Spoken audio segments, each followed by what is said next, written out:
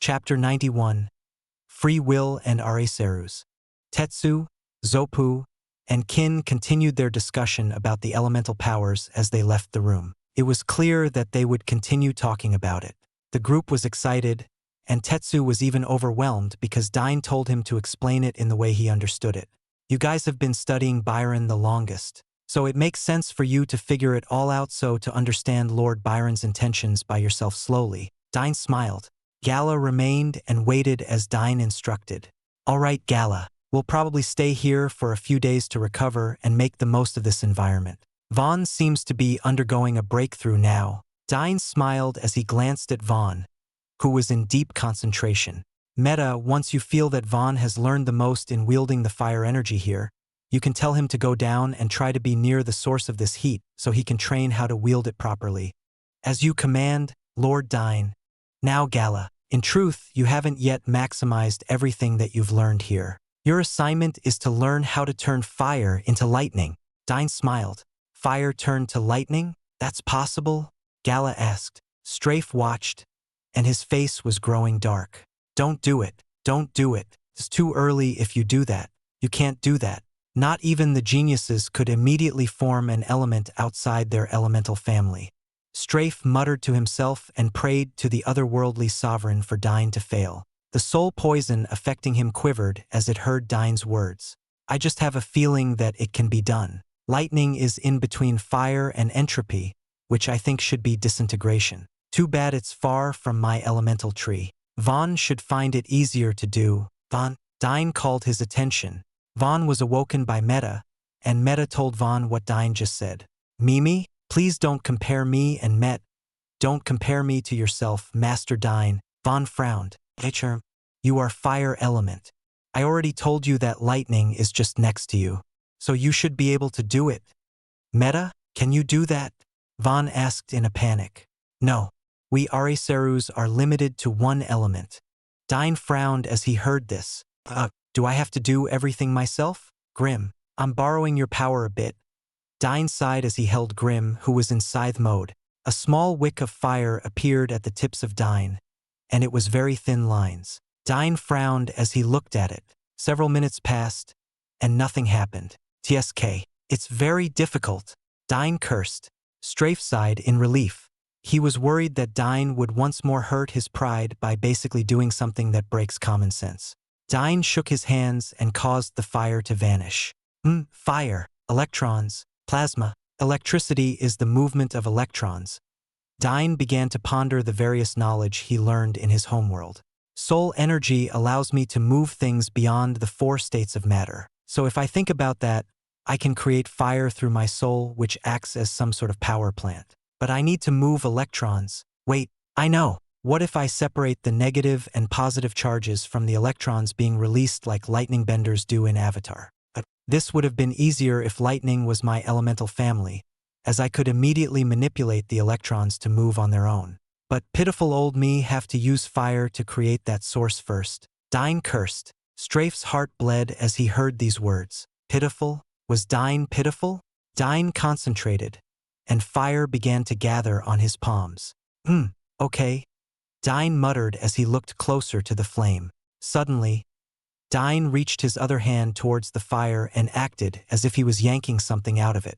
TSK failed. I'll try it a few times. Strafe and his soul poison were quivering. The soul poison's caster had an elemental alignment of wind.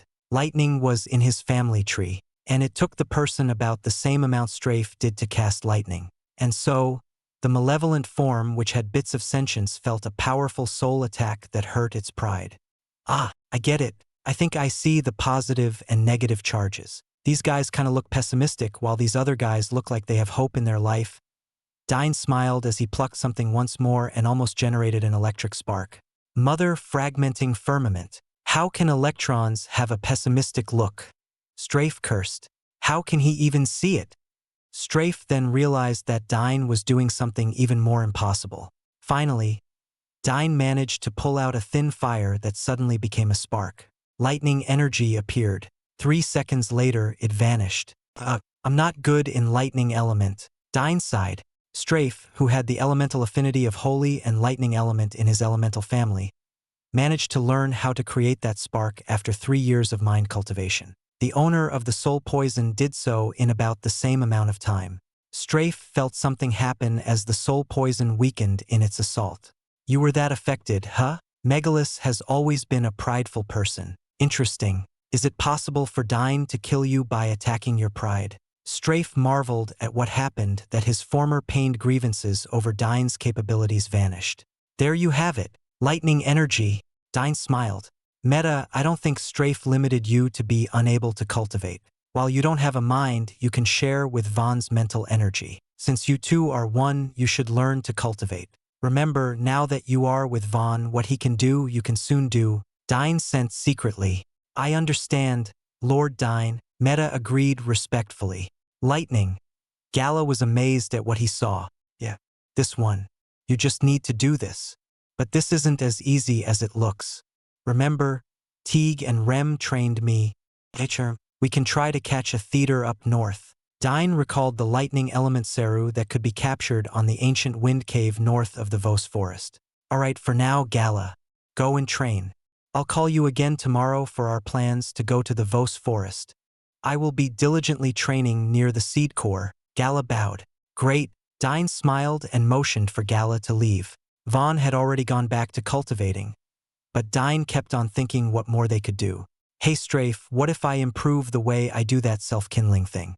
If Meta helps me by pouring in more energy from him, won't I make a theater Seru that is more resistant to the mist? Won't it be possible for me to easily convert another without needing to make a bond with it like with Grimm? Like I'll just make them my allies like Bertugo and Broad? No. Self-kindling is impossible for Meta. Even if you manage to awaken 8 Genesis Tress for Meta, he still can't help you with self-kindling. Why? Dyne was confused. What you did was something only you could do. I have always wondered why you could do that so easily. Self-kindling is a very difficult process to achieve. Though it is very easy to theorize, mixing the power of life and death, good and evil, is something that no one else in this world can easily do.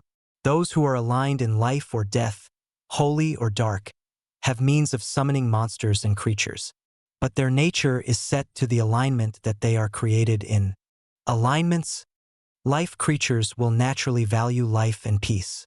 Death creatures will have inclinations for wars and conquest, which bring about death. The Serus, for example, are creatures of life alignment. The Serus is also like that. But the mist is able to take control over them and make them creatures of the blackest and darkest shade of dark. That's why they can't help but kill people.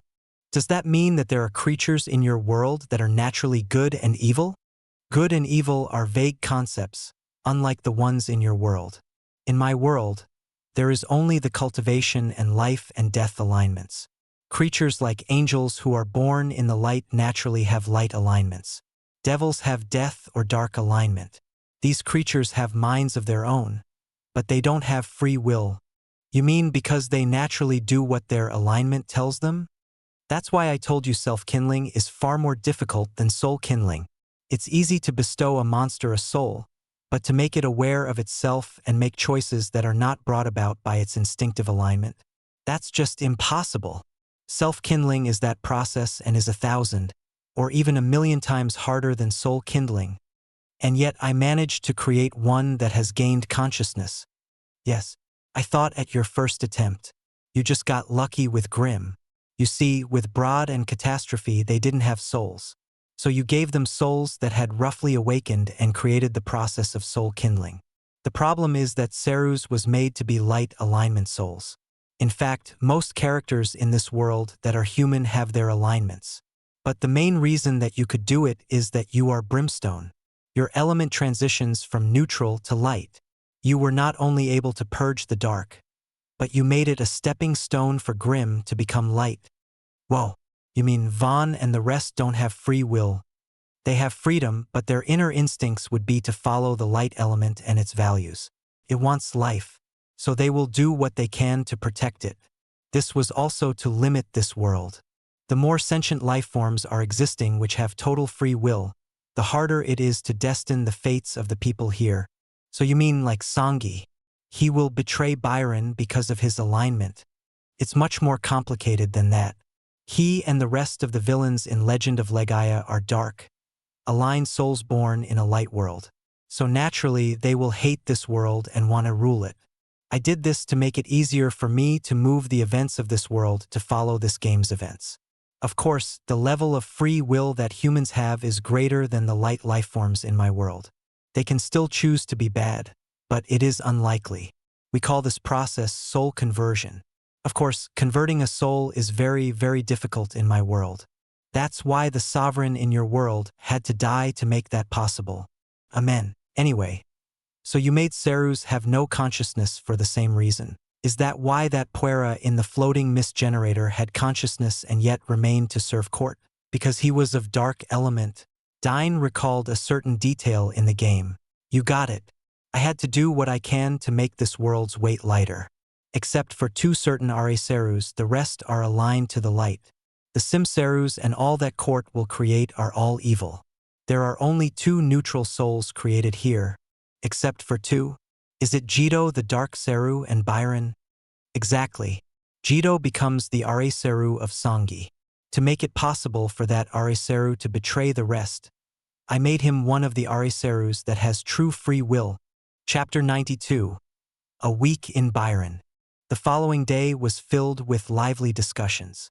Tetsu hosted an open talk and began to discuss the many miraculous things they learned about soul cultivation. Everyone was present. Even Sangi, who was bandaged up, was there listening. Yet, his expression seemed blank and vacant. Dyne was more curious about why the healing items couldn't cure bones, but then realized that if Val and Ipkiss, who were invalids in the game, couldn't recover, it meant that these couldn't heal some grave injuries items. Vaughn had spent his time training in the underground chambers of the mountain. On the eastern side of Byron, a bright red ball was placed in a special room made naturally from the mountain's cavey interiors. It continued to generate powerful heat. Using the river's water, the heat of this fire seed was hot enough to create steam, which is used to power the turbine system that produces electricity. The electrical science that they had was very primitive as the tools that were used were primitive. Still, it was enough to power the fans. Dyne took one look at it and concluded that this would be the place the Sangi would later attack to cause the mist to reach Byron Monastery. Dyne was being followed by Zopu and Kin, who were now amazed at Dyne's knowledge and wisdom. As a modern man and a soldier trained to master the essential survival skills and necessary engineering, electrical, and carpentry skills for his many missions, his casual comments would produce vast improvements for Byron Monastery. Zopu and Kin marveled, but Dyne reminded them that he was from Seoul, a country with advanced techs that could produce buildings taller than mountains. Did you talk to Sangi about what you learned? Dyne asked Zopu. I did state and explain why Gala had the advantage, but I did not offer him the same praises you have for him. But his expression and looks were just as dull as it is now.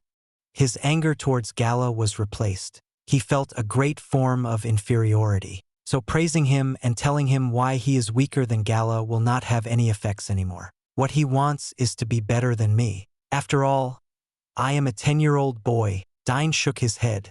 Patriarch, what are your arrangements for our journey towards the Vos Forest? The target is West Vos Forest. I read through the book about the Genesis tree care you showed me and found a way to transplant the Genesis tree to revert it back to a seed. However, since it's dying, it's practically useless if I try to exert effort in making sure that it lives as it is dying. So instead of striving to keep that tree alive, I'll just make it a seed once more. So we'll do this technique itself. That will require at least 20 monks to redirect the power of a Genesis tree into a seed. Also, we don't have a shell that is stated here. We do not know where to get this life chrysalis, Zopu explained. It doesn't need that many monks. I think 20 if you are decently skilled in spirit.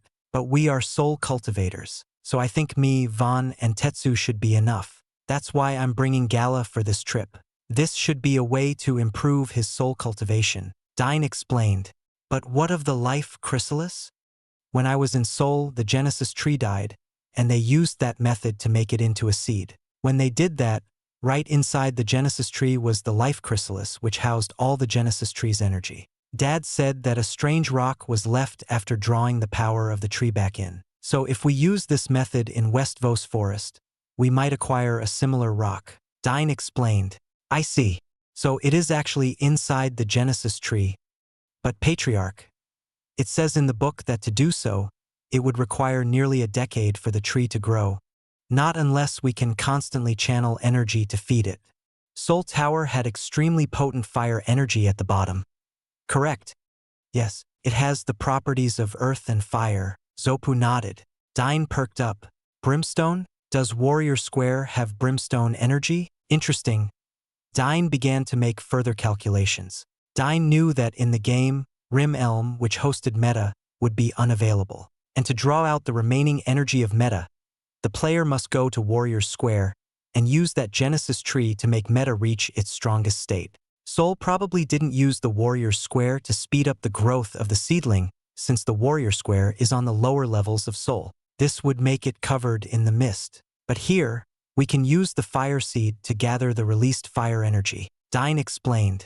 Soon, a group of monks returned and brought with them several ostriches. The steak that Dyne cooked was such a hit that the monks yearned for more of them. At lunch, Tetsu, Vaughn, Gala, Zopu, and Kin ate with Dyne.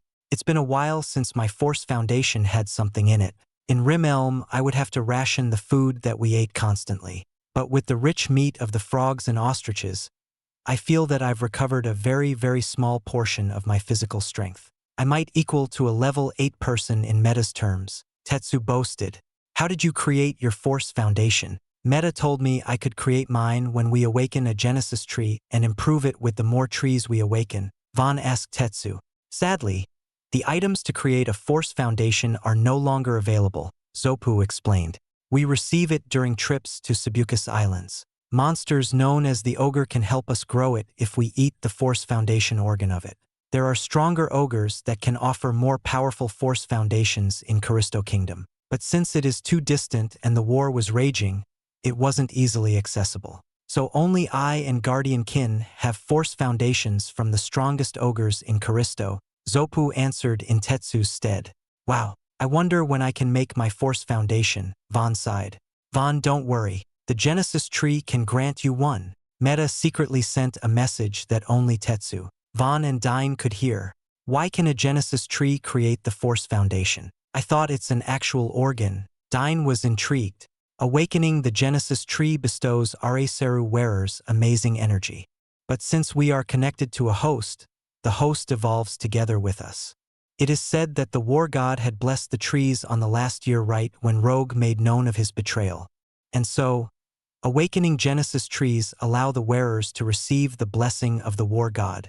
So I was right. Ogres have received the blessing from the war god. Maybe that's what makes the slime in Sabucus Islands different. Dyne thought to himself. The blessings push the physique of the human's body beyond its set limitations. So for you, the easiest way to get that is to awaken a Genesis tree. Meta explained. The war god actually did this. It was his apology to the human race. Of course, the evil god did not leave his blessings. He was considered to be a traitor of Teague at the end of the war. Dyne was in deep thought. So does that mean that Gala and Songi have their Force Foundations? Master Teacher and Songi were given a lower-tiered ogre. But we can gift these high-tiered Force Foundation to you if you want, Patriarch. No need. I have methods of acquiring our own, and it isn't inferior to the Force Foundations you have. Could probably be stronger. Dyne smiled. Then we shall reserve these to Gala. Elder Tetsu, we could grant you one now? Or would Master Vaughn prefer it? Guardian Kin offered. No, Vaughn won't need it. You can give it to Tetsu for now. But don't gift the Force Foundation to Gala just yet. I have plans for him and training, Dyne explained. We understand. Dyne continued to strengthen Byron's defenses and even began to instruct the monks for soul cultivation directly. The training for non-monks also began, and more youths began training. The outer disciples also increased in numbers. Ikiru was originally the only outer disciple as he was the only one who has never worn a seru. But now, even the middle-aged workers that took residence in Byron now received and began their training. Dyne also went to the merchants and began to trade goods with them. During his adventures, the gold he acquired allowed the group to purchase and even craft a stronger armor for Vaughn, Dyne, Tetsu, and even Gala's outfits were improved. In this environment where the mist was not present, Tetsu was able to grow stronger and stronger than he was even over level 10 in terms of meta stats. Vaughn and Meta's cultivation in fire brought no clear results, but Meta reported that a large amount had reduced Vaughn's magic usage. Jamard's now only required 7 mana points from the basic 10. The Xenoir now only needed 29 mana points from the original 32. Yet, no matter how he tried, Vaughn and Meta couldn't do what Dyne did and wield the fire. The day of departure finally arrived. Tetsu, Vaughn, Gala, and Dyne were now ready to take the West Vos Forest exit. Alright, remember, we don't know what we'll be facing, so we have to hurry as fast as we can. I won't be bringing calamity for this trip. We will be sprinting and running as fast as we can since the mist is thick there. Dyne reminded everyone. Guardian Kin and Zopu were there to send them out and even kept the departure a secret to all of Byron. Alright, before we head to East Vos Forest, I'd like to compare the thickness of the mist. Can we head over to East Vos Forest's exit? Dyne asked. Of course, Zopu agreed and brought the group towards the west entrance. The fans were turned off and the doors opened, allowing the mist to come in. Alright, good. Vaughn and Gala, follow my actions. Dyne suddenly commanded. He took out 3 speed elixirs and handed 2 to Vaughn and Gala. He then drank the speed elixir, to which Gala and Vaughn followed. Tetsu, change of plans. You stay here and continue teaching. Trust me. Vaughn, Gala. Move, move, move. Dyne immediately ran out of the door, confusing and shocking everyone. Strafe, who was watching, was also confused at the sudden actions of Dyne. Chapter 93. Changing Fate's Design.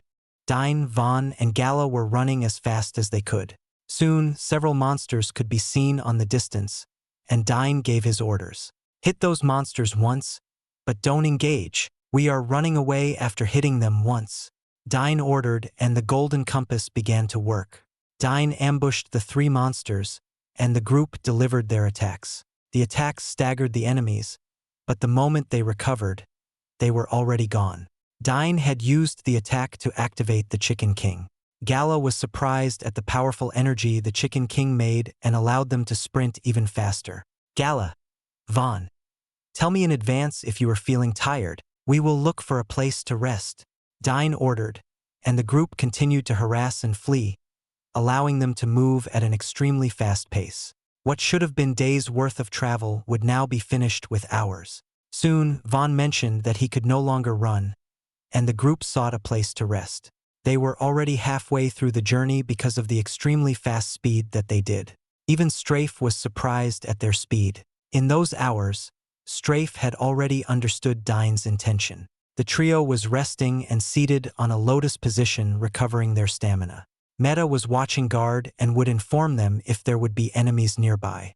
The group had brought an extra outfit full of the grassy plains that were found outside. This was part of their preparations. Since they would be journeying through a place with no large towns in between, and hugging the river was not an option since it would have a longer route and they feared the basilisk, they prepared to be able to rest and sleep in the middle of the area with their camouflage outfits.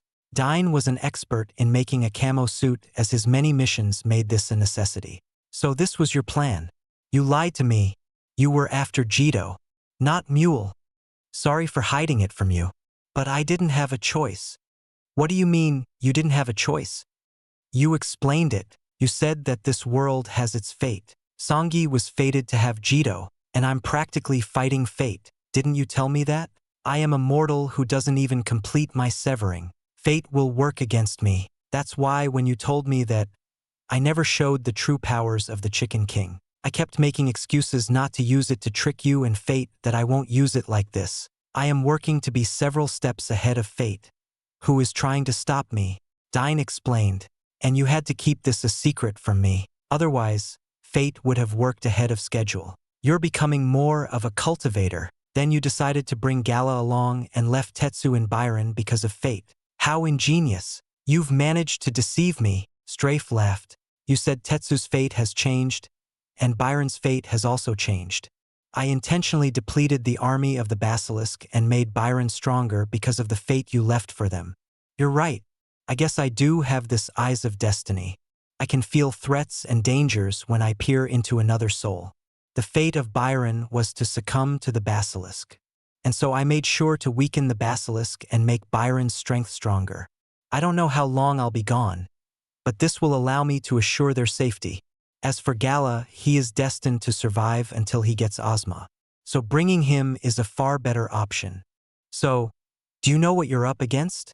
I have a few guesses. The East Vos forest has plants that are hard as rocks. It might be similar to the petrified forest of Final Fantasy IX. Or it could house a monster or an energy source of great earth power. Why else did the basilisk go there? So apart from a forest that could want to petrify us, it will surely have the basilisk there. Dyne guessed, you're very smart, and you are right in doing what you did. The basilisk had already returned back to the south. But fate's workings are making it move back here again. You have outsmarted fate, at least for now. The question is if you can overcome the fate of this world. If I can't win here, I might as well die in your world. Well said. You are acting more of a cultivator now, instead of a nostalgic gamer. I am in a cultivation world. Various changes on how I play this game comes naturally. The three began to eat as they were finished recovering their bodies. They took healing leaves to restore the pain in their bodies. Thankfully, the speed elixir has given us a large boost of stamina. We should keep running. I brought enough for 4 vials each. Gala, how far are we from the forest? We are about more than halfway there. If we take another vial of speed elixir, then it should be more than enough to get there. No, we won't be taking another. We will be using the Chicken King to move closer and closer. What a miraculous monster-crafted item. It grants me such speed. Gala praised. Master Dyne, why are you here in the first place? Vaughn asked. Dyne already had a lie prepared for this scenario. Vaughn, it's okay. You can show Meta from now on. Meta, show yourself, Dyne ordered. As you will, Lord Dyne, Meta answered, and his body flashed white, removing the white scaly paint on Vaughn's arm. A Seru? But how? You are not driven mad by the mist. It's a Seru, the same creature that Lord Byron became. These are Serus, which Teague created to guard and protect all of Legaia. And the reason why I hid this from all of you is because of Songi, Dyne explained with a grim expression. He is destined to cause great pain and will probably create a disaster that could destroy all of Byron. As such, I had to instruct Vaughn to hide Meta from him. His desire for power is so great that he will lust after a Ariseru and end up being used by the enemy. I don't know whether you believe this or not, but it will happen. Gala was shocked at his words.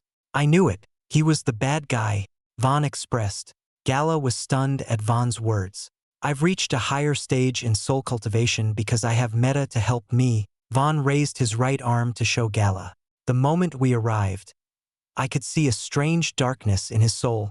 Oh wow, having Ariseru's sure is convenient. Even I couldn't see that. I did have a strange feeling and could see a dark aura behind him. Dyne nodded. Vaughn gave Dyne a look that had a bizarre expression. From someone who has an elemental spirit seed, it seemed bizarre to feel inferior to what Vaughn had to train alongside Meta. Gala was silent. Gala was shocked and was in denial at first when he found out that Songi betrayed him. He believed that the mist must have controlled Songi. But now, here was a prophet of Teague telling him such a future. He couldn't help but face the feeling of uncertainty he had been feeling around Songi.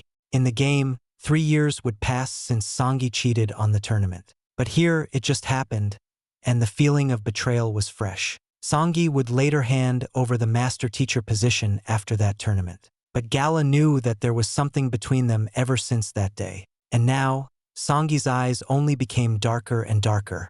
His secret cheating suddenly became public. In Gala's view, Songi should not have accepted Dyne's proposition. He was 5 years older than Dyne, and yet he took in several elixirs. That alone proved that Songi was not the monk who everyone thought to be. Gala took in a deep breath and asked the only question that mattered now. Is there a way to save him? Gala asked. I have been trying to push him to the brink of desperation. The problem is the lusts after power too much. That was why I gave him the taste of such defeat. He will think that I have my powers from Teague and Remington. So there are 2 possibilities. He will either seek out these 2 gods, which Lord Byron honors, or he will seek out something else entirely. But what we are doing now is to find a way to save him. That which lies in this forest is a Ariseru destined for Songi. Can feel it. Feel it, Meta asked. Oh, Gala, don't be surprised if we start talking to ourselves. Meta, Von's Aracer can communicate in a way similar to Guardian Kin. But just like Guardian Kin, you need to know how to do this or should be a soul cultivator yourself. Dyne explained. Cultivate hard, Gala. Anyway, Meta, haven't you noticed that Teague destined you for Von? He has fire elemental affinity. Gala has lightning. If we get a Araceru that is lightning, I'll definitely make him wear that. I'm sure you know who is in this forest. Since I assumed that he is destined for Songi, I'm sure you know which of your brothers or sisters that is. Dyne smiled. You can't mean that Araceru? He nearly sided with Rogue. What, Jito is that bad? Dyne was stunned. His plans would be for naught if Jito was that cruel. So Teague even told you his name? Well, Jito isn't evil. He just believed that Rogue was right on his philosophies. Cerus and Aracerus were incomplete beings. Now that I am attached to Von, I could see his point in all that. Jito wanted to become whole. He did not like Rogue's method and didn't side with Rogue during that era. But Jito also didn't help us in that battle. Meta expressed with an angry expression. I am even surprised to know that Teague sent him into Legaya. He shouldn't have been a Araceru. The only reason he accepted this mission was that he wanted to become stronger by uniting with a human. Oh, sounds like a problem child. What do you think will happen if he finds a host? Unless the will of his host is strong, I have a feeling that Jito will try to control him. But honestly, I cannot imagine what it will be if Jito becomes the Araceru of Songi. Meta shuddered at this thought. What if I become Jito's host? Meta was silent. Then Meta trembled.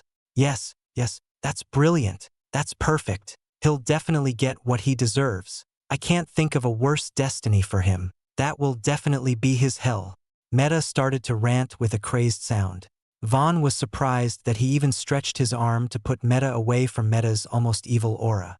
Gala stood up and assumed defense position as he could feel a strange vibration of wicked and insidious intent surrounding the area. Chapter 94. Entering the forest.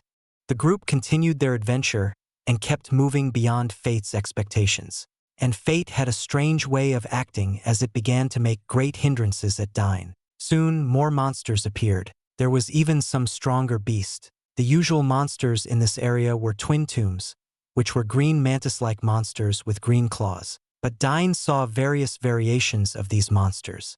As Gambus were to Gobu Gobu, Dyne knew this was the twin tomb's next form. The mad mantis, Cerus, began to appear. Squads of Gizm and Nitos were there and even began to attack using their magic. But Dyne's team was as elusive as ever.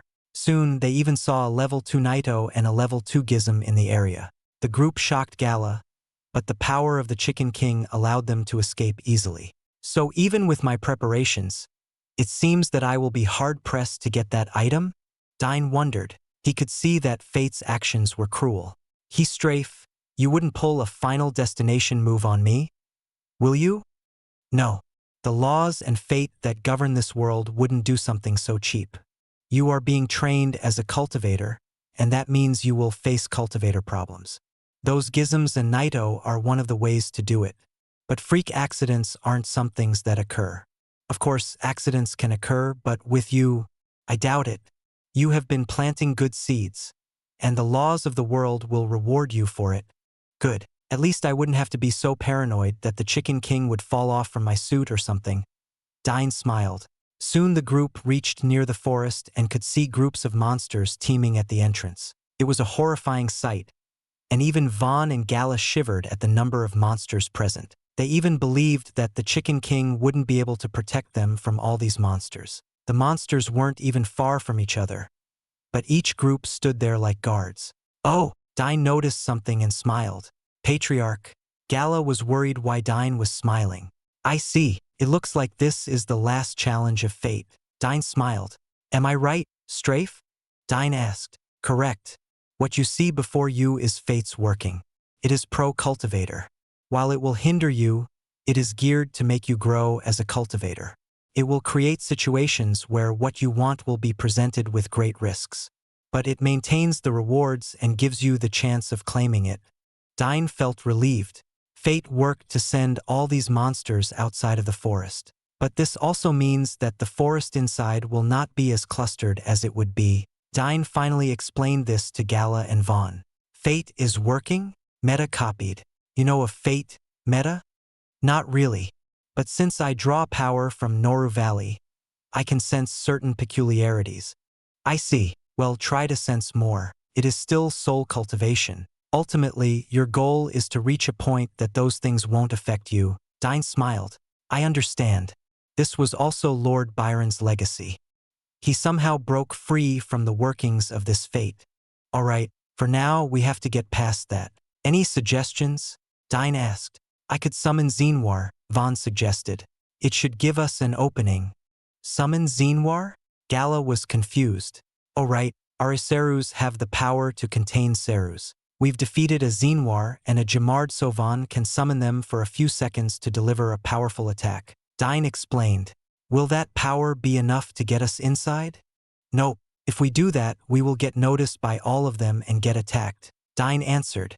The summoning time isn't convenient, and we would get surrounded and attacked by the monsters by the time you summon the Xenwar. Could kill a few monsters, but that's just it. Then what do you suggest, Master Dyne? Let me think. First, Gala, tell me everything you know about this forest, the monsters, and even the ecology of this place.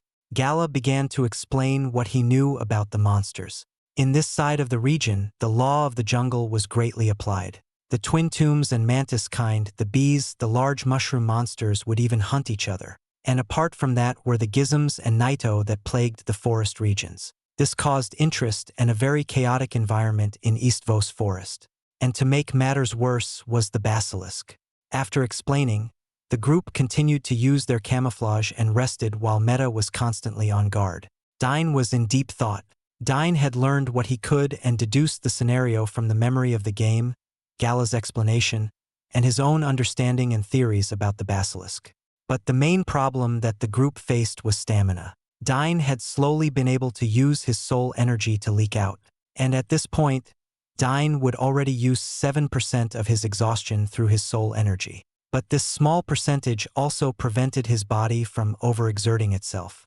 Dyne didn't want Vaughn and Gala to be too exhausted and decided to use different means in entering the forest. Finally, Dyne decided on a method.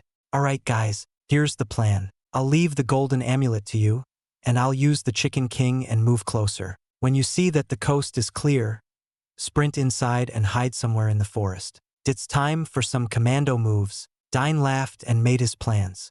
Dyne waited for the mist to get thicker. He could sense a thick mist approaching as fate willed it. This was another part of how fate moved to attack them. Dyne was expecting the mist since the thick mist would have made it harder for their journey. And right on cue, the mist arrived. Dyne silently moved closer and closer. The many creatures and thick grass was perfect for him. This was his home. Dyne crawled and would sprint at the last moment. During his 1 week in Byron, he had been focusing on improving his ability to sense. This was the first environment that was mist-free and had no Genesis tree to purge the mist. While the Genesis tree allowed him to harness and cultivate in the soul, the problem was it provided a thick amount of life energy, and what Dyne needed was an environment without life and death. The fire seed emitted mind or magic and was not soul-based. As such, it was Dyne's attempt in training. If the Genesis tree were floaters that helped Dyne learn to swim, and the mist were weights that would drag him down, Byron was the first environment that was neither. And that experience aided Dyne to improve drastically in his cultivation. Dyne's soul cultivation had always been something that was either light or dark. And in Byron Monastery, Dyne could cultivate neutral. Every night in Byron, Dyne would fall into a state of meditation and continue to cultivate his powers. He was forcing himself to move back from the light and assume neutral. And this was the perfect form. His neutral element made it more difficult for Dyne to be detected. And this was important because Grimm was very noticeable in the mist and could attract Serus, who was being controlled by the dark soul powers of the mist.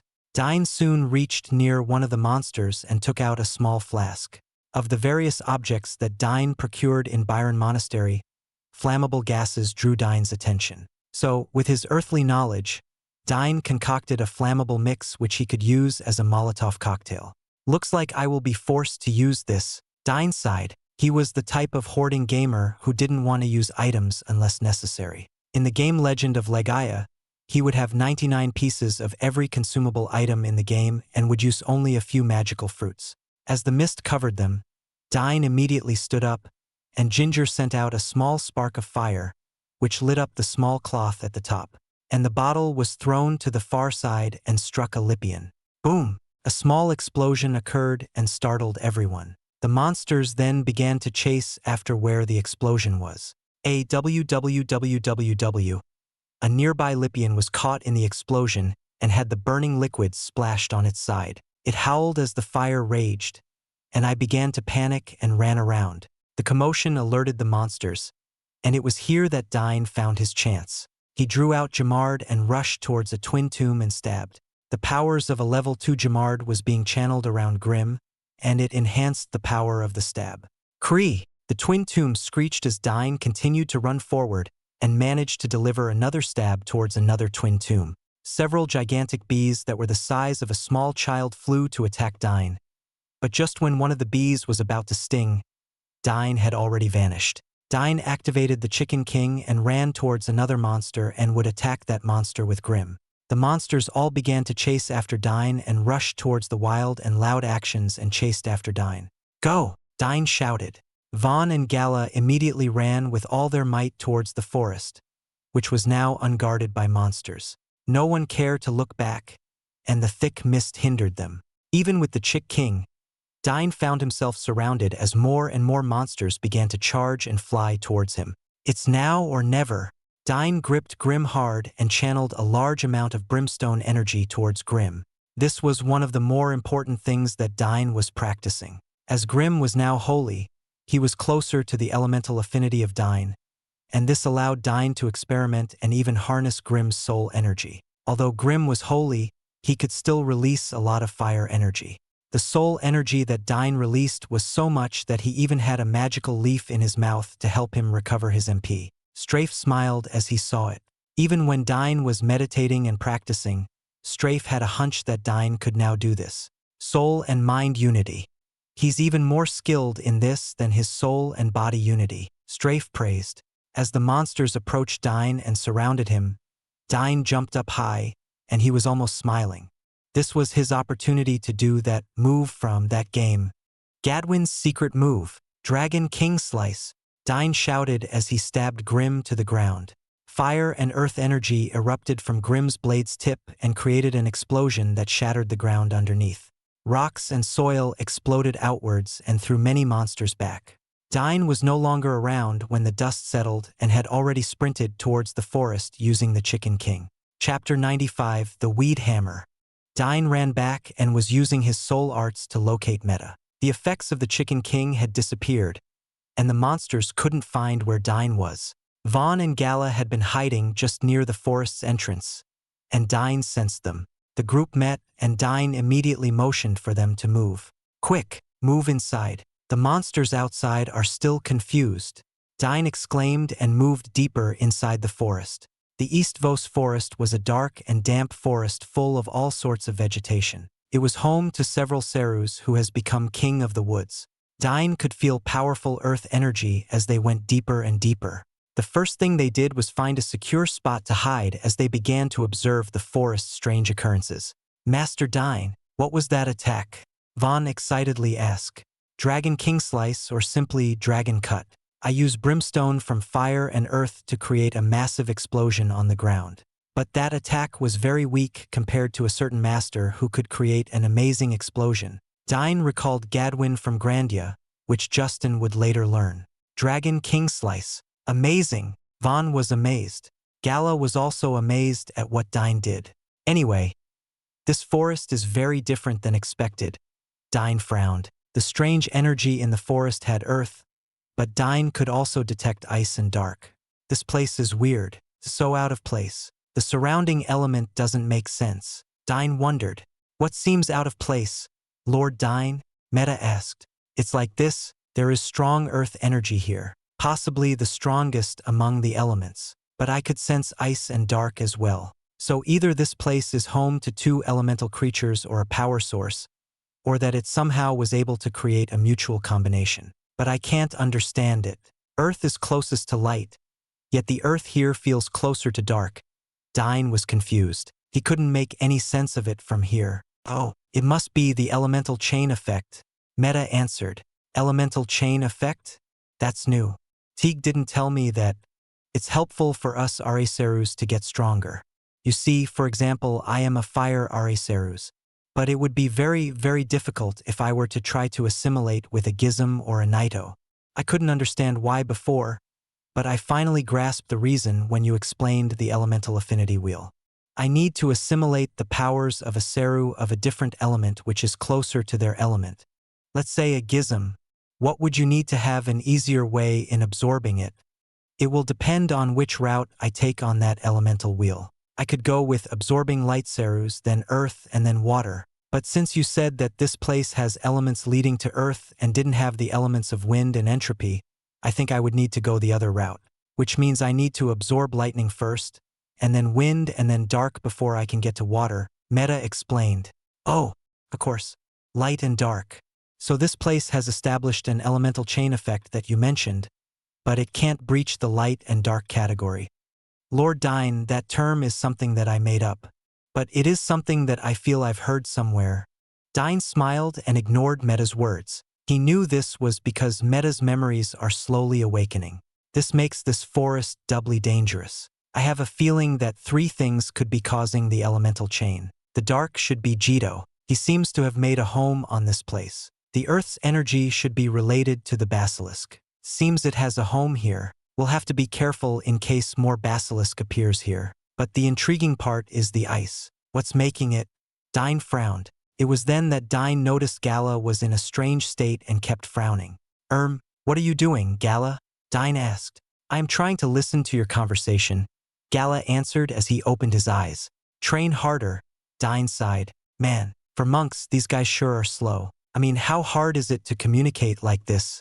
Dyne shook his head and sent a mental message to Vaughn and Meta. Strafe and the soul poison coughed up blood even though they don't have a body. Strafe had noticed that Dyne was naturally able to communicate with others. Vaughn and Tetsu can hear the mental messages through different means. Vaughn had Meta, so it was natural that he could hear it. Tetsu had long studied Kin's teaching and could hear, but the 2 of them couldn't send it. It took Strafe 8 months to be able to communicate, and the owner of the soul poison nearly a year to do that. But Dyne was naturally doing it after months of soul training. Our main concern should be the Genesis tree. Let's look for it. Looking at the terrain and how Gala explained that we need something to break the stone weeds, we'll need to look for that crystal flower gavel. The weed hammer, right? Gala nodded. He had already explained that this was something that they would use when journeying in this forest. Gala, you said that prior to the mist, many of Korok would go to this forest to mine, right? What were they mining? This place had always had a thick earth energy, and this forest is constantly undergoing petrification. The plants here become petrified after about 5 or 10 years. And so, the miners would often do business here and smash the plants to gather precious gemstones. Jade stones are often mined from the different jade flowers and weeds here. So those jade stones which encased all your medicines and preserved it are from here? Dyne asked. Yes. But of course, when the mist came, they are unable to gather more. What an interesting forest. I wonder, did Jito choose this place? Meta, you said that Jito didn't join the war. But was he wounded? Why did he need to be encased in a Genesis tree? He combined with a fallen Ariseru. Jito was the Ariseru of dimensions. You could say he had Rem's powers, which was time. Through him, Rogue found how to get to Legaia as the evil god sought Jito's help. Of course, Jito didn't know that that was Rogue's plan to rule Legaia. He aided the evil god not knowing what the evil god intended and even regretted it when the war god and the evil god's war began. But when Rogue revealed his intentions to go to Legaia, Jito did not join. However, Jito's beloved friend, Yami, had sided with Rogue. Horn fought Yami, and Yami died. I believe Jito took Yami's remains and used his powers to combine his form with Yami. This must be why you sensed the darkness, Lord Dyne. Oh, so such an event happened. What an intriguing backstory. All right, let's find this bad boy. But seriously though, Dyne glanced around and began to lead Vaughn and Gala deeper into the forest. Dyne didn't say the last part of his sentence. This place really looks like the evil forest of Final Fantasy IX. I better brush up with my fire skills in case I'll kill meet that strange petrifying plant. Dyne frowned. The team stealthily explored the areas of the forest. The forest was wild, and while there were plenty of plants, there was large petrified jade-green grass everywhere.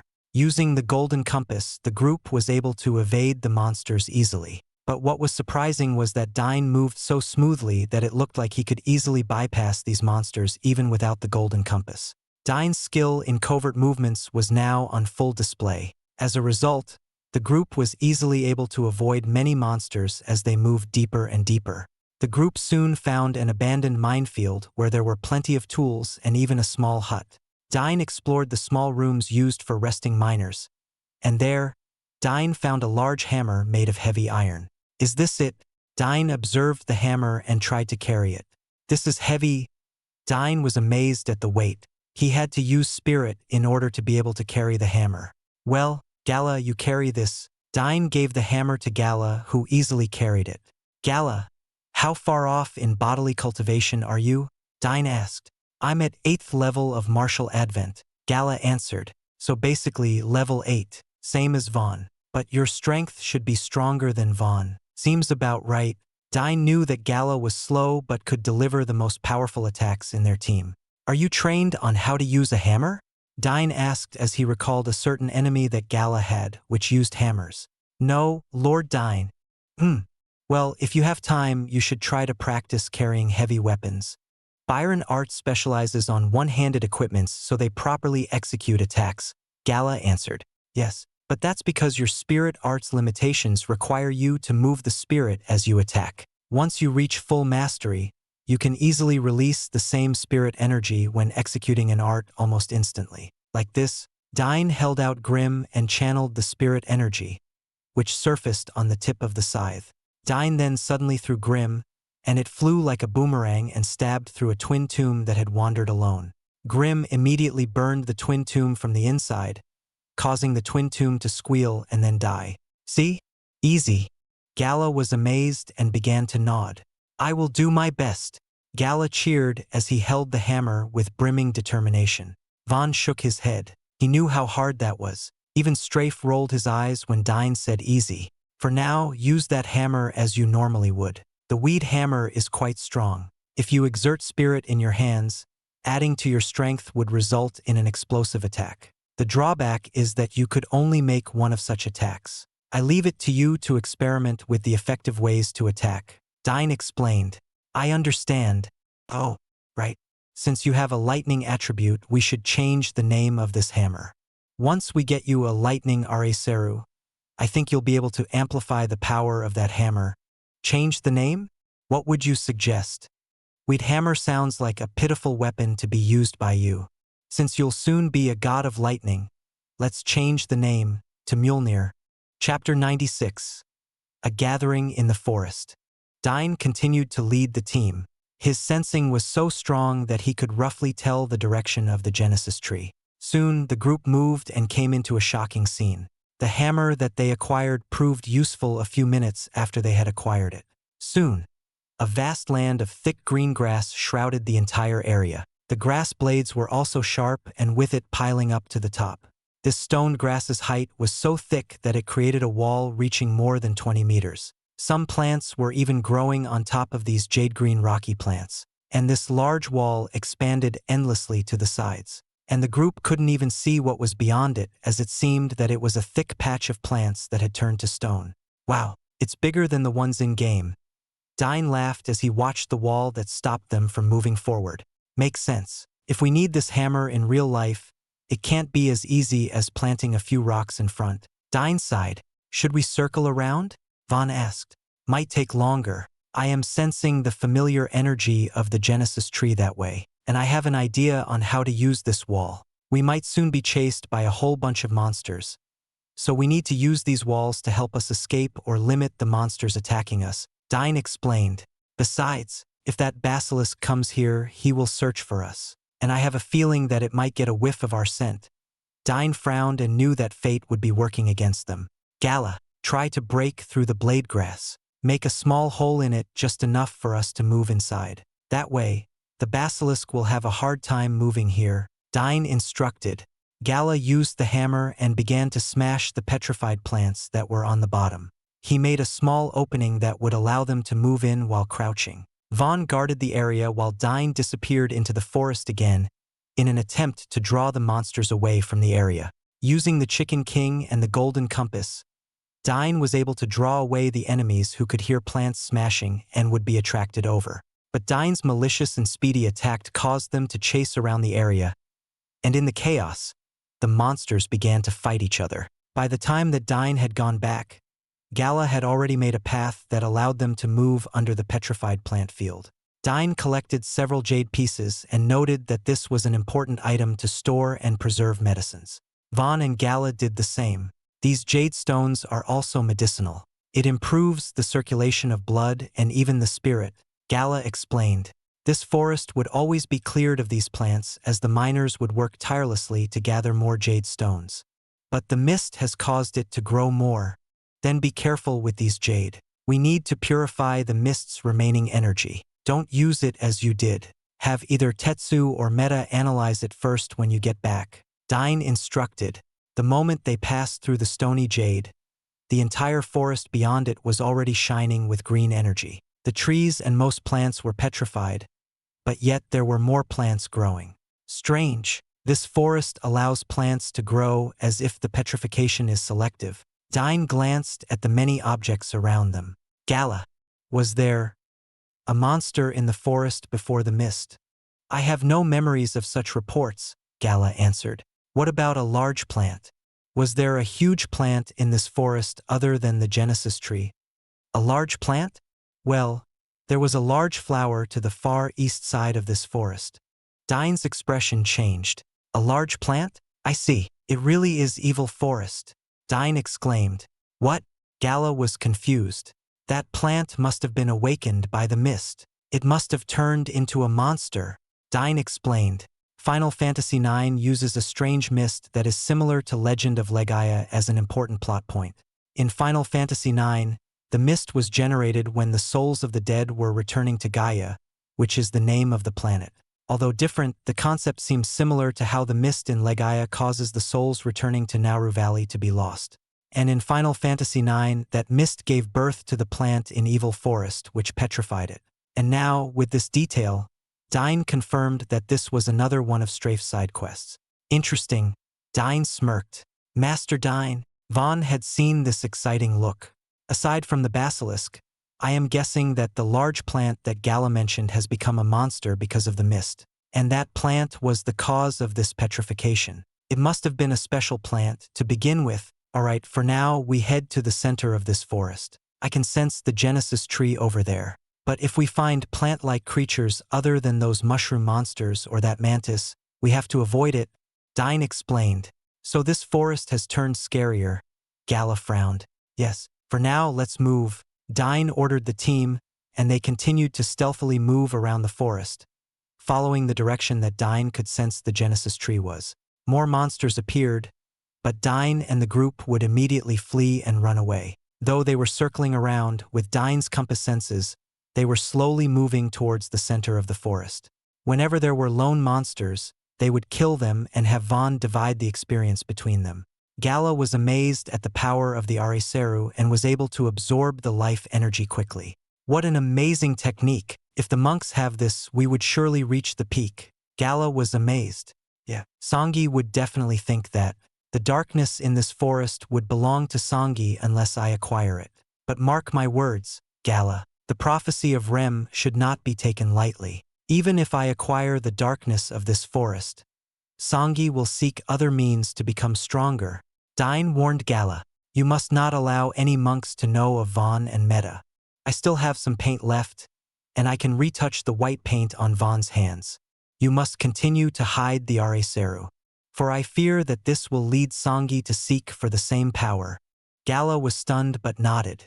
I intentionally fought Songi for you to see his darkness. He broke many laws in that battle. You know it, so don't think that he would turn to the light. The moment you lost from him by taking that jiggle grass, Sangi's descent had already begun. Dyne added, Eskeri. A shrill cry rang out from the far end of the forest. Dyne ordered the group to keep low and hide on the nearby marshes. The camouflage they had matched well on the ground, causing the monsters not to detect their presence.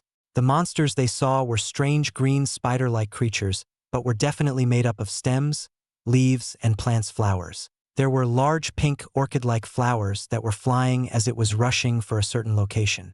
The group kept quiet as they took notice of this scene. What are those creatures? The people of Korik didn't report these creatures, Gala marveled. And those large flying plants, they look like the large flower in the east of this forest. Gala could identify the large plant. Suddenly, several green vine-like creatures were jumping on the branches. Gala was the most bothered by this scene. Those creatures did not exist in the detailed explanation of the miners of Korik who would work here.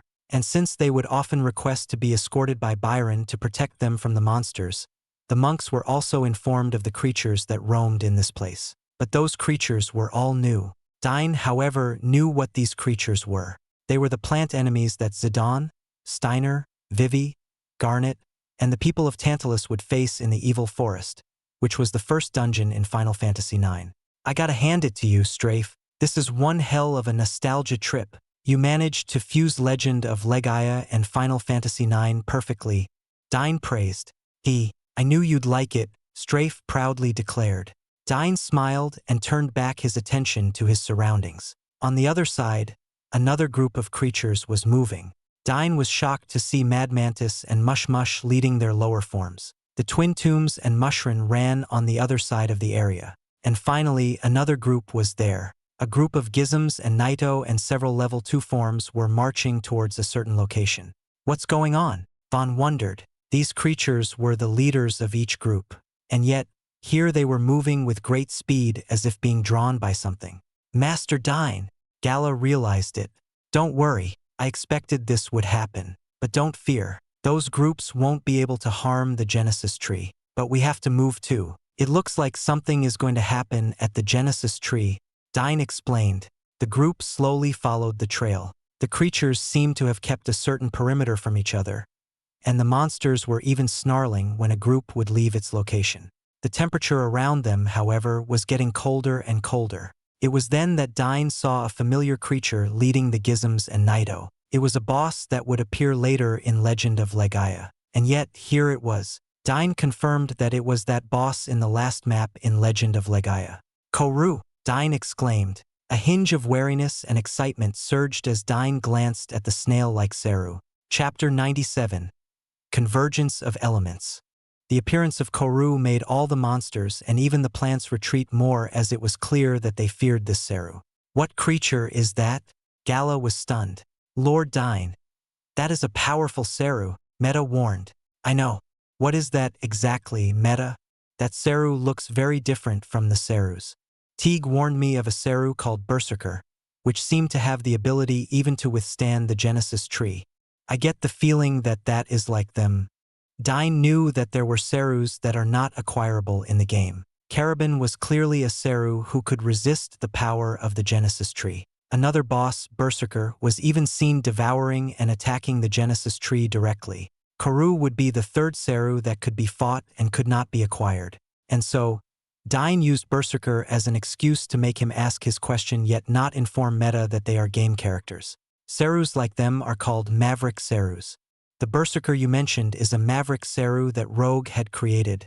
There are two that were powerful back in the era of the Great Rebellion. The Berserker and the Carabin. Teague told me about them. But what about this Koru? Teague didn't tell me much when he sent me in this world. There were peaceful Maverick Serus that were created by the other gods. Teague already told you of Sol and the flying trains. The flying trains was another gift given by the wind god to Byron, and this must have been used by the Sol Kingdom when they began to rise. Ferdi, the god of water, created this Seru. But Maverick Serus is so strong that they would even be able to contend with a Are Seru. Much so for weak Are Serus like me, Meta explained. So this explains the three diverse groups. Dyne now had a deeper understanding of the forest. First things first, we need to get to the Genesis tree ahead of these monsters, Dyne explained.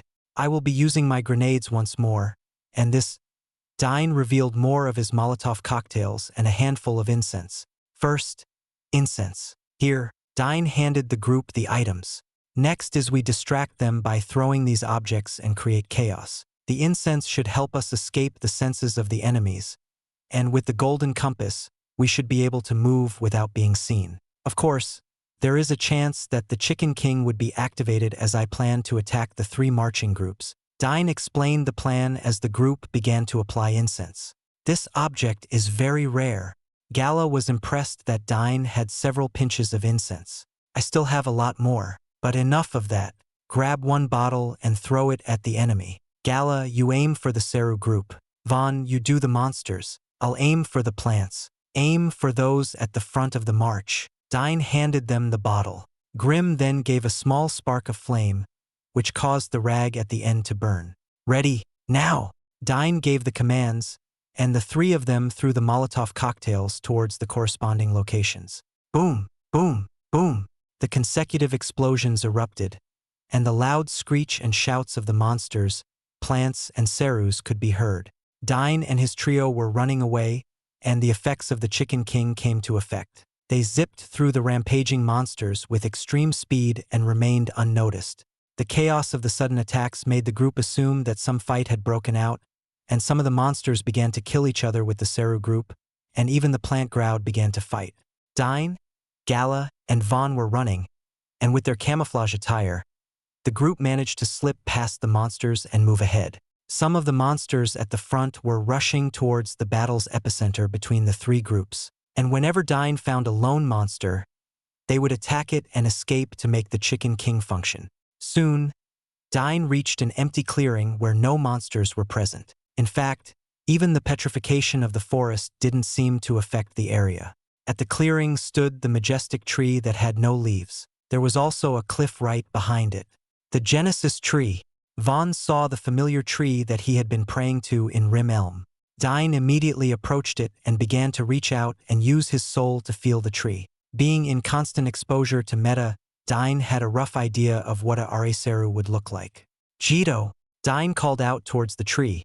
But even when Dyne's soul peeked deeper into the Genesis tree, there was nothing there.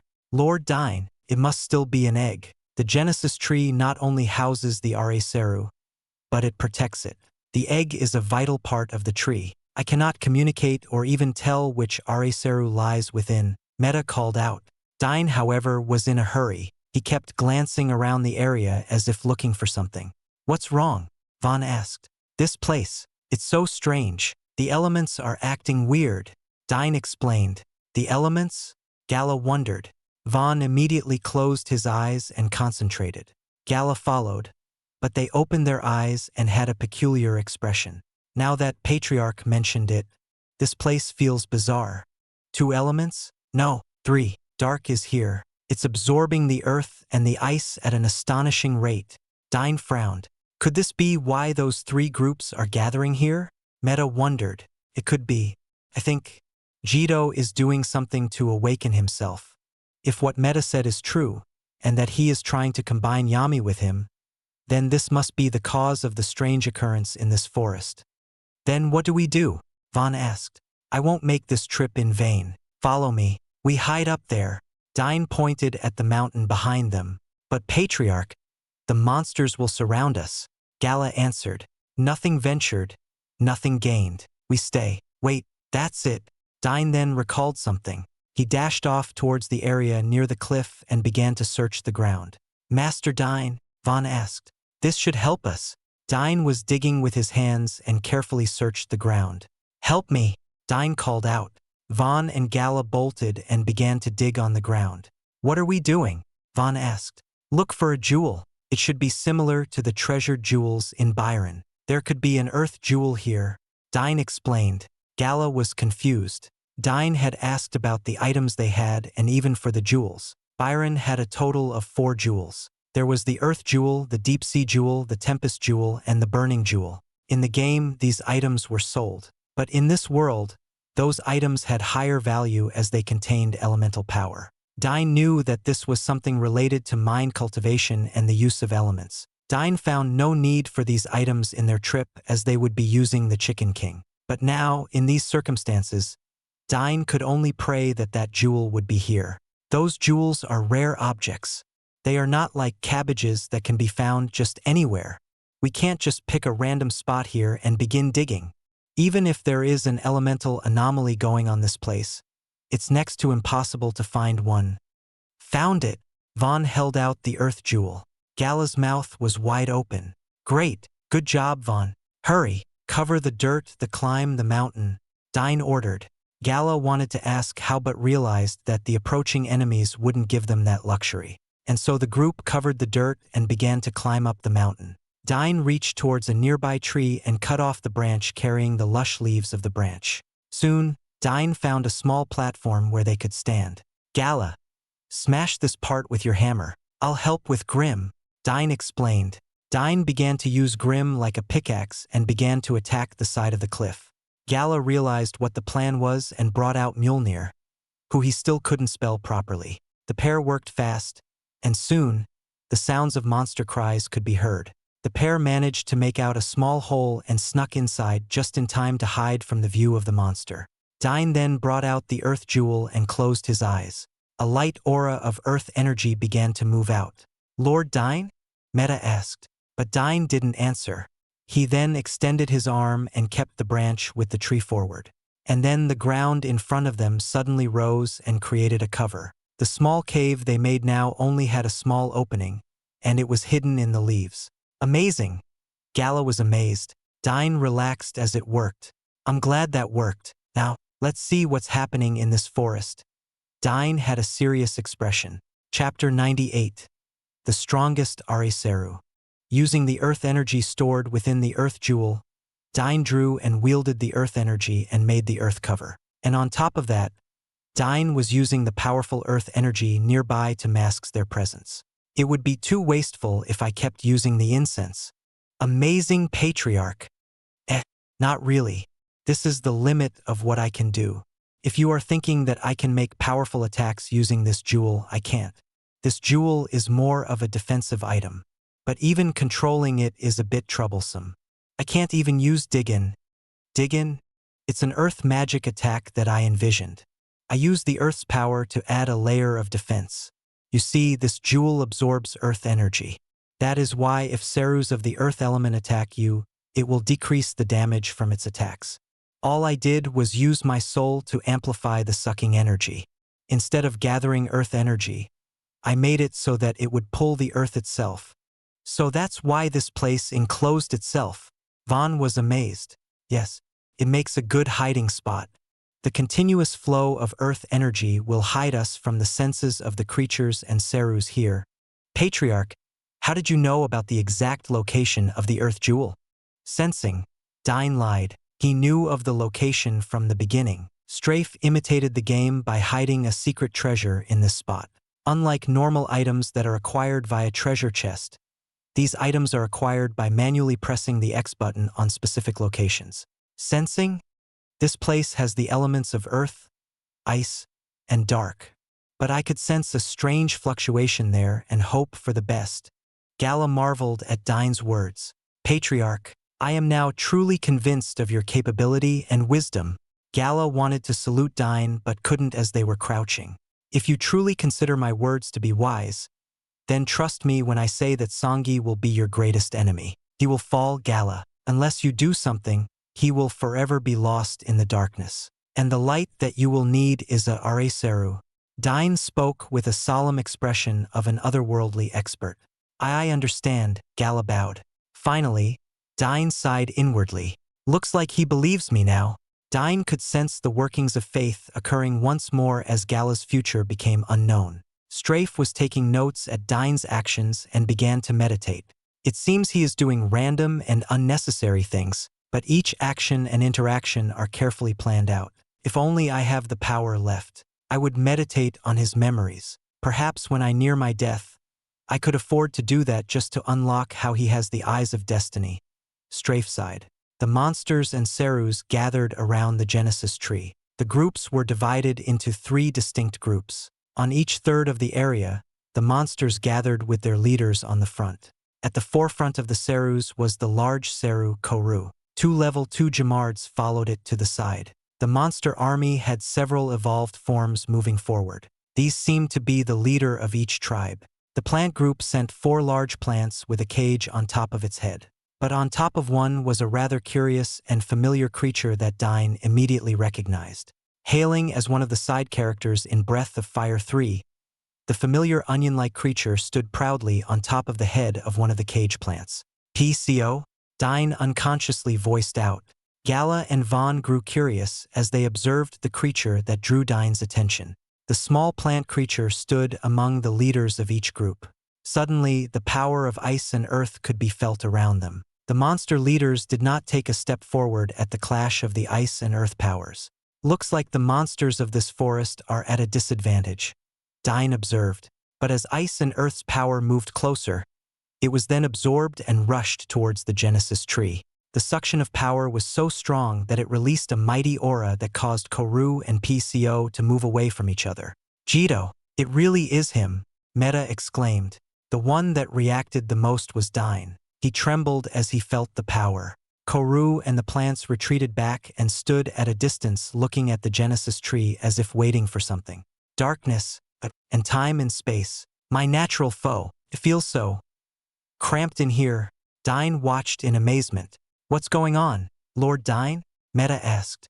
All right, gang. Listen up. I think I understand what's happening. Jito. He's reborn. Rather, he is fusing. So he is attempting to be reborn. Meta marveled. Exactly. As I am the turning point from neutral to light, earth to brimstone, Jito is my exact opposite. He is the turning point from wind to time and space, which is neutral to dark. But for some strange reason, Jito is using the elements around this place to complete his transformation. He needed earth and ice, so he chose this place for a reason. Dyne explained.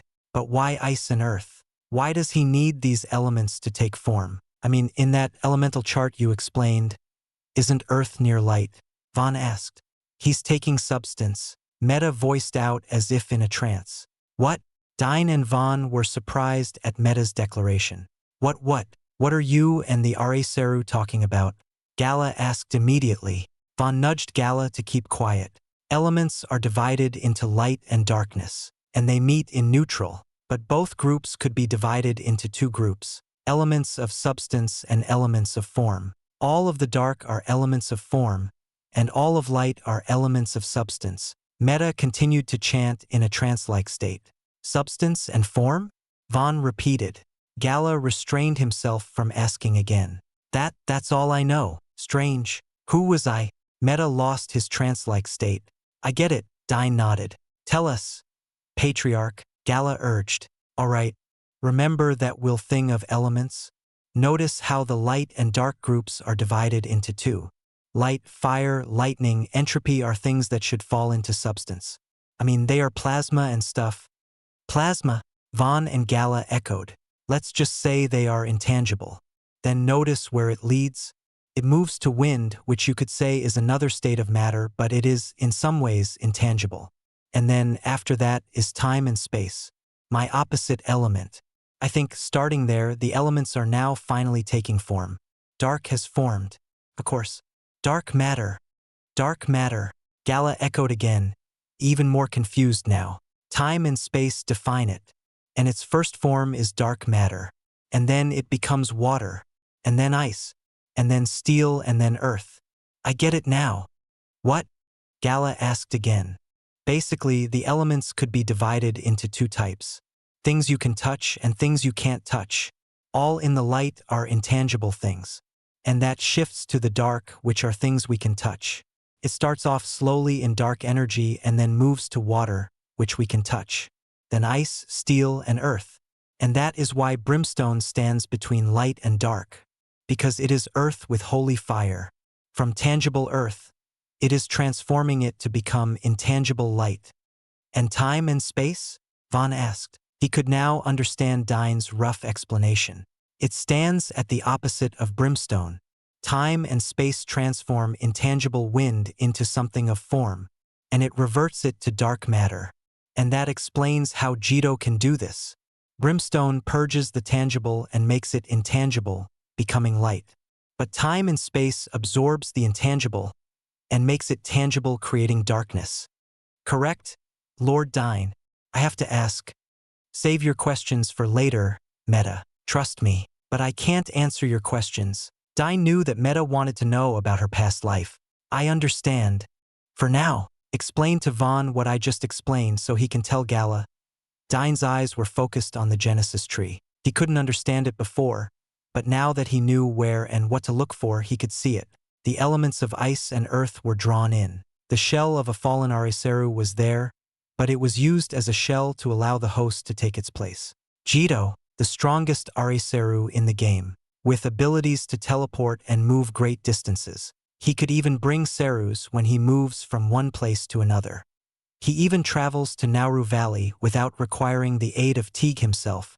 Dyne thought to himself, even Meta, Ozma, and Terra couldn't do it and had to ask help from Teague. But Jito can, the Dark and Time Seru. So this is how you plan to shape the fate of this world. Dyne applauded.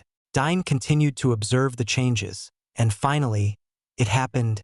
The ground slowly trembled, and the Genesis tree began to glow with a faint light.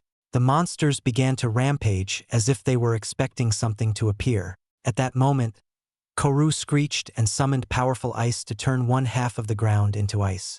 PCO also gave a cute cry and stomped on the ground, creating a powerful petrifying force that turned the other half of the ground into stone. The monster party was in chaos as the land beneath them changed. Ice and earth were being absorbed quickly, and finally, a bright shiny crystal appeared in front of the Genesis tree. This was a Ariseru egg. What's happening? Gala was astonished. It's picking a side. Jito is choosing which group it will lead. Both groups are offering their energy. But the monster group seems just to want to grab the power source. Who do you think will win? Dyne thought for a bit but knew that Strafe's design and plans when creating the game were detailed. The Seru group would win. Dyne answered confidently. The plants would lose. By the time the game officially starts, 3 years from now, the future East Vos forest would have no area, and the petrified parts of the forest were only a few places. The monsters would also lose and would serve the Serus. But then, a loud screech could be heard, and a large figure slithered and charged, bumping and ramming on the monster group. It charged towards the front and released its soul petrification power. The basilisk had arrived. Chapter 99. The Battle for the Ariseru Egg. The arrival of the basilisk shocked the various groups that were fighting for supremacy in the forest. Gala Vaughn. Don't look. I have a feeling that his petrification has to do with the eyes. Hurry. Gala and Vaughn immediately closed their eyes. What was that? The basilisk. Didn't we talk about that? Dyne frowned at Gala. Patriarch, forgive me, but since I thought Vaughn's petrification was to hide Meta, I thought you lied and that this creature did not exist. Gala bowed in embarrassment. Oh, that's understandable. It's real. I faced it. It's one of the reasons why I managed to form my elemental spirit seed. I have brimstone, and that guy has powerful soul energy that can petrify. It's strong, but it has a drawback. He can't use it too long, and when he does, it exhausts him too much. Dyne glanced and observed the attack. He held on the Earth Jewel, who was working to draw in the Earth energy. In this case, Dyne was using it to weaken the petrification effect. But then, the power of petrification couldn't reach him, and Dyne sighed and complained. Even though he was looking directly at the eyes of the basilisk, the soul effects were minimal. With the appearance of the basilisk, which was now releasing its Earth energy together with Koru and PCO, the Ariseru egg began to glow a bright shine. What is this Jito up to? Dyne was confused. He must be solidifying his element. Lord Dyne, he must be trying to bring back Yami, or rather to become one with her. That is why he reverted back to an egg and is using those energies to hasten his growth. Meta explained. I see. This makes it easier. Dyne smiled. The 3 groups continued to offer their energy, but the energy that the basilisk was releasing was slowly drawing the Ariseru egg towards the basilisk. Koru and PCO cried a strange cry, and their monsters began to move towards the basilisk. The basilisk howled as several smaller snakes suddenly appeared from its bodies and began to attack and bite the many creatures that approached. Oh, basilisk and gorgons? So are they related? Dyne wondered as he could see that the small snakes were like the snakes in Medusa's head. The battle was chaotic. Every creature that the small snakes would bite would cause the bitten creature to suffer from immense pains. It was then that strange soul energy was leaking out of the basilisk and caused the monsters to slowly become petrified. The small snakes took advantage at the weakness and would kill off the monsters when they got the chance. Some of the level 2 monsters suddenly leaped out and ran towards the Ariseru egg. The sudden actions of these monsters caused a chaotic battle. The plants, the Serus, and the monsters began to attack each other while Saru and PCO moved towards the Ariseru egg. The Ariseru egg continued to move closer and closer, as if it was a moth being drawn to the biggest fire around. Koru and PCO went straight for the egg, but suddenly a strange force field appeared. It covered the Ariseru egg like an invisible diamond shield that prevented Koru and PCO from reaching it. Dyne recognized it. It was the same powerful shield that Songi used in the game, which prevented the Ariseru heroes from reaching a Genesis tree. Even though the Ariseru heroes had already awakened several Genesis trees, they were still unable to break this shield. With the shield securing the Ariseru egg, the egg slowly moved towards the basilisk and even began to unleash strange red lights that shot out to help the basilisk. Why is the basilisk winning? Meta couldn't understand. A maverick was powerful, and yet it lost in this offering of power. It's the soul. Koru is a maverick Seru, but they don't know how to create such potent soul energy. Their ice is simply the resonance of their soul power of such extreme frost. But the basilisk's petrification power is different. Remember, it nearly killed me. It was even so strong that it allowed me to gain enough earth power to make an elemental soul seed. The level 2 Serus and evolved monsters joined in and attacked the black orb formed to protect the Ariseru egg. Yet, many of them would fight other monsters as they would move in. The basilisk was greedily looking at the place. The powerful mist was now surrounding them, and it was moving closer and closer that it even began to approach the Genesis tree. It's calling the mist? Amazing. There is such power. Dyne was amazed. The death energy that Jito is leaking is calling it. Meta answered, but this will make Jito noticeable. Is this what happened? Dyne frowned and began to think carefully about the progression of the story. I assumed that it was Court or Zito who would give Jito to Songi. But most definitely it was Court. Is this why fate is working so hard for me to stop getting Jito? It involves Court. Dyne wondered as he glanced up and could see that the thick fog of mist approached. So this is what was causing that large mist outside. And this must have been what alerted the basilisk. Dyne finally understood. The basilisk had many wounds from resisting the wild attacks of the monsters. The once stony serpentine skin that had some glossier was turning darker and darker. Cracks could be seen appearing all over its body. The number of serpents that it released was already halved. They could not contend with the numerous charge of the monsters. But the Ariseru egg was quickly approaching. So this is what it wanted. It was trying to be the king of this forest. He knew that it needed an army, and so it was gathering his forces south of Byron. As a basilisk, he could command both ostriches and frogs, but Byron was not its goal. It has always been in finding his place in this forest, and fate worked when I began to move here and must have caused Jito's premature awakening. Dyne finally understood what was going on. Your eyes of destiny is rather formidable. You can even see through this. I guess, if you can outpace and outsmart fate, it is your strength. Strafe communicated. This eyes of destiny. I can't explain it, but I seem to understand how things work. Although I need to deduce it a bit, it's as if I can see the future. Were there such people who could escape fate with this? Why yes, the very enemy that you will face has the greatest eyes of destiny in the cultivation world. I'm not surprised that your entry into my world could even create great agitation for him and the galaxies he commands. How did you think he managed to ambush and kill my master? Those with such powers are legends. Even before their severing, they can somehow challenge the workings of fate. Strafe laughed with excitement. If Dyne was like Thins, it improves his chance of repaying vengeance. Well, this Legaia is a world that can really help me break away from fate's design. Isn't this what cultivation is about? Dyne laughed. Von, Gala, take these. Dyne immediately handed them the bag he was carrying and only brought 2 bottles of Molotov cocktails and a single incense. Master Dyne, Gala opened his eyes and turned to the items that Dyne gave them. In those platinum cards are all the gold I've managed to acquire so far. I'll be doing something risky. I'll drive their attention and run. They will all chase me. Actually, the entire forest probably will. When it does, you guys reap the harvest of this battle. But Patriarch, you would face it all. Besides, it would be impossible for us to collect whatever spoils there is down there because of the mist.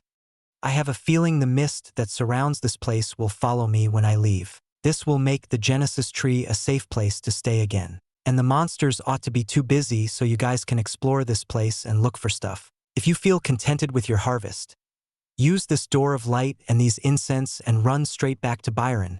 Dyne explained quickly. Lord Dyne, I don't know what you plan to do, but remember the last time you faced the basilisk, you nearly died, Meta reminded. And the last time I faced him, I didn't have an elemental soul seed. Don't worry, I can live. Besides, I got the Chicken King with me. Dyne held the Chicken King up. What are you going to do, Master Dyne? Von asked. How can we help, Patriarch? Even if it costs me my life, I will give it. The best help you guys can get is to bring whatever you find there back home. That amount of gold alone ought to be enough to outfit more monks and create more weapons. You guys brought your own high-quality cards, right? Not to mention it could help my monsters grow. Von, you know what to do. I don't know when I can return, but rest assured, I will be able to get back. Dyne smiled. Understood, Master Dyne. Von had a confident smile. Von, you should urge the Patriarch to dash. He went to Drake Castle alone and stayed there for a month. So this isn't new. Don't worry, Gala. Trust your Patriarch, Von smiled. Gala was silent, but these words were often repeated to him by Tetsu. With more of Dyne's skill being revealed, Gala felt that this 10-year-old child was someone that he couldn't and shouldn't measure by normal standards. Von's right. I won't dare carry the title, Patriarch, if I'm weak. Von, no matter how long it takes, wait for my coming. And keep on training. You guys should get stronger soon. Do all that we've discussed in Byron if you can't wait for me. Tetsu is already aware of it. Feel free to improve on all those plans in case I don't make it back immediately. Dyne smiled. I will, Von vowed. Dyne gazed back at the chaos below. The Areseru egg was now releasing pulses of black attacks that were throwing off the monsters and killing some. There were red flashes of light appearing that stabbed on the monsters as the egg rushed towards the basilisk. Finally, Dyne smiled as his preparations were complete. He was carrying a bottle of Molotov cocktail and securely fastened his remaining bottle right behind him to ensure it wouldn't break. He carried no bag as he left it all at Von. Dyne concentrated at the battle below him. One of his greatest assets as a soldier and assassin was precise timing. He watched the flow of the battle and knew that the Areseru egg and the basilisk could not always keep up these powerful attacks. It would end, and since the basilisk had to grab the egg, that invisible shield would eventually break. Now, Dyne decided and broke out of his hidden spot and jumped towards the area where the basilisk was. The invisible force field that protected the Areseru egg vanished, and the basilisk greedily bit down to take it. But Dyne's timing was too precise. Gadwin's secret move. Dragon King Slice. Chapter 100. The Amazing Chase. Boom! A fiery explosion that caused the earth to explode out appeared right in front of the basilisk. His small snakes were already busy fighting, and no one had time to pay attention to an attack from the high heavens. There was fiery water that splashed out and continues to burn all those nearby. Dyne had thrown the Molotov cocktail and aimed at it with grim. The explosion happened right in front of the basilisk. It's his face. It was coated with the fiery gas that kept on burning, causing it to retreat. It squealed in pain as he was the closest to the explosion. In that split second, Dyne had immediately moved and nabbed the Areseru egg and escaped using the Chicken King. The chaos of the battle and the explosion allowed Dyne to slip through from the attack easily. He even jumped on top of the heads of several monsters as he fled. With a piece of magic leaf on his mouth, Dyne activated the Imaginarium arts. But instead of the world of Aloes Vasilis, which Dyne had always used, Dyne showed Jito something else. The vision was the many scenes in the game. The visions showed him how Songi would acquire him. It then displayed the many discussions of the Areseru's meta, Ozma, and Terra that assumed he was of the mist. It then showed the evil ambitions of Songi and how he yearned to challenge Teague and wanted to corrupt the Genesis tree in Nauru Valley, which annihilated all of Serus and Areserus alike. The Areseru egg was dormant all throughout those visions. It did not attack Dyne, who continued to run with unbelievable speed. Did that pique your interest, Jito? Your plan of combining with Yami has its consequences. You became dark and, therefore, tilted the balance. Why did you think Yami sided with Rogue? Her natural inclination was that of evil. Do you think the mist will strengthen you? If you remained in the element of time and space, then you would have grown stronger. But now that you are dark, the mist will corrupt you. You will be the strongest Simseru in existence. Dyne continued to explain as he ran. Dyne had reached the area where the large fields of petrified plants were. Dyne slid down the small opening they made and began to crawl. Soon, he placed the Molotov cocktail on the ground and stabbed Grim, causing the bomb to burst into flames. Dyne hurriedly moved out. The effects of the Chicken King had already disappeared.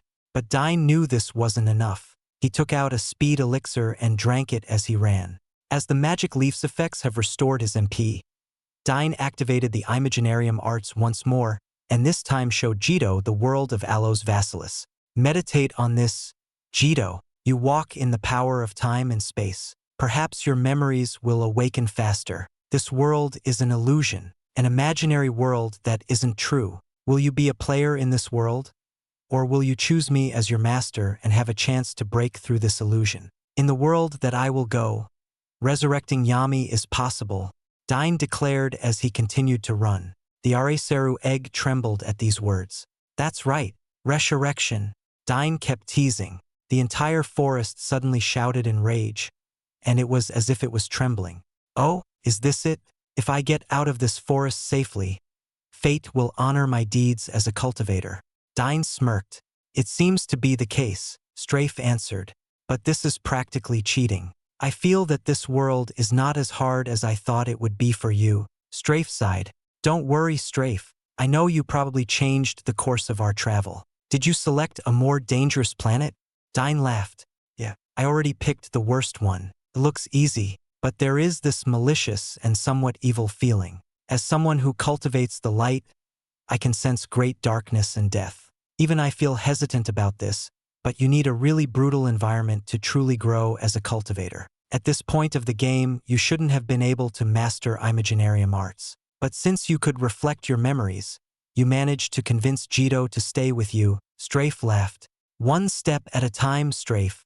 Dyne laughed and ran and ran. The situation was now similar to the evil forest in Final Fantasy IX. All the monsters began to chase after him, and the growing power of petrification chased him. Dyne turned from the eastern side of the forest and headed west. The petrification could only reach so far as it began to face an invisible force. Dyne, of course, knew that he was in the region of the Serus. Dyne then felt a strange, chilling sensation under his feet. Boom, boom, boom. Several icy explosions occurred at the locations where Dyne was. Dyne had suddenly jumped to the side to evade the ice attacks. Water column. Dyne identified the attacks the gizms make in the game. It looks like ice. Why is it called water column? Dyne pondered before sensing a strange jolt in his arm. I know. Relax. Sheesh. For a Areseru who risked it all, you are easily made nervous. Dyne complained and focused on running. This is technically a fight, so the Chicken King should work. Dyne held the Chicken King that was dangling on his neck, and the speed activated once more. Soon, the culprits were launching a very ranged form of their skill. Water columns came on sight. There was a group of gizms being led by several of its level 2 forms. Dyne ran towards it and then saw several Nidos that had revealed themselves from its cocoon-like shell. Hell's music! Dyne cursed. Hey, do something about this. Dyne bit another magical leaf, and the man rushed towards the Areseru egg that Dyne was holding. There were just too many of them, and Dyne knew that he would die if he got hit by the various sound attacks of all these Nidos. Seeing how Meta and Vaughn used magic, Dyne did a rough transfer of MP to make Jito be capable of using magic. A strange sound erupted, like the sound of an old church organ pressing random keys. Dyne braced for impact and could only hope that Jito would meet his estimation. A powerful triangular shield appeared around Dyne for a split second and bore the incoming sound's attacks. The ringing of various sounds and the shield reacting to the attacks could be seen. Brilliant! Keep this up, Jito, and I'll reward you with so much more. You long to be complete and merge with a human? Stick around and I can give you a body. You've seen it, right? Teague or Strafe is helping me. Dyne laughed as he sped forward and broke through the line of defense. The force field immediately dissipated. Dyne bit on another magical leaf and began to recover his MP. His dash had reached the far east side of the forest. Soon, no Cerus could be found, but all that Dyne could see were rampaging monsters. The twin tombs and the mushrooms were confused at the sudden appearance of Dyne. But when they saw the many Cerus and plant monsters attacking, the monsters retreated at first and followed Dyne. Soon, Dyne realized that he had reached the nests of these creatures. He had led the Ceru and the plant monsters to the part of the forest where these monsters stayed. Dyne smirked and began to attack some of the monsters to reactivate his Chicken King and would run further and zigzag deeper, causing more monsters to be dragged in a mess. Soon, the monsters began to form ranks as they thought the Cerus and the plant monsters were invading their nests and fought back. And this allowed Dyne to move further and further easily. Dyne managed to leave the forest, and unlike before, there were no longer any monsters or Cerus guarding the outside. Instead, several dead bodies were left behind, and a battle that Dyne believed was caused by the basilisk, who was rushing back. The other survivors were still feasting on the fallen monsters, while some were dragging the dying Gizms and Nidos, who looked like they were dissipating. Dyne attacked a few, but only to activate the Chicken King. If I head to Byron, it might lead to war. I have to move east. Dyne decided and continued to run towards the large river. His tracks, scent, and everything else would disappear if he headed for the river. Soon, the Chicken King's effect was wearing off. Dyne continued to run and began to talk to Jito, detailing what would happen in the game. So in the end, you and Songi die. Songi dies in Nauru Valley because you died first. And since no human can survive in Nauru Valley, he also crumbled into dust, cursing you and hating you for being weak. Ironic. He sought for the power of a Ariseru to be strong but ended up hating it. You're better off with me. Dyne continued to talk. Soon, the rivers could now be seen. Dyne sighed in relief. But then, a strange sensation that caused his hairs to stand could be felt. The slithering figure of a large, black snake emerged from the thick mist. It was the basilisk. He locked eyes on Dyne, and a strange force was constraining Dyne. So the Chicken King's effect is negated in a boss fight? I was right. I kept fleeing from you while you couldn't see me or target me as the enemy. But now that you are targeting me, the Chicken King cannot work. Dyne sighed as he glanced at the approaching figure. Dyne, I have something to tell you. Strafe spoke. Zito has just received word from Koru about the events in East Vos Forest. Now that Koru lost all hopes of evolving with that Ariseru, he made his report. In about 10 minutes, Zito will lock into your position. Dyne's expression grew grim as he heard this. But just as fate gives you a chance, so will I. Fate is blind and only wishes to set the balance of this game. You will survive, but Jito will be taken. But since you have shown me great things, I allow you a second chance. There is a planet nearby that is being influenced by the dark forces I told you. If you defeat this basilisk, I will pull you out of this world earlier than discussed. Strafe made his offer. Dyne was silent. He stood his ground and brought out Grim. He tied the Ariseru egg tightly on his chest with the dark scarf he was wearing. I guess now's not the time to be playing games. Come, Basilisk. I'll show you Earth's finest. Chapter 101, The Gamer Fights. Dyne was unusually calm. He took several breaths as he observed the angry approach of the serpent. He is out of energy. The earth energy he released earlier must have taken a huge toll on him. He really went all in to get you, Jito, Dyne observed. The small snakes in his body were killed by the monsters. Some might have been killed during my Dragon King Slice attack. But judging from his skin, some were probably burned by the Molotov cocktail that I used to block the path under those petrified plants. He probably chased me as he caught a whiff of my scent and even broke through the fire. What guts? Dyne praised. The basilisk glared at Dyne and slithered, and Dyne could finally see the size of this creature and observe its every detail. The basilisk was very long. It looked longer than 20 meters. The head itself was like a huge boulder that was wider than Dyne's own body. "You could just easily swallow me whole, can't you?" Dyne laughed. He then took out 4 small flasks and drank them. Power elixir, shield elixir, speed elixir, fury boost, Grim, form of spear, Dyne called out as he charged. The scythe form of Grim changed as the blade stretched forward. It turned from a scythe into a long spear. The effects of speed elixir took effect, and Dyne whirled forward with extreme speed. He held Grim by his side and was rushing to stab the basilisk. The basilisk immediately bit down with speed that outmatched Dyne.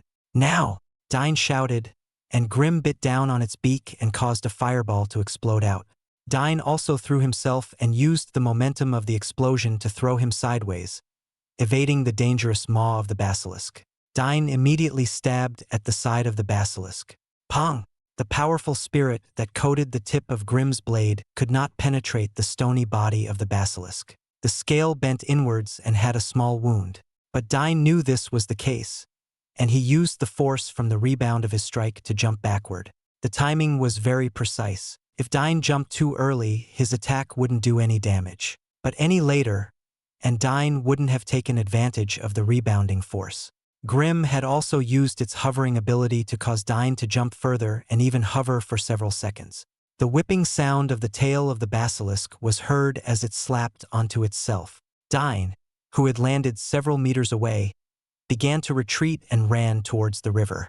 The basilisk screeched and chased after Dyne. The effects of the Chicken King couldn't activate in this boss fight, and the basilisk was quickly gaining on Dyne. Suddenly, the basilisk sprang forward to bite Dyne, but Dyne had stopped from his run, made a quick break and slid on the ground, and then immediately ran in the opposite direction. The basilisk was still recovering from his missed attack that Dyne had already jumped up and stabbed on another part of the basilisk. Dyne was very careful to pick a spot that had wounds from the recent battle, so the stab penetrated and finally made the basilisk bleed. Dyne didn't delay and immediately ran again. The basilisk gave an angry chase as he missed Dyne on those attacks. Instead of chasing Dyne as he did, the basilisk raised his head 8 meters higher. Then, it coiled up and shot forward towards Dyne. But at that moment, Grim shot a small fireball through its mouth and struck the basilisk's eyes. Dyne immediately jumped. With Grim watching his back, and their link, Dyne could easily time his jump perfectly. Dyne's spirit-fueled jump sent him several meters up just in time to avoid the crashing tackle of the basilisk. Crash! The blinding fireball caused the basilisk to hit the ground, causing its spine to bend. Dyne held Grim and channeled nearly a quarter of the spiritual force that the power elixir provided and stabbed as he fell down. Stab! The stab pierced through the hard scale. It couldn't penetrate deep enough, but Dyne immediately made Jamard burn up its entire body. The basilisk howled and threw itself backward, and Dyne immediately pulled Grim and jumped off. As Grim was able to move his body, it was very easy for Dyne to remove Grim that had stabbed through the hard scale of the basilisk. Bang! The basilisk slammed the back of its head on the ground, but Dyne had already jumped off and was rolling on the ground. "Is that all you got, Wormy?" The basilisk roared, and suddenly, powerful soul energy erupted from his body. The grass below him was petrified, and the earth energy rushed towards Dyne. "Just what I was waiting for." Dyne laughed and held on to the item and placed it over his brimstone heart.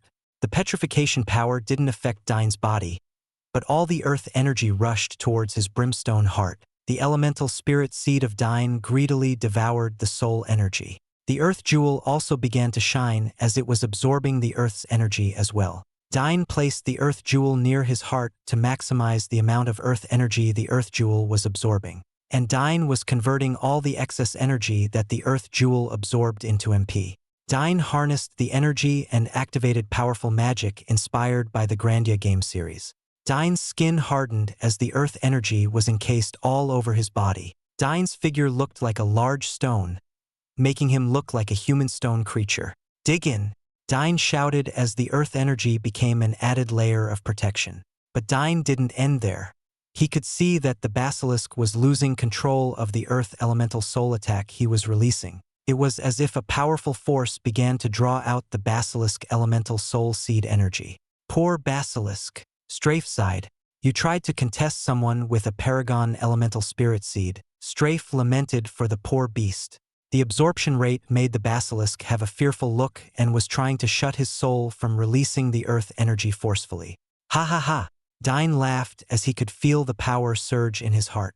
Slowly, his surrounding parts were now reforming to have more earth energy.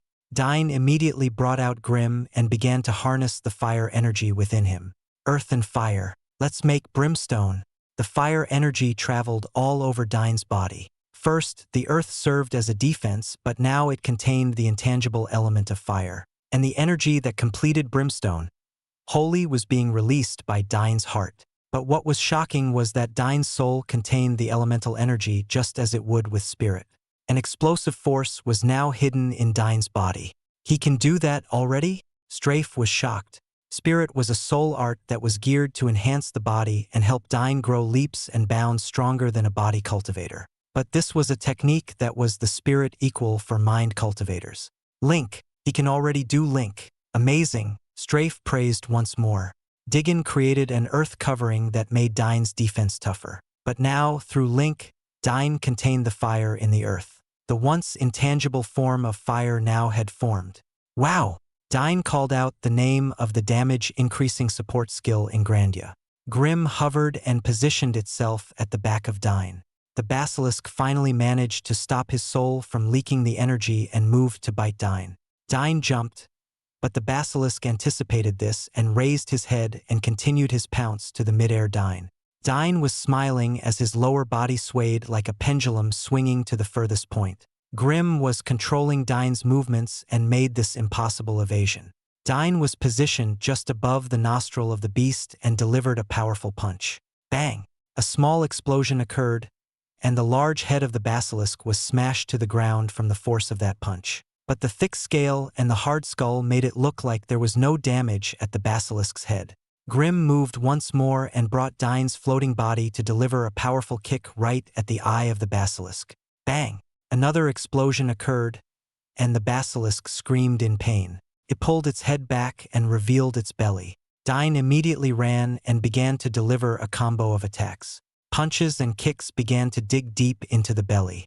Dyne did not let up when suddenly, the body of the snake coiled up and the tail whipped at Dyne. Smash! Dyne was slapped and was smashed right into the body of the basilisk. The basilisk gave a cheerful hiss as it finally managed to put Dyne into its death grip. The grip was happening, but Dyne focused on increasing the defensive spirit as well as digging to prevent the basilisk from crushing him. The basilisk raised its head in victory and looked down mockingly at Dyne. It opened its jaws and licked its lips as if expecting a delicious meal. And then it chomped down. Now! Dyne shouted and commanded Jito. Bang! The pyramid-shaped force field appeared once more and pushed the wrapped body of the basilisk away. The basilisk had bitten on the tip of the pyramid. Dyne was already ready. It was all a part of his plan. He needed to know how hard the basilisk's skin was and made his first stab attack. After learning how hard the scale was, Dyne figured attacking the monster from the outside was pointless. He then tried to make a powerful stab at seeing if the basilisk would get hurt from the inside. Grim burned the inside, and the basilisk reacted, confirming that his inner organs and tissues were not as hard as his scale. But attacking the parts which were previously wounded was not enough to kill him. Dyne deduced he needed to land one killing blow since he did not have the MP or the soul energy to do it.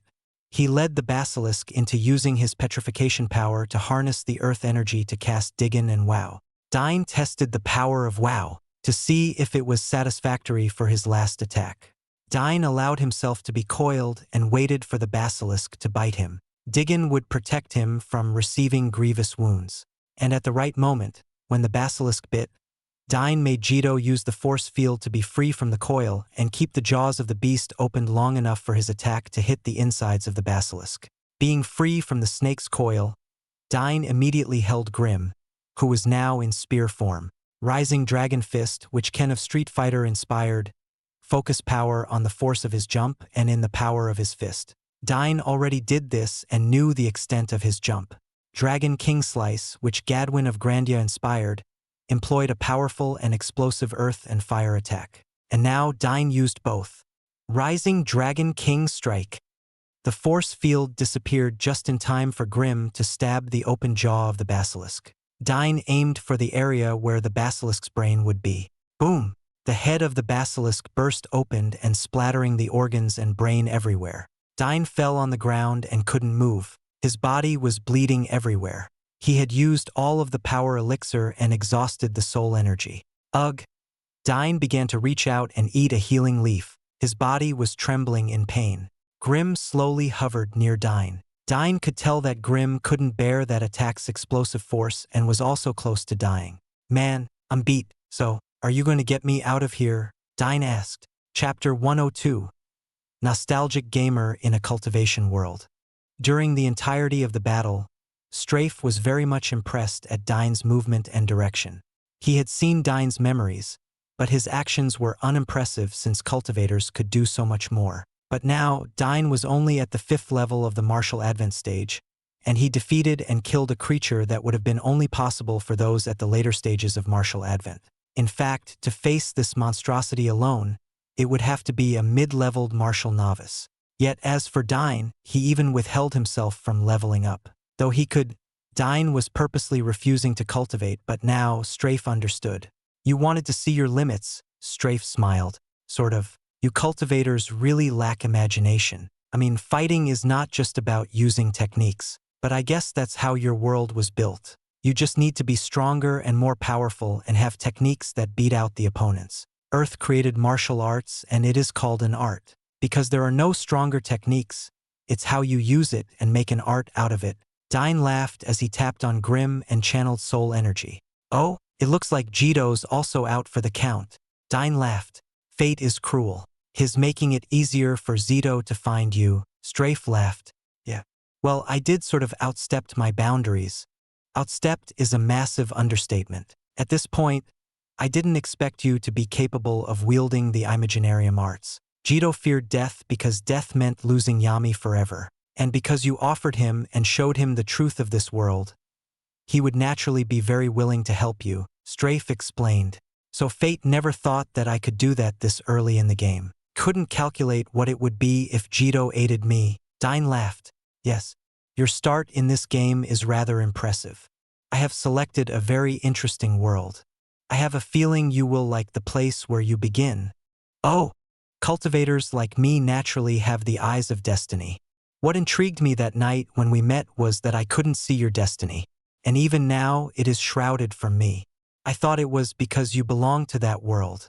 But now I know. It's because you are also someone who can fight destiny. Not only do you have the eyes, but you also have the power to change your destiny. Even gifted cultivators with your eyes could not change their fate. Yet you've changed your fate in this world so much that I am confident you won't be detected in the cultivation world. Detected? Yes. Remember, your enemy is someone with eyes that can see the future. But because you are an aboriginal being, and you naturally have the power to change your own even before your severing, you can definitely cause havoc in this world. It sounds like some crazy conspiracies are happening in your world. Indeed there is, and I am dropping you off in a place that is doomed to die. However, if you succeed in foiling their plans, you will not only grow stronger, but you can hinder and weaken my enemies. When can I come back here? Truth is, once you go back there, I plan to send you in and out of this world every month. Doing so will cause my lifespan to decrease, and that's why I said that I only have a year left. I plan to give you an innate ability that will allow you to transfer when my life has ended. But doesn't Jito have time and space? With the ability Songi had in the game that could teleport great distances, I think he should be able to open the gate to enter the Imaginarium Bond. You could have just given him to me, you know? Cheapskate. It isn't that simple. The problem was, I feared him to be stronger than you. You could have acquired Jito later, though in the same manner you could acquire it in the game. You see, Jito's soul belongs to the many prisoners that were hidden in Alo's Vasilis. Jito's original soul was a master of time and darkness. So when I said the 3 games are perfect for you, It is because I already took into account the many prisoners and the powerful cultivators in the original world of the Imaginarium Bond. Oh, so if I'm not strong enough, Jito would have betrayed me. And here I thought you were a cheapskate. Dyne laughed. Betray? More like torture and kill. He hated my master, but now I doubt he will do this. If he begins to remember his past memories as a cultivator, he would want to stick around and be your Ariseru. Meta was right.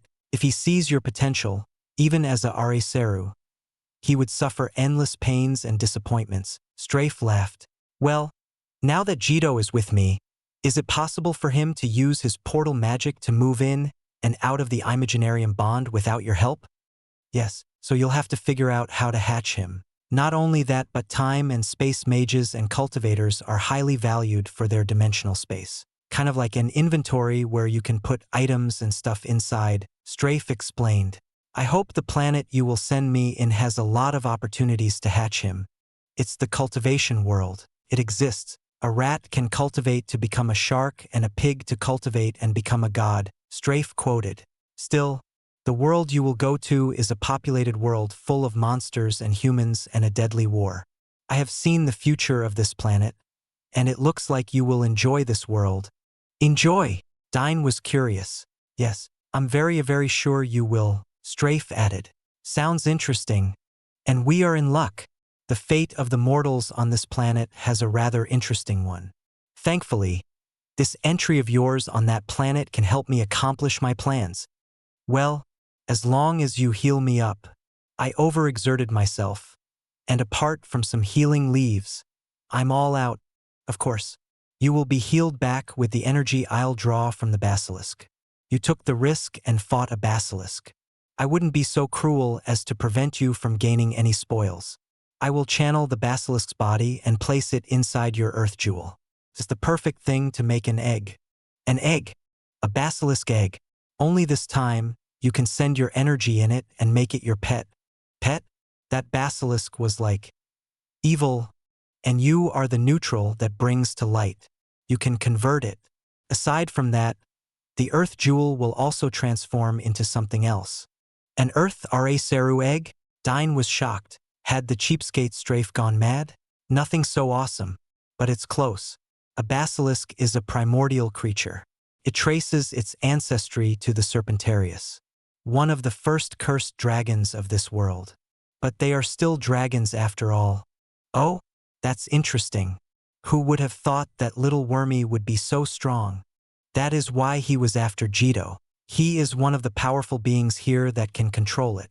When the evil god made the basilisk, he didn't know what this creature could do. I gave the inspirations to do so, but the truth is, a matured serpent, even a basilisk, can take on 3 evil gods. Strafe laughed.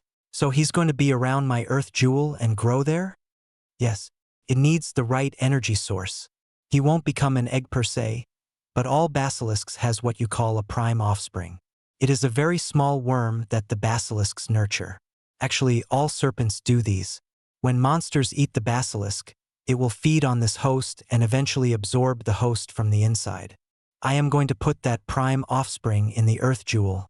I'd rather not take Wormy. I've seen enough alien movies to know where this is going. He won't bite you. Brimstone is a very tasty delicacy for him. You can easily tame it just by feeding him your brimstone energy. Oh, all right. I guess I can tame him. Good.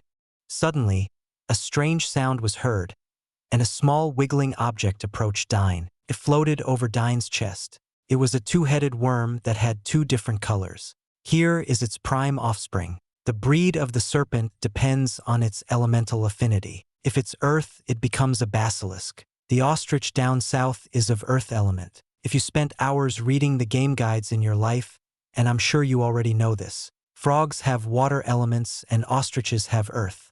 The surviving serpent was a creature that became a parasite and lived on the ostriches and frogs and kept feeding and transferring host. When it had enough energy, it allowed itself to become an egg in the ostrich and was hatched by the frog to retain its reptilian form. Since it has earth energy, it became a basilisk. But you're lucky. The basilisk fed on the Jamard and Xenoir down south and would occasionally hunt gizms. So it fed on fire and ice. So the offspring it created is this Strafe explained the anomaly of the twin-headed serpent offspring. Dyne took one look at it. Aha, gotcha. Twin-headed serpents that kill their hosts like the facehuggers in Alien. Grim, kill it before it lays eggs. And no, Strafe immediately sent the small serpent to reside in the Earth Jewel before Grimm's fireballs attacked. Are you crazy? Are you? You want me to have those? For what purpose? It's a twin-headed serpent with dual elemental powers. It normally dies at a young age because its soul requires high soul energy. One thing that you have. No way am I carrying a creature that can eat me from the inside out. Alright, how about this? I send you off to your world. Keep it with you until you and wait for about 10 or 20 minutes. If you still want to kill it, then go ahead. Fine. Like anything is going to change my decision. I'm pretty sure you will. Strafe rolled his eyes. The body of the basilisk will be converted and placed into that earth jewel. It will now have the innate power of the basilisk. If you channel soul energy or MP into that jewel, it can give you the power to petrify. Normally it would affect its users, but you're a freak, so Strafe grumbled. When he was younger, he never got to own a basilisk core. Whatever. When I get on that planet, the first thing I will do is throw this earth jewel as far away as possible. Strafe wanted to smack Dyne. This was a basilisk core. Never mind. I'll send you right now. Zito is coming. Wait, you seemed confident that I wouldn't throw and kill that serpent. Why? Do I even have to say it? Because you are the nostalgic gamer in a cultivation world. Dyne's vision suddenly became dark. Chapter 103, A Familiar Scene. Dyne opened his eyes and could feel his entire body moving as if something was changing in his body. He felt like he had awoken from a very long dream. What happened? Dyne felt groggy as he tried to stand up. He glanced around him and realized that he was inside a dense forest. Where am I? Is this the cultivation planet? Dyne wondered as he glanced around him. The green trees greeted him with a bright ray of sunshine falling on him. This place doesn't look so bad, Dyne wondered. Compared to Legaia, the plants, the growing nature all seemed calm and pleasant. Oh right, the serpents. Dyne reacted and raised the earth jewel, which has grown a size larger. It was now slightly bigger than the Ariseru egg, and Dyne could feel a strange and powerful soul power emitting from it. It had earth energy, but Dyne could sense a fire and ice energy from within. Dyne was about to throw away the earth jewel but hesitated. Why did Strafe say I would keep this? Dyne frowned. Strafe didn't argue and just made this deal. Knowing the cheapskate, he knew there had to be a reason as to why. Dyne stood up and glanced around. He could see that his entry to this place was from the stars above. Oh, my body. Dyne then felt the power. He had advanced an entire level. Is this the basilisk's life energy? It's greatly merging with my physique. Dyne clenched his fist and could feel a rumbling sound from within. It's as if his entire arm was made of rocks. Hey, Jito! Dyne then took out the Ariseru egg. The Ariseru egg had a brighter color now. Still can't talk. Huh? But guess what? This is the real world. The world beyond Legaia. In this place, we could even awaken you and resurrect Yami. I'd have to become stronger, though. Dyne laughed. Turning his attention back to the earth jewel, Dyne raised it and pondered. Now, what to do with you? Dyne thought for a bit as he held the earth jewel. He could see the squirming image of the two-headed worm inside and shiver. Dyne held out his hand to throw it when suddenly, he heard some commotion. I swear, it was here, a woman explained with great exasperation. It isn't. If it landed here, wouldn't there be signs of devastation? A man angrily chastised. Brother Cress, don't listen to this slut. He is already vowed to that scum. Of course, she would want us to make a mistake. I won't be surprised that the location of that landing was the far opposite side of this place. A group of men and a few women walked towards the forest armed with various weapons and tools. Dyne observed and found that he was on top of some cliff, and the people below were making these remarks.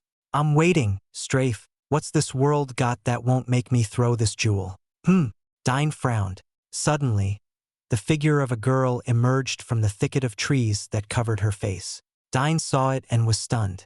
The people below were like humans except that they have long, pointed ears. While they weren't in any ways appealing, Dyne's heart drew towards the woman with blue hair and pointed ears. Her beauty was far, far superior compared to the few women in that group. Dyne couldn't help but stare in amazement. "Wow, so pretty," Dyne exclaimed. There was something odd with the girl. Dyne didn't know what made the appearance of this blue-haired elven girl so familiar. Where have I seen her before?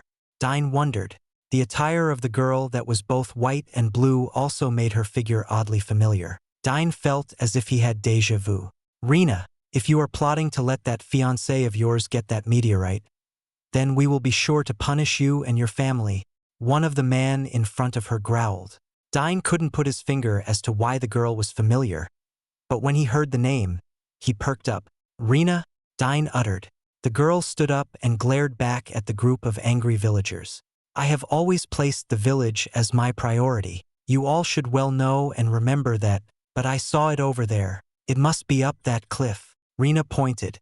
Dyne ducked and hid his head when Rena pointed to his location. "More of your lies," the men shouted. "No, I'm telling the truth," Rena argued again. Dyne slowly peeked out and noticed that the villagers and Rena kept arguing. Rena kept looking on top of the cliff and kept pointing at it. It was then that Dyne noticed something. Some of the angry villagers were pointing at the far end of the forest. Dyne glanced towards that direction and found several large, yellowish apes that were moving aggressively. But something peculiar occurred. Some of the villagers began to talk with each other at the back and began to pass on the message and did not alert the rest of the apes. "If you don't believe me, I'll go ahead," Rena shouted and began to walk towards the cliff and tried to climb it. "We're leaving," one of the tall men shouted and ordered the villagers to leave. And they had intentionally left behind the girl and did not warn her of the apes. The girl did not notice the apes and continued to focus on climbing the cliff. She thought the scuffle of the approaching apes came from the sounds of the villagers. When the villagers were some distance away, they began to run faster and faster as if their lives depended on it. Rena then stumbled as she gripped on the wrong rock and tumbled down. At that moment, she saw the approaching apes. It was as if lightning struck Dyne. The pieces of the mysterious puzzle, the familiarity, the scenario, and Strafe's odd behavior in confidence began to fall together and formed the picture. Star Ocean. Second story. Dyne recalled another beloved game he played. Dyne immediately began to use his long scarf and tied the Areseru egg close to his chest. The Earth Jewel was given towards the head of Grimm, who was in scythe form. Grimm's head bit on the Earth Jewel to firmly hold it. It was as if the Earth Jewel was firmly connected on Grimm's body and a part of the scythe itself. The group of large, hulking apes began to rush towards the girl named Rena. "Ah!" the girl cried and began to run away from the apes. "Grimm!" Dyne called out and jumped from the top of the cliff. Gadwin's secret move, Dragon King Slice. Dyne's loud and courageous voice echoed out. Boom! Dyne crashed right in the epicenter of the running apes and created a powerful explosion that tore open the earth and created a tremor, which caused the apes to lose their balance suddenly. With Dyne using Grimm's fire and the rich earth energy in the Earth Jewel, the explosion was 3 times larger than the attack he did in Legaia. Now, it no longer threw the earth like some small bomb planted underground, but created a fiery explosion mixed with the earth parting and creating holes that would blast out fire. Dyne's figure bolted to the back and was about to retreat, but then saw the woman's stunned and amazing eyes. Dyne wanted to use the Chicken King but realized this would have been an important point that would boost the relationship and romance points between him and Rena. But, for some unknown and almost insane reason, Dyne had already begun to play Star Ocean. Second story. Damn, I have to fight. Dyne cursed as he charged at one of the downed apes. Grimm's scythe edge pierced through the skull of the ape, and the ape screeched in pain. But more and more of the large hairy apes approached. Dyne gripped Grimm, and the fire burned the insides of the ape and killed it. You're fighting? Strafe wondered. Yes, if I run away with the girl, it's like +2 to friendship. But if I stand and fight and even receive wounds, that like +2 romance points.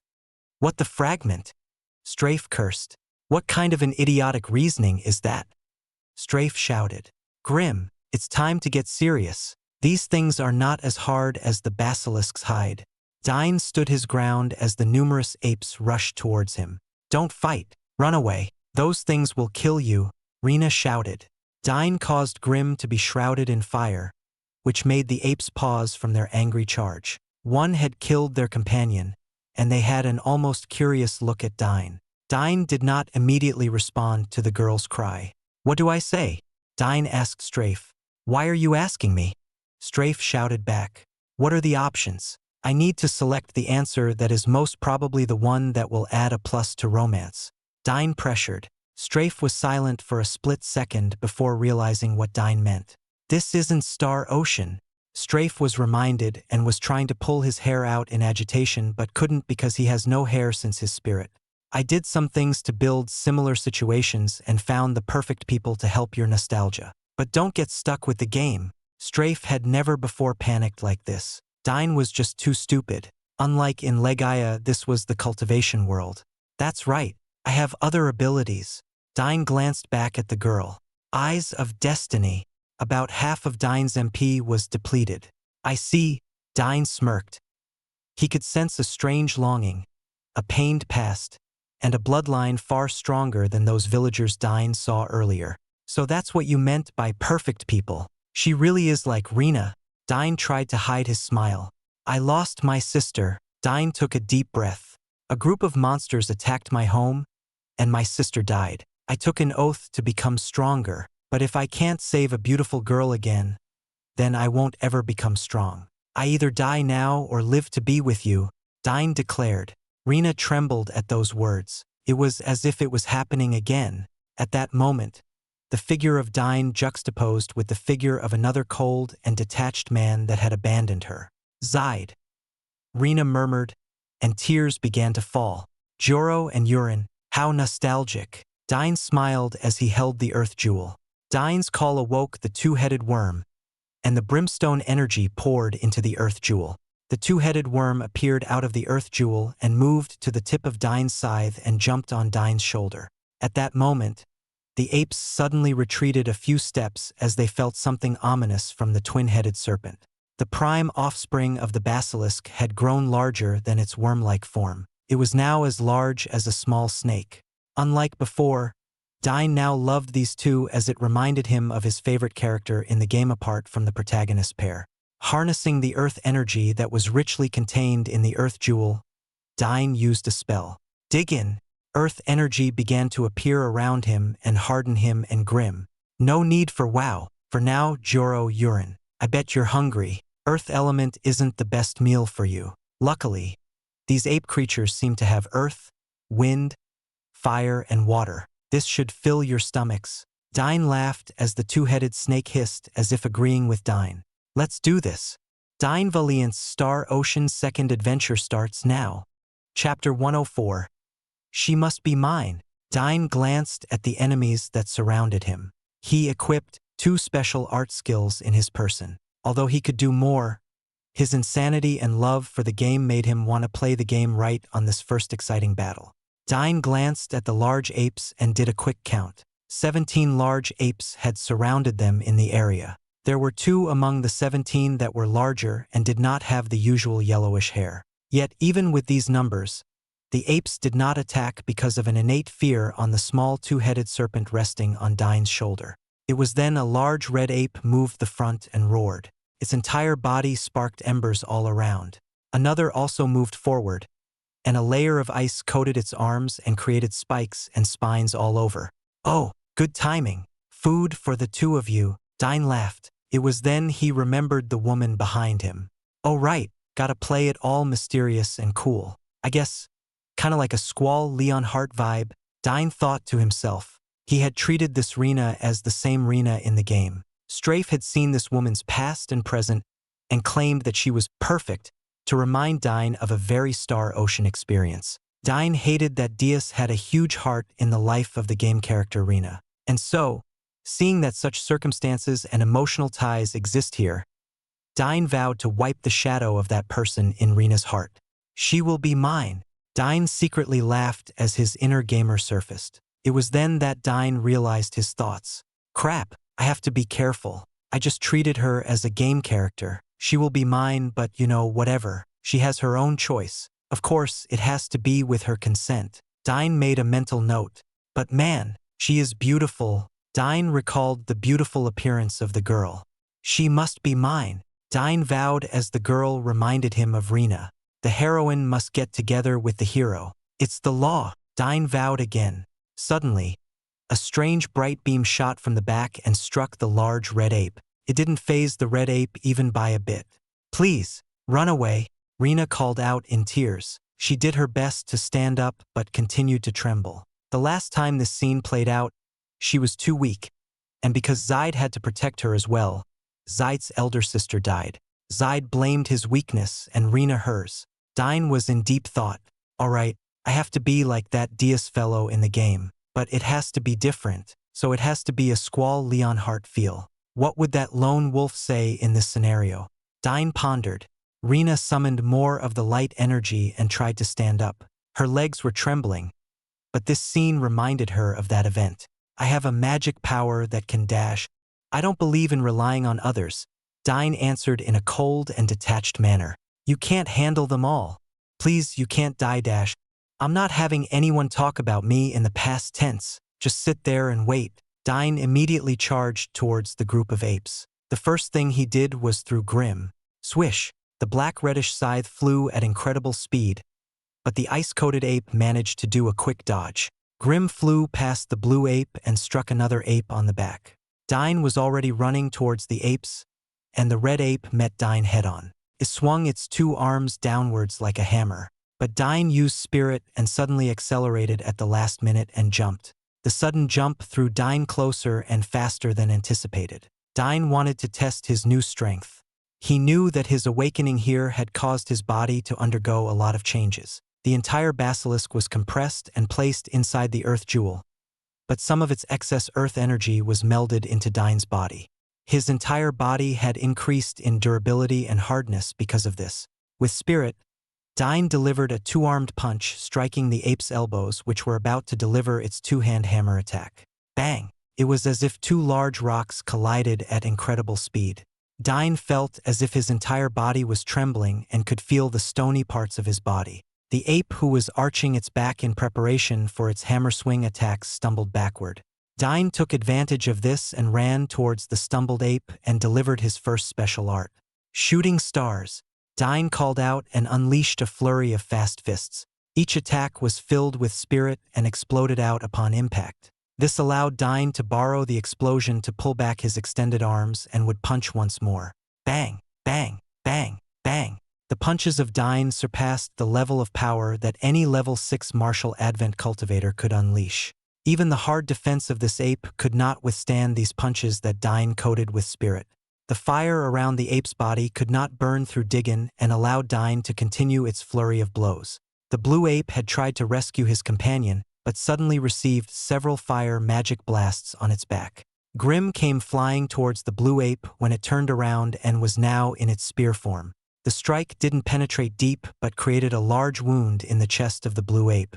The blue ape cursed and struggled to pull back the spear, but suddenly, Grim burned its entire body, causing the blue ape to shriek all the more. The other apes were startled at the scene. Their leaders were at a disadvantage on the first clash. The red ape roared as his entire body exploded into flames. Dyne had to retreat and flipped back. He then summoned Grim to fly back and stood right in front of Rena once more. Rena was shocked at what he saw.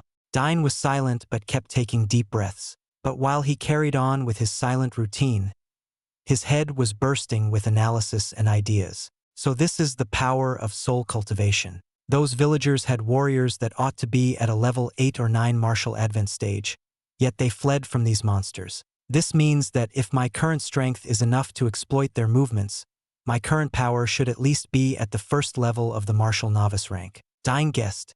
But it wasn't for Joro and Urine imparting fear to those apes, this would have been more difficult. So the basilisk is that strong. Alright, Joro and Urine can't be considered a basilisk since they are fire and ice. But why do I still sense earth in them? The red ape was furious. His face was full of bruises and wounds, and even some of its teeth were missing. Where's Jiro and Urine anyway? Dyne wondered as the small serpent was nowhere in sight. The red ape roared, and the other apes began to move. Some hesitated, but as the red ape called once more, They moved closer and prepared to attack. Looks like things will get messy. Dyne frowned and prepared to counterattack. The red ape then turned towards the blue one, but noticed that something was wrong with the blue ape. The large blue ape suddenly stumbled down and began to toss around and would scratch its chest. Roar! It howled and kept touching the small wound in its chest. It then tried to tear open its wounds. Don't tell me. Dyne glanced at the wound. That's why I didn't want you to throw it away. I was very, very generous in bestowing that serpent to you. It would have been impossible to raise or tame it. You see, the basilisk is a serpent with an inferior bloodline. They generally don't try to raise a serpent with a purer bloodline but invest in changing their own. If the serpent they birth is stronger or has a purer bloodline than the parent, it would kill them and devour them. That is a serpent that is closer to the serpentarius bloodline. It's eating the soul. Dyne was shocked at the sensations he was feeling. Yes, serpents are strong because of their soul attacks. While they have a body inferior to true dragons, they have their soul powers to compensate and places them on equal standing with the strongest dragons. And I gave it to you in a way that it thinks you are its parent. But because of your element, that serpent is naturally afraid of you. Strafe laughed. The blue ape began to quiver as blood gushed out of its mouth. The red ape shouted and began to move towards the blue ape, but Dyne moved immediately. Harnessing the energy of the shooting star attack, Dyne unleashed an attack similar to the Hadouken. Shooting star. Dyne shouted again as the spirit energy was launched towards the red ape. Boom! The red ape was caught off guard at the ambush and was knocked back again. The apes raged at this and began to attack Dyne as a group. Dyne held on Grim and sneered. He raised Grim and glanced at the earth jewel, which was tightly attached to Grim's mouth. I could move earth with the weaker earth jewel. Now that this has the basilisk's power, I should be able to use that attack. He then stabbed the earth jewel on the ground below. Ripper blast. Dyne shouted and channeled the pure earth energy in the earth jewel to manipulate the ground below. The ground exploded, and rock formations jutted out and created rock spikes that pierced the approaching apes. Roar! Many of the apes were pierced as they rushed into the place. The rock was harder than their skin, and what was unusual was that those who were pierced were slowly getting petrified. Wow, what a strong jewel! I didn't even have to expend MP. Strafe, you're not such a cheapskate after all. Dyne laughed. 5 apes at the front died at the sudden appearance of the earth spikes. The apes were startled but circled around to attack Dyne. Dyne was about to use his attack again but realized that Rena would think that he had unlimited MP. I gotta make a good impression and get injured. She could heal me anyway. That's right, this is perfect. Not only will I appear like Dias, but this time, her long wish to be useful and helpful in this battle. This will definitely work. Dyne plotted. For now, I can replace the image of the Dias in her heart and be the person that she can help. I have to get beaten up and get all bloody.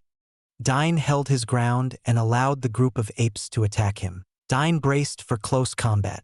Meanwhile, the red ape had finally reached the blue ape. The red ape kept on scratching his chest's wounds, and it was already open down to the bones. The red ape couldn't understand what was going on and looked closer to the wound. A figure leaped out and charged into the open jaw of the red ape. Chapter 105. Saving Rena. Dyne battled across the many apes by running and ducking. He would strike using the earth jewel or slash the enemies that were in front of him. Rena watched at the back and was amazed at the movement of Dyne. The powerful force of the apes' attacks couldn't hit him. Dyne managed to execute strange aerial maneuvers that defied the natural laws. Times it looked like Dyne was flying. Dyne had used Grim's powers to launch him, and since Grim could hover, Dyne would cling to Grim and use his floating body as a means to evade or attack. But as the apes rushed recklessly, Dyne finally got a few strikes. Smash! Dyne flew back several meters as one of the apes' tackles struck him. No! Rena shouted and channeled energy to attack. She knew that most of the cultivators in this area avoided these apes because if they get hit once, the rest of the apes will charge and perform a combination of tackles and punches, instantly killing the man.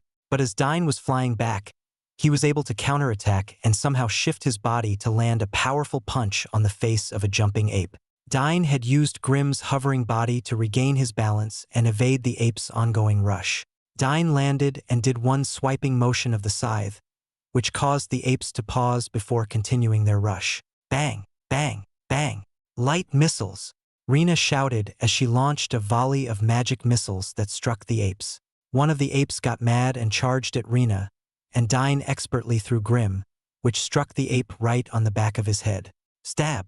Blood and brain matter oozed out of the blade, which had pierced to the front of the ape's face. Fine, since you want to help, let's make a collaborative agreement. I'll try to keep the apes from going near to you, and you use your magic to attack, Dyne coldly remarked.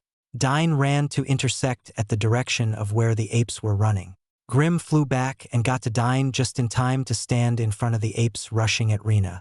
Rena was about to launch another attack, but Dyne stopped her. Don't. Use it only when I get hit to be me some time of recovering, Dyne urged. But concentrate the attacks on a single spell. Don't spread it out. Stay behind me and always make sure that you are directly behind me. When I say shoot, you shoot at the nearest monster. Aim for its head. Got it? Dyne gave his orders. I understand. Rena nodded and concentrated on a single magic missile. Dyne continued to fight, evading and moving around to ensure no one got behind him. Rena continued to move and made sure to be directly behind Dyne. Now, Dyne evaded, and a holy light shot towards the ape's head. Boom! The face of the ape caved in, and blood came pouring out. Stumbled dead. Dyne trusted Rena and did not even attack or look at this fallen ape as he attacked another one, killing it with Grim. Although Dyne didn't say anything, Rena felt more confident in this attack as she saw Dyne's response. This scenario happened again and again, allowing Rena manage to kill two more. The two tackled Dyne, and Dyne was grazed and thrown off a bit but died as the magic missile met them. Dyne had already received several punches and grazed and was covered in wounds. Let me heal Dash. No, you can heal me later. Kill for now. Dyne ordered coldly and began to fight the enemy. Strafe had a strange expression as he looked at this fight. What exactly is this guy trying to do? He can easily kill them all, and yet he's prolonging the fight and allowing the enemies to hit him. Strafe had seen the true potential of Dyne. In his fight against the basilisk, he had seen just how precise each attack was. But now, Dyne was very messy and random in this fight. Soon, the last ape fell, and Dyne allowed his body to fall to the ground. Heal! Rena immediately ran and used her magic spell. The life energy surged within Dyne's body, causing the wounds to close slowly. Rena immediately glanced at the red and blue ape in fear of their attack. But what she saw stunned her. The red ape had rampaged in the area where he was, and there were many bloody wounds around its body. It was lying down on the ground and was very weak but continued to squirm in pain. Finally, splurch! A creature tore out of the chest of the red ape. Another head popped up, and it dashed towards the area where Dyne was. Rena was stunned at what she saw, and though this creature was smaller, she was more afraid of it than the apes. Relax, this is my pet. Dyne softly spoke and tried to sit up. Joro and Urin arrived and sat on Dyne's shoulder. Rena was amazed at what she saw. This snake is your pet? It's Joro and Urin. Dyne pointed and introduced each head. Dyne continued to pant and closed his eyes as if meditating. Rena realized what was happening and immediately began to cast heal once more. As Dyne was recovering, he felt very proud of what he had done. He had used the mental image of the dais in Rena's life and tried to relive that memory. Only this time, Dyne made it that Rena managed to do the right thing and make the right call. As a result, she was able to fight and even kill monsters. Apart from that, Dyne did the basic knight in shining armor routine. He made Rena stay at the back to give Rena that cliché moment of anime heroines looking at the capable and broad back. And to top it all off, he tried to imitate Dias's cold and serious expression through his own rendition of the greatest lone wolf, who is ridiculously awkward and naive about women. By Dyne's calculation, this girl would at least have mixed emotions towards Dyne now. Rena began. Dyne continued to maintain his otherworldly expert Lou. Little brother? Are you okay now? Cough, cough. Dyne choked on his own saliva and was cursing. He forgot the most important thing. He was 10 years old. Dyne panicked. Hey, Strafe, in this cultivation world, is it normal for girls to like younger men? Dyne asked immediately. Of course. It's not surprising for the age gap to even go over 200 years. So I have a chance with Rena now? You're 10 years old. Yeah, but, you said the age gap is okay. Yeah. When they're older, I'm talking about a 30-year-old man falling in love with a 200-year-old woman. Why? The game, Strafe. The game. Wait, you are trying to build romance between you and Rena as it is part of the game. You don't understand. I did not only play these games. I dreamt of it. I wanted to have this Claude Kenny experience. And I gave it to you. With the chance of getting the girl. Oh, so that was why you went all through those useless movements. I get it. Strafe realized the extent of Dyne's insanity. While he had peered through the memories, he didn't bother to look at the fantasies of Dyne and underestimated Dyne's romance for game adventures. Well, don't worry. Take your time. You still have a long way to go. Dyne frowned. Well, I guess you're right. Little brother? Rena called again. I guess I'll have to live the life of a 10-year-old kid. Dyne sighed. Are you all right? Should I heal you again? Rena asked once more. And then Dyne realized it. I have to live the life of a 10-year-old kid. Dyne had an epiphany. Dyne opened his eyes and glanced at Rena. Rena gave Dyne a curious look. But as Dyne's look lingered, tears began to fill his eyes. Big sis? Dyne imitated the strange and almost unnatural connection of one particular game character who was obsessed with his big sister. This was none other than Final Fantasy VIII's loner protagonist, Squall Leonhart. I thought I'd never see you again. You're safe, Dyne cried. Rena was stunned. But when she noticed that Dyne was now hugging her knees, Big sis, alone, don't ever leave me again. Dyne sobbed. Rena was stunned at Dyne's sudden expression but concluded that she looked just like this big sis of Dyne. I'm not your big sis. I'm sorry, Rena tapped. Dyne continued to sob but stopped hugging Rena. I'm sorry, you just look a lot like her. Dyne tried to distance himself from her. Well, I can be your big sis if she reminds me of you. You will? You don't think I'm useless? Why would I ever think that? You saved me. You were amazing. Rena moved in and gave Dyne a warm hug. Best day ever. Dyne sent Strafe a very excited and happy message. Strafe's mouth was wide open. Dyne was never this good with girls. But this version of Dyne was despicable.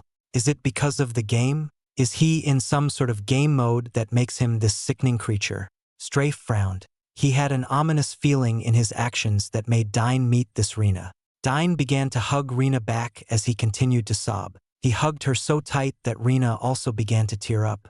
I didn't want to sob, lose you again. It's all right, big sister is here. And you did amazing. Rena smiled and looked at the desecration around her. I mean, too amazing. That was just, wow. Rena realized what had just happened. Not even the villagers and all their warriors would fight against these apes, yet they managed to kill them all. Little brother, who are you? How did you get here? It was then that Dyne gazed up and looked at Rena straight at her eyes. Wow, big sis has pointy ears. Rena then noticed that Dyne didn't have such a pointed ear. Oh, you haven't been around Ilium's, have you? Ilium? Dyne wondered. It's my race. Does it bother you? Rena asked. Dyne shook his head in a very defensive look. No, not at all. It's just, sis is very, very beautiful. Dyne marveled with an innocent expression. Oh, don't tease big sis like that. Rena laughed. So, how did little bro get here? Rena asked again. Dyne then started to look around. Where am I? He then asked Rena with a confused expression. Chapter 106. Continent of the Scattered Kingdoms. So you're really not from this place? Rena asked as the two continued to walk about the forest. I haven't heard of the town of Merkley or the continent of the Scattered Kingdoms, and I've been to several continents. Dyne answered honestly. A large humanoid creature saw the pair and began to walk towards it. But the moment it got a certain distance near them, the humanoid creature stopped and began to move back. Dyne looked at it and noticed that it bore a striking resemblance to the Gobu Gobu. Goblins, Rena frowned. Don't worry. With Joro and Urin here, they won't dare draw near. What creature is that, little brother? Big sis, I hope you'd call me Dyne. I may be younger than you, but I'm definitely stronger. Dyne made a childish tantrum. I doubt anyone in the village is as strong as you. You were amazing, little Dyne. Humph, I guess it's progress. Anyway, no matter where I am right now, at least I have Big Sis again. Dyne hugged Rena. Oh, thank you, Dyne. I've always wanted a little brother. Rena smiled. When I'm older, we can get married. Big Sis told me that if she has someone she likes, she will marry him. Can't we get married? Big Sis? Oh, Big Sis can't get married to you. I'm already engaged. Rena laughed. Oh? Who is it? I'll beat him up. Little Dyne, remember, I know how strong you are, but do not fool around or insult my fiancé. He is complicated. But I promise to be your Big Sis and be with you forever. Rena smiled. All right, good enough, I guess. I'll see if this man is worthy of Big Sis. Dyne vowed. Strafe wanted to close his eyes inside the Imaginarium Bond. What is this evil that has awoken from Dyne? Strafe cursed out. Dyne was playing the little brother's card too well. Knowing his real mental age, Strafe felt very uncomfortable at Dyne's actions. Tell me, little Dyne, about the place you were before. Where was it? Oh, do you mean Legaia? This place is more green. More plants and animals are weird here. I did see creatures like that goblin. But there we called them Gobu Gobu. Rena wore a complicated expression as they continued to walk and began to listen as Dyne detailed his adventure. The more Dyne described the place, the more confused Rena was. But then, she remembered the prophecy that their high priestess gave a few days back. Could it be? This Dyne is the hero of light. She wondered.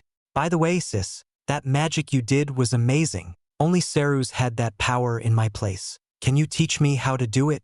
Dyne asked.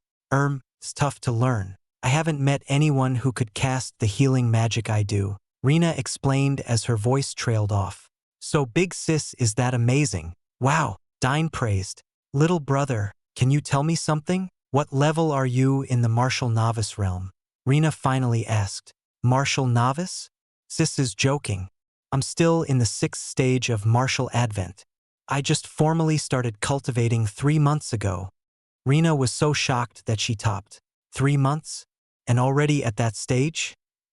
But you really are in the martial advent stage. Yeah, those apes were weak, though. Why didn't they use spirit? Dyne frowned. Spirit? Yeah. Dyne raised his hands and allowed spirit to cover his entire fist. Rena could feel a strange force in Dyne's hands. Before I began cultivating as a martial artist, my master made me study this. And he said I'm like a super genius. Oh, Big Sis, master told me to keep this a secret. But I trust Big Sis. Dyne laughed. Rena frowned. This boy is a prodigy. He can't be normal. How can someone in the martial advent stage fight against those apes? Could he be the hero of light? Rena wondered. Big Sis, I think this place is so far away from my first home. Could Big Sis tell me all about this place? All right, this is the Fringe Forest. It is a forest that is located at the far east side of the Scattered Kingdoms. We call this the Fringe Forest because not many set out to journey eastwards. It is a land of massive monsters. No cities or kingdoms could survive there because of the cruel and desolate place. Sounds awesome. It is, but it's very dangerous there. Near this forest is the town where I am at. Merkley. We are a desolate level town. But it's rather peaceful here. But there have been some strange things happening that are causing more strange actions. And we even had several monsters attack our village. We were so desperate that I saw something enter this forest and wanted to get it. Rena explained. What is it? I don't know. Rena sighed. Sis, what is a desolate level town? Dyne asked. Yes, we have several levels of town that are ranked according to power. Desolate level is a level 2 town. This continent ranks kingdoms and towns according to their power. The strongest empires, which were the first established ones and who have grown since the founding of this place, are called paradise. They have warriors who can kill the gigantic beasts in the great wilderness as if they were ants. Large kingdoms that have endured and survived over 100 years are called sanctuary.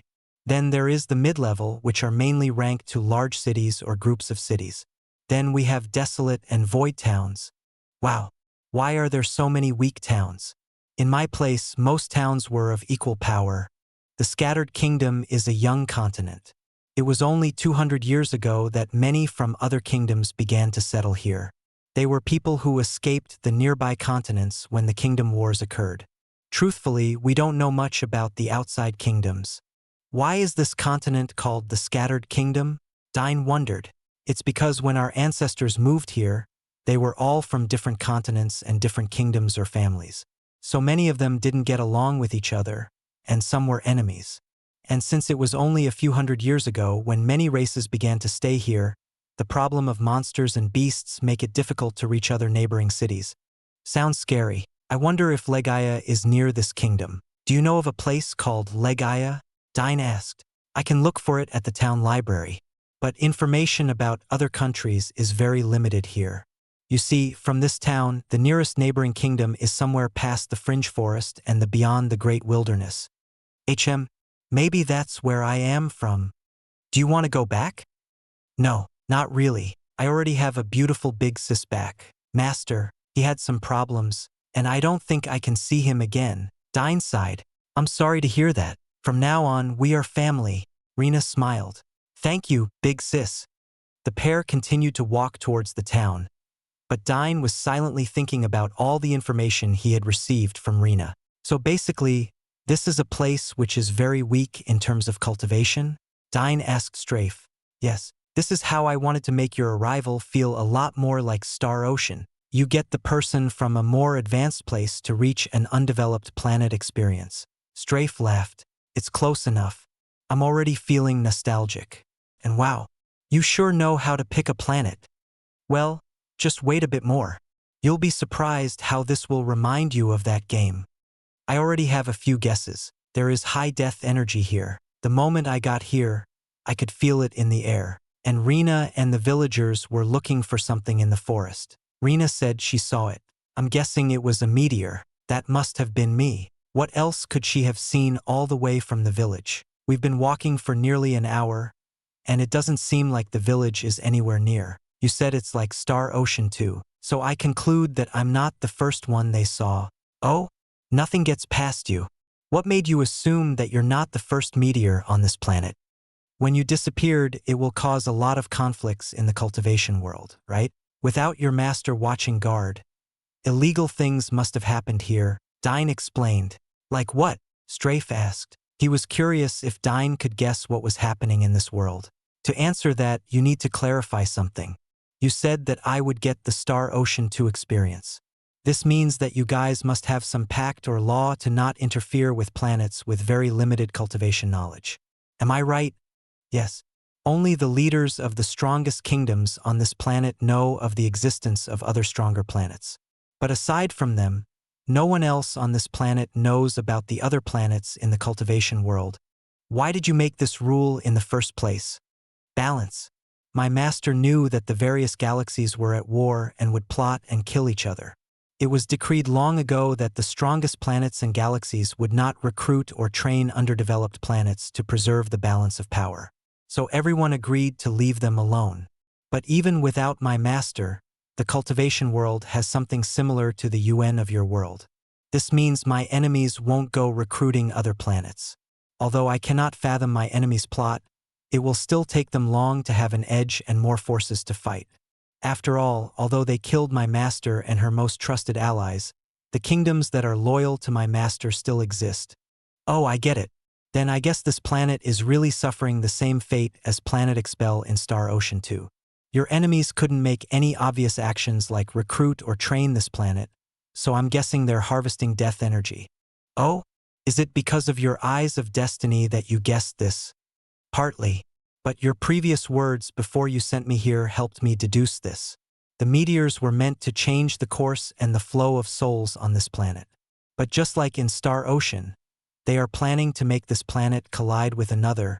Strafe was amazed at Dyne's deduction. Impressive as usual. You're right. As a god, I could easily peer into the fates of mortals and deduced that they would all die soon. And that's why I sent you here. You are someone who can change and escape fate. So what do you plan to do? Easy. Whatever these meteors are, they definitely must have strong time and space elements or at least dark elements. I'll use it to awaken Jito. Chapter 107, Monster Hive. Bang! With a single punch, a goblin was killed. A certain goblin had appeared as Dyne and Rena moved. It had a different form and had a greenish skin that had led several goblins to attack Dyne. Dyne had already dealt with most of them, and soon all that was left was the green goblin. Dyne didn't even bother to use Grim and used his fists to kill the goblins. Dyne acted like a child but also tried to show off his skills towards Rena. The green goblin received the aerial combo, which kept its entire body scent flying to the air. 17. Dyne shouted as he kicked once more. A goblin of slightly different shade was sent spinning in the air and fell down. Too bad I'm tired. Big sis, wasn't I great? I could do 20. But I think I'm exhausted from the fight with the apes. Dyne smiled. Rena gazed at Dyne with a very dazed expression. I'm still not used to the body of a level 6 martial advent. So I punched him stronger than I can. Dyne blushed. Rena was amazed and had even used her light power to see Dyne's strength. Big sis, what magic is that? Dyne asked as he looked straight into Rena's eyes, which had turned brighter. Oh, sorry, little Dyne. I used detect. It's a common ability that magic users like me use to identify the strength of others. Brother Dyne, I could see that you are at level 6 martial advent. But your normal punches look to give off the power to level 8. Is it spirit? Oh, that one. No, it's not spirit. That's what I meant by saying that I'm not used to a level 6 martial advent body. The amount of energy it has is stronger than my level 5 body. So whenever I would try to move the life energy in my body to concentrate in my fist, I sort of mess up. That's how my body would drop a few levels, but my hands go up 2 levels. Rena was stunned when she heard it. No fighter in the village or even in the kingdom had the ability to do what Dyne did. There is such a cultivation technique? What is it called? Rena asked. Dyne tilted his head as if confused. Technique? It's not a technique. It's just moving the life energy in your body. I just concentrate so that my force foundation will send the life energy and release and gather it on my hands, Dyne explained as he began to move the energy. Through detect, Rena could see the powerful force move into Dyne's hand. Amazing! Little brother, don't show it to anyone. This place has a lot of greedy people, and they will try to trick you. You shouldn't be careless in showing your abilities. Dyne smiled. He gazed at Rena and couldn't help but feel his heart warm. Thanks, big sis, but don't worry, I'm not so stupid. In my home, I had a lot of experiences with betrayal and friends suddenly attacking me. I showed it to you because I trust big sis. Dyne smiled. Rena smiled back. Then it's good that you understand. But little brother, how were you able to drive back those wild Kong apes? Not even a level 10 martial advent can match them in strength. So even with your ability to increase your martial advent level, it shouldn't be enough to fight them. Oh, that's because of spirit. Through spirit, I can somehow match them in terms of strength. That's why my punches hurt them. I'm guessing that my strength should be around the 10th level of martial advent if I have spirit. But that's still not enough. You were even able to drive back the Fire Kong ape in an exchange. Oh, big sis. It pertains to 2 secrets that I have. I have a secret body cultivation technique and an earth magic ability. My entire body is full of earth energy. And remember that skill I showed you earlier? That magic that allowed you to be covered in earth energy? Yup, diggin'. It increased my defense, so that's why I was able to guard myself against their attacks. And my special body cultivation grants me a stronger body. So in terms of fighting, I was barely able to match them. Rena's glanced at Dyne, who kept innocently talking as if he was a monster. The talent and ability that Dyne had vastly surpassed anyone she knew. Little brother, what about that scythe? Rena pointed at Grim, who was at the back of Dyne. It's my soul weapon, Dyne answered. So soul weapon? Rena screamed in shock. Yeah. My master gave it to me. Grim, please greet Rena. Dyne threw Grim, which reverted to its Jamard form. It stood back up and handed Dyne the earth jewel and began to cuddle with Rena. Rena was amazed at the scene, and she stumbled down. Little brother, please, everything you've shown me is a miracle that surpasses our current understanding. This soul weapon, you can't show it in town. The villagers will try to take it from you, and you could even bring a kingdom to attack you. That's how important soul weapons are in this place. And this one has already developed sentience. Rena explained. Oh, don't worry about it, Grim. Turn into a chain and connect with me, Dyne ordered as he disrobed his upper body part. The scene shocked Rena as she saw the rocky chest of Dyne. Grim's chain-like body wrapped around Dyne. Grim's head protruded out of Dyne's chest area and covered the earthly brimstone skin. The rest of the body coiled up around Dyne's body. Grim's tail blades had turned into a single blade, and it attached itself to Dyne's shoulder. It looked like there was a blade that had been stuck on Dyne's right arm. The blade somehow bent and reached all the way to the backhand. It looked like a chain was wrapped around Dyne's body, and the sickle of the chain was attached to Dyne's forearm. The power and energy that Grim was releasing disappeared. Even with Detect, Rena couldn't see through it. Amazing! Rena was stunned. Cool, right? As my soul weapon, Grim has a way of combining himself with my soul. Like this, only strong soul cultivators or mind cultivators can detect Grim. Not sure what to do with the Earth Jewel, though. Dyne frowned as he raised the Earth Jewel. That's where your pet hid, right? Yeah. Joro and Urin are hiding inside. It seems like it absorbed a lot of energy from the fight earlier. Suddenly, the Earth Jewel began to shrink. Oh right, I forgot to tell you, that isn't an Earth Jewel anymore. I turned the Earth Jewel into a monster hive with the basilisk's body parts. I also added a bit of my magic to it. Hold it up and send your soul in it. That stone can grow as small as that or as big as its former form, Strafe explained. Before, the large jewel was slightly bigger than the Areseru egg, but now it had shrunk to the size of a pebble. Rena was amazed at what she saw. This was yet again another miraculous item that Dyne had with him. Dyne frowned and tried to throw the monster hive on the ground, and it suddenly expanded back into its original size. Soon, Joro and Urin's heads suddenly appeared out of nowhere. It was as if a large head suddenly came out of it. It gave Dyne a questioning look. Sorry, Joro. Urin, it's nothing. Dyne reached out and took the stone as Joro and Urin's head vanished. Dyne took a closer look at the monster hive. He then noticed that this round object had a lot of small holes covering it. Dyne remembered that the basilisk had many small offsprings, and this must have been something inside it that housed all those dead snakes.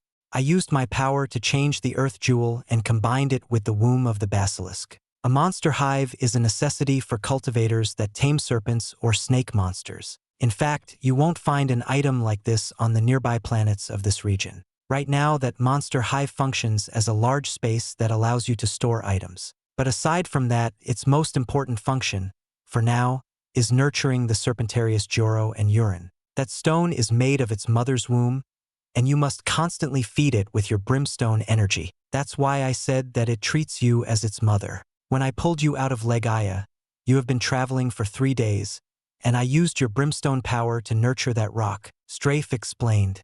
Little brother? What is that? Rena asked as she noticed that Dyne had fallen into a daze. Big sis, sorry. It looks like my master gave me something, and I am just receiving his instructions now. He is using a soul technique. I'm still figuring out what this item is. Dyne apologized. So it's sort of a dimensional item?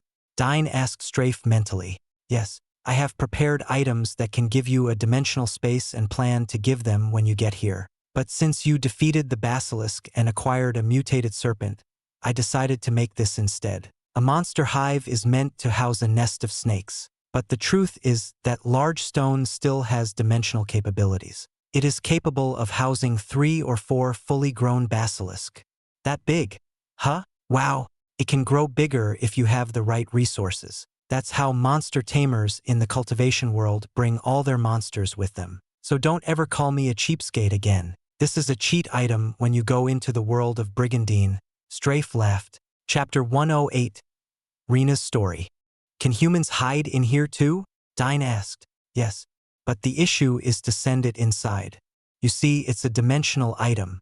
Joro and Urin can naturally move into it because it's based on their mother. And the basilisk has the innate ability of earth compression. That's how it can carry all of its young. So their offspring can naturally enter it. For you to bring humans and other monsters inside, you'd need to have time and space manipulation powers. So you gave me this because of Jito? Correct. Jito can do it even now, considering it's half awake. But constant use of its power will further drain the stored power. Your previous battle with the basilisk had already caused it to use a lot of its power in summoning that shield. So look for some power sources to awaken it. Alright, you've changed. You're no longer a cheapskate but a cheap person. How is this cheap? You gave me that after a boss fight, a basilisk which normally would have been fought at level 10. You easily defeated it. Yeah. But Zito was coming, so I'd be dead. I saved you. Part of the reward. Still, this is a great gift. Dyne smiled. Strafe would have argued more except that the basilisk was something only level 20 people could solo as they could resist the earth energy. Dyne was just such a genius and had the right element that the petrification no longer had any effect on him. Sorry, big sis, I was studying this earth power. It looks like it's more than just something that can harness earth energy. Dyne laughed. You have to be careful with that, little brother.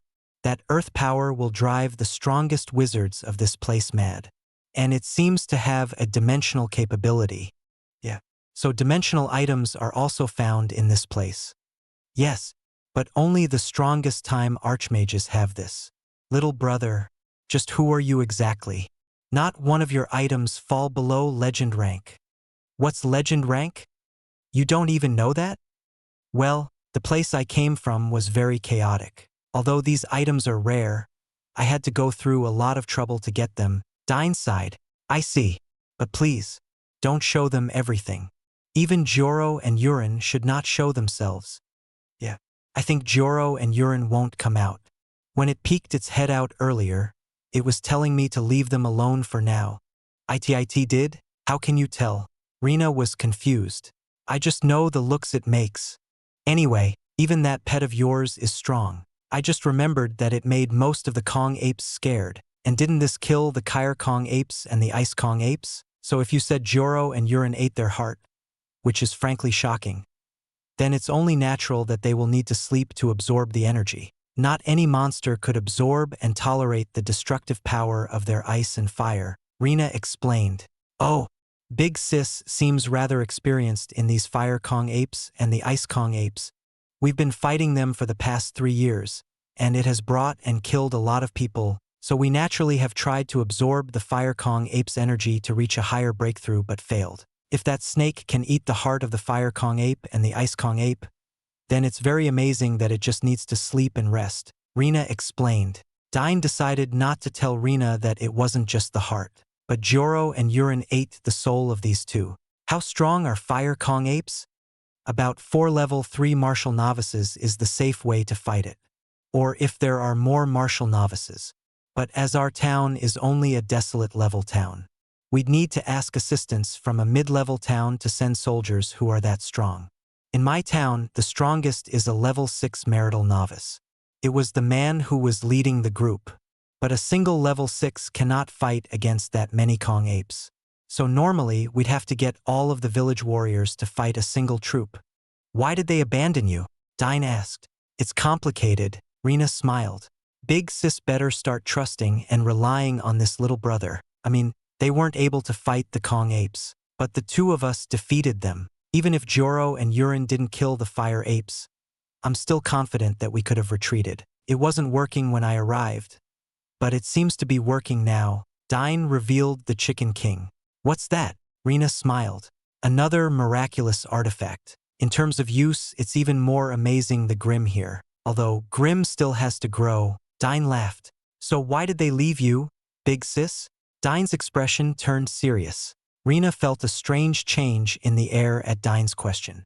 It's because of my identity. You see, my fiancé is the son of a guild leader in Trithfort, a mid-level town. I was very close to that man. We grew up together. But suddenly he changed. He used to be very kind. But one day he went back to the town and demanded to take me as his wife. Demanded? Dyne's expression changed. This sounded awfully familiar. I don't know what changed, but that town started to abuse and took advantage of us. They used to be kind and generous and would even help us. But now they are demanding us to pay for their protection. but they don't protect the village. It's as if we are paying them not to attack our village. In truth, other than me, Trythfort was planning to use us as fodder when they attacked the Kong apes. My town is doomed, Rena sighed. Dyne was silent but was now starting to understand what strafe meant on how similar this place is to the game. Rena's story had some similarities. I think the villagers of my town hate me or are jealous of me. My fiancé has also abused and even killed many of my townsfolks. So the village practically hates me. They were even willing to leave you to the Kong apes, so they can't be blamed for your death. Dyne deduced. Yes, Rena was slowly tearing up. Then, why don't you leave, big sis? Because if I do, I would have to marry my fiancé. Little brother, I also still have my parents in town. And despite everything that the town has been doing to me, I still love them, Rena explained. What was it that you were looking for in the forest? It looked like you were desperate to find it. The reason why the Trythfort changed was that they found a mysterious rock that fell from the sky. There have been a lot of changes around the world recently. Many rocks had fallen on different places and even caused the monsters to grow wild. The Kong apes is one example. The Kong apes? Dyne was surprised. Yes, they weren't ferocious.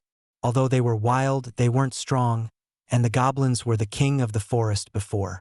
But now they have this forest as their territory. They don't usually reach as far as the place where you found me. And the Fire Kong apes and the Ice Kong apes only appeared when the rock fell. So you were looking for another rock? Was that why you went in this forest? Dyne asked again. Yes, Rena answered. I hoped that if we could find another rock and harness its powers, we could have enough strength to fight against Trythfort. It would fix all my issues. I would be forgiven by this town. I wouldn't have to marry my fiancé, and I would be able to save this village from the threat of the Kong apes. Actually, you did, Dyne smiled. What? Rena was shocked. I was the rock that you found. I may not be exactly like the previous rocks, but I am sure now, this isn't my planet. I didn't just move continents, but it looks like I come from a place beyond those clouds. Dyne pointed to the sky. Why you? Rena was shocked. Think about it, big sis. How else could I have abilities that your kingdoms here do not have? And weren't you so sure you found the place where the rock fell? You even made me bring you to the top of the cliff after killing those apes. That's right. And there was nothing there. It was my master. If he allowed me to crash on the ground, I'd be dead. So he made a way to make my fall soft. So there were no destructions or explosions. That's also why the villagers were angry at you. If you did saw a rock, it should have caused a loud commotion. But it didn't, did it? Dyne asked. You're right. Rena was stunned. She alone saw the rock at night. It was smaller than the previously reported rock. Even the meteor that fell on the fringe forest near the Kong apes, or the ones that fell near Trythfort, was visible and caused an earthquake when it landed. But this one, a small one that only Rena saw, didn't create a commotion. So I wasn't dreaming. There was a rock that fell. You did find the rock, only it wasn't a rock. And I promise you this, big sis, I will resolve all your problems. Dyne smiled. Rena smiled. Thank you, little brother. Rena smiled. Dyne knew that Rena was only saying this but still could not believe that he was capable of accomplishing this. Well, a village does hate her, and they are facing a mid-level village and an ape mob. I guess I gotta show off a bit more to make her believe me, Dyne thought to himself. It was then that Dyne detected a mob approaching them. Dyne smiled. Oh, they actually went after us? Perfect. I do have to investigate the crash site. Dyne bemused as he closed his eyes to feel the energy fluctuations. Oh, 3 locations? 2 small ones and a larger one. It looks like the meteor must have broken up as it entered this atmosphere. Big sis, it looks like our troubles are not over yet. A group of apes is chasing us. What? Rena was stunned. So I want to ask you this. Dyne paused for dramatic effect. What is it, little brother? Rena wondered. Do you trust me? Dyne reached out his hand and offered it for Rena to hold. Rena was confused at first, but then she smiled. Yes, she then held on to Dyne. Good, right on time. Let's run. Dyne shouted. Immediately several apes appeared from the bushes around them and pounced at Dyne and Rena. Chapter 109. Reaching Merkley. The sudden dash of the two had surprised Rena. Their running ability had a strange power, and both of them were moving at an unnatural pace.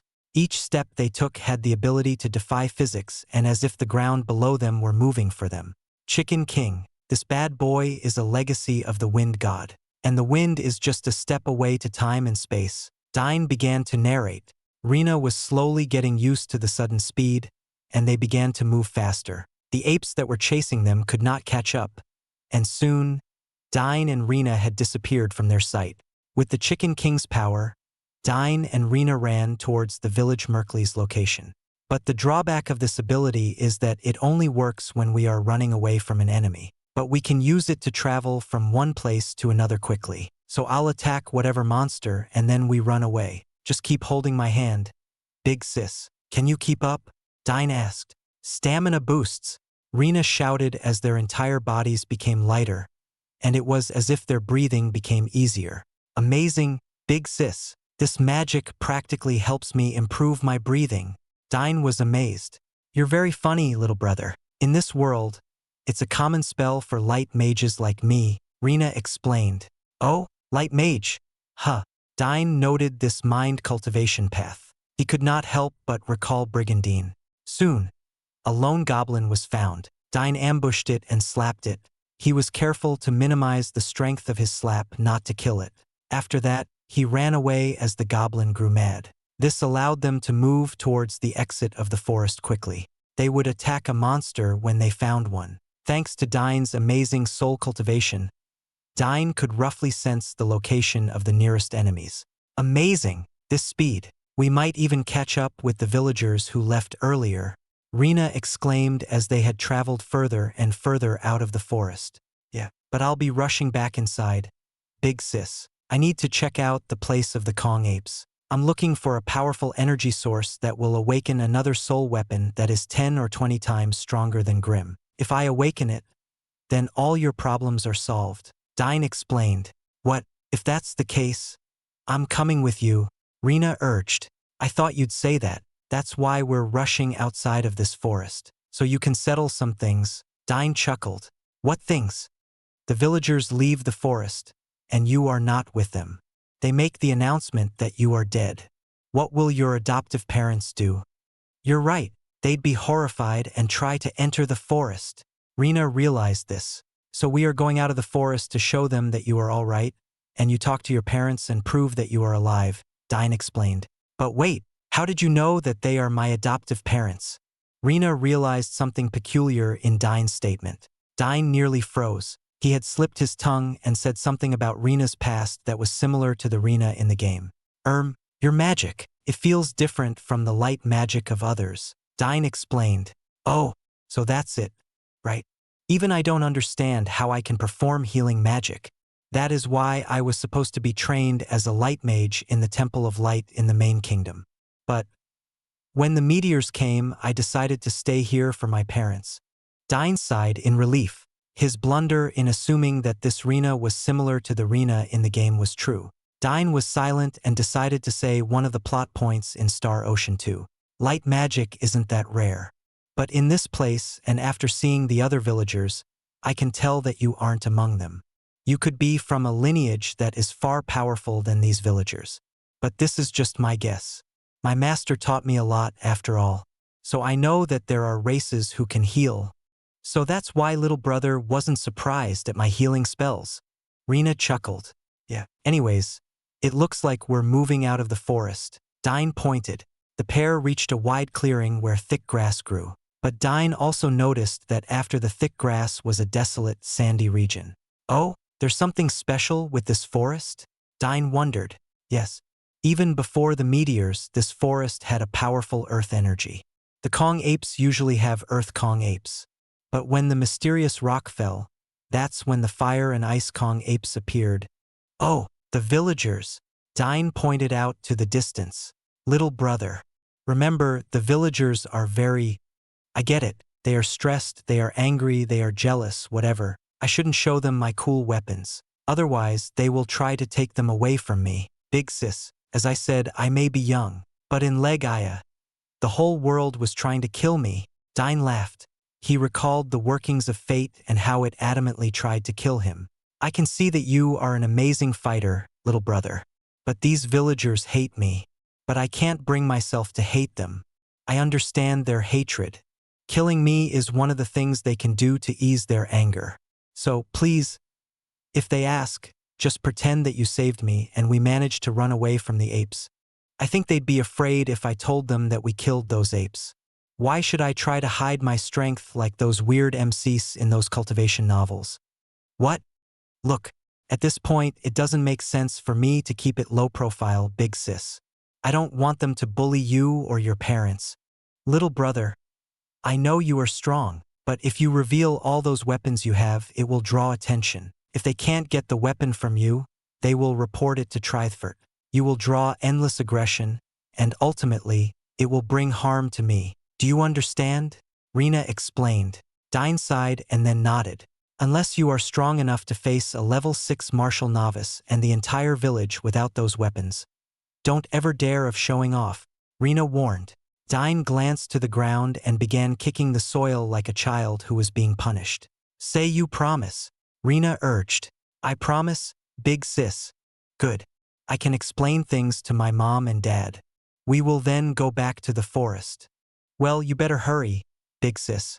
With my soul cultivation, I can see that the villagers are shouting at a middle-aged couple. What? Rena was startled and began to run towards the village. Near the entrance of the Merkley, a devastated woman and a very angry man kept arguing with the villagers. I'll tell him that you killed her, the man shouted. You've hated her since that incident. You wanted her dead. You idiots. She was one of the reasons why Trythfort didn't already send us out to war with those apes. It was her. We didn't kill her. The apes did. We noticed the apes, and we began to retreat. We didn't notice she wasn't there. An angry woman argued back. This was the same angry woman who stood with the leader of the villagers. That Rena was stupid. She was obsessed with fallen rock and nearly killed us all. If she said there was a rock, there was a rock. She was doing everything to help this village. She could have gone with Dominic, but chose to stay here. We would have died ages ago if Rena didn't protect this village. You act as if Dominic is a saint. He killed a lot, and that Rena deserves to die just as he deserves to die. The angry woman argued. You said those words. We will tell Dominic everything you have said. The man shouted back. Tell Dominic? Are you siding with that madman, Lucas? A lean and tall man asked angrily. Trey Hirschley, detain Lucas. No, wait, cut off his tongue. We can't have him tell that madman that we killed Rena. The lean man wore an evil smile. Stop, I'm alive, Rena shouted as she ran towards the group. The villagers were stunned to see Rena. Rena! The devastated woman leaped up as if she had regained her life. She ran towards Rena, and the two hugged each other. Rena! The man also followed and rushed to hug Rena as tears began to flow down his cheeks. Mom, Dad, I'm alive, Rena explained. You should have told us. Don't act on your own. Her parents began to chastise her. I'm sorry. Rena was so afraid at what she heard as she approached. The villagers began to murmur, and some were even cursing as they saw Rena. Humph, so you're alive? I tried calling you to get back, but you didn't listen. It's good that those apes didn't eat you, the lean man cursed. Boaz, we've been friends for years. How can you say such cold-hearted words? Rena shouted as tears filled her eyes. Friends, don't make the village go on a wild goose chase leading to an ape patrol. Who knows? You could have been trying to please Dominic by getting some of us killed and fighting with those beasts. You're definitely that madman's fiancé. You two deserve each other, the lean man answered. Boaz, that's not true. How can I dash? Shut up, Dominic's whore, the angry woman shouted, and the villagers began to hurl curses at Rena and threaten to attack her. Look, one of the villagers suddenly pointed to an area. Behind Rena was an innocent, lost, and slightly dirty 10-year-old walking towards the village. It's a kid. Boaz was stunned at what he saw. No one traveled alone in this place, much less a 10-year-old boy. The villagers were stunned at what they saw and observed the innocent march of the kid heading towards the village. Chapter 110. Keeping his promise to Rena. It's a kid, one of the villagers wondered. Dyne, Over here, Rena immediately called out. Dyne glanced at Rena and began to run faster. Rena? You know that child? Rena's mother wondered. He's barely a teenager. What is he doing here all alone? Rena's father was shocked. He was walking from the same direction Rena was. That is Dyne. He helped me escape from the ape. If it weren't for him, I'd be dead. Rena introduced Dyne to her parents. Saved you? Rena's father asked. Yes, he might be young, but he's very smart. He managed to lure the Kong apes and tricked them while we escaped. Rena decided to make up an excuse. Good child. The man rushed towards Dyne to hug him. Thank you. The woman also ran to hug Dyne and hugged her in tears. Believing that they had lost their daughter brought them to great despair. But now, when Rena stated that this boy saved her, they immediately welcomed him with extended arms. Child, where are your parents? Rena's father asked. Mom, Dad, he's alone. He was separated from his parents. He doesn't know where he is. Rena gave a vague explanation. No worries. You can stay with us for the time being, the father immediately offered. Thank you, Uncle. Dyne answered. A child saved you? Boaz finally interrupted as he moved closer to observe Dyne. He glanced at him and frowned. How old are you? Boaz asked. 10 years old. Dyne answered with a very intimidating expression. 10 years old? And you're already at the 6th level of the martial advent stage. Boaz answered. His eyes were glowing. It was the same ability that Rena used. It was the skill detect. 6th level? Many of the villagers cursed out and exclaimed.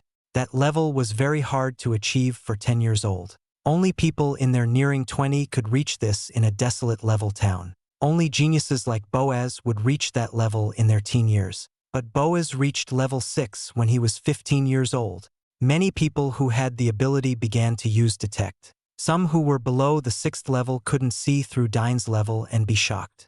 Zira, this kid's loaded. We cannot afford to make him an enemy. We don't know how strong his parents are. But looking at his level, he should be from a mid-tiered city at the very least. Who knows? He could even be from a sanctuary city. Boaz called out to the woman next to him.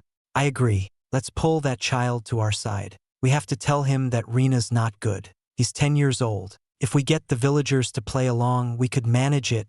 The woman called Zira answered. Hey kid, come over here. Boaz called out to Dyne. No, Rena shouted and stood between Dyne and Boaz. What's the matter? I just want to talk to the kid. He seems lost and not from around here. We have to do our part as villagers and welcome guests and explain the current situation. Our first priority is to get him back to his parents. You might have noticed that he's very high in the martial advent stage for someone of his age. Boaz sneered. Dyne was silent. Vaughn was just a year older than him, and he should reach level 6 soon. If he cultivates according to Dyne's plans, it was possible for Vaughn to reach the 7th stage the next time they would see each other. So a desolate level is quite weak. They probably don't have anyone getting past the martial formation stage. Dyne noted. Hey kid, I am the leader and strongest warrior of this village. I'd like to talk to you. Okay. Dyne rushed in and evaded Rena, who tried to stop him. It was like a little kid playfully running around. What's up, uncle? Dyne smiled as he stood before Boaz. Listen, are you looking for your parents? Yeah. Why? Are they from a mid-level city? No. Big sis Rena told me about this place. I'm not from the Scattered Kingdom. Everyone was shocked at Dyne's words. Not from the Scattered Kingdom? Many chorused together. Rena was stunned at Dyne's words but did not argue with him. If Dyne had a mysterious backing, then the villagers wouldn't harm him in fear of whatever backing Dyne had. Where are you from? What kingdom? Krusty Krabs. Dyne answered vaguely. The Filipino kids that Dyne befriended all added him to his social media account, and Dyne noticed that all of them would put odd answers in their profile. All these kids placed Krusty Krabs as the answer as to where they worked. Krusty Krabs, Boaz repeated. What town is that? Boaz asked an old man among the crowd. The old man shook his head. Boaz frowned and turned back to the kid. Young master, might you tell us the name of the town? Boaz spoke with a more respected tone, fearing that this kid would have a backing that could easily crush a paradise-level city in this continent. Edsa Pusoemo. Dyne answered again. imitating the strange bio answers that the Filipino kids used in their social networks. Edsa pusoamo? The villagers began to murmur. They pronounced it wrong. It must be somewhere so far away. Form the city name itself. It sounds like it used languages that we don't understand.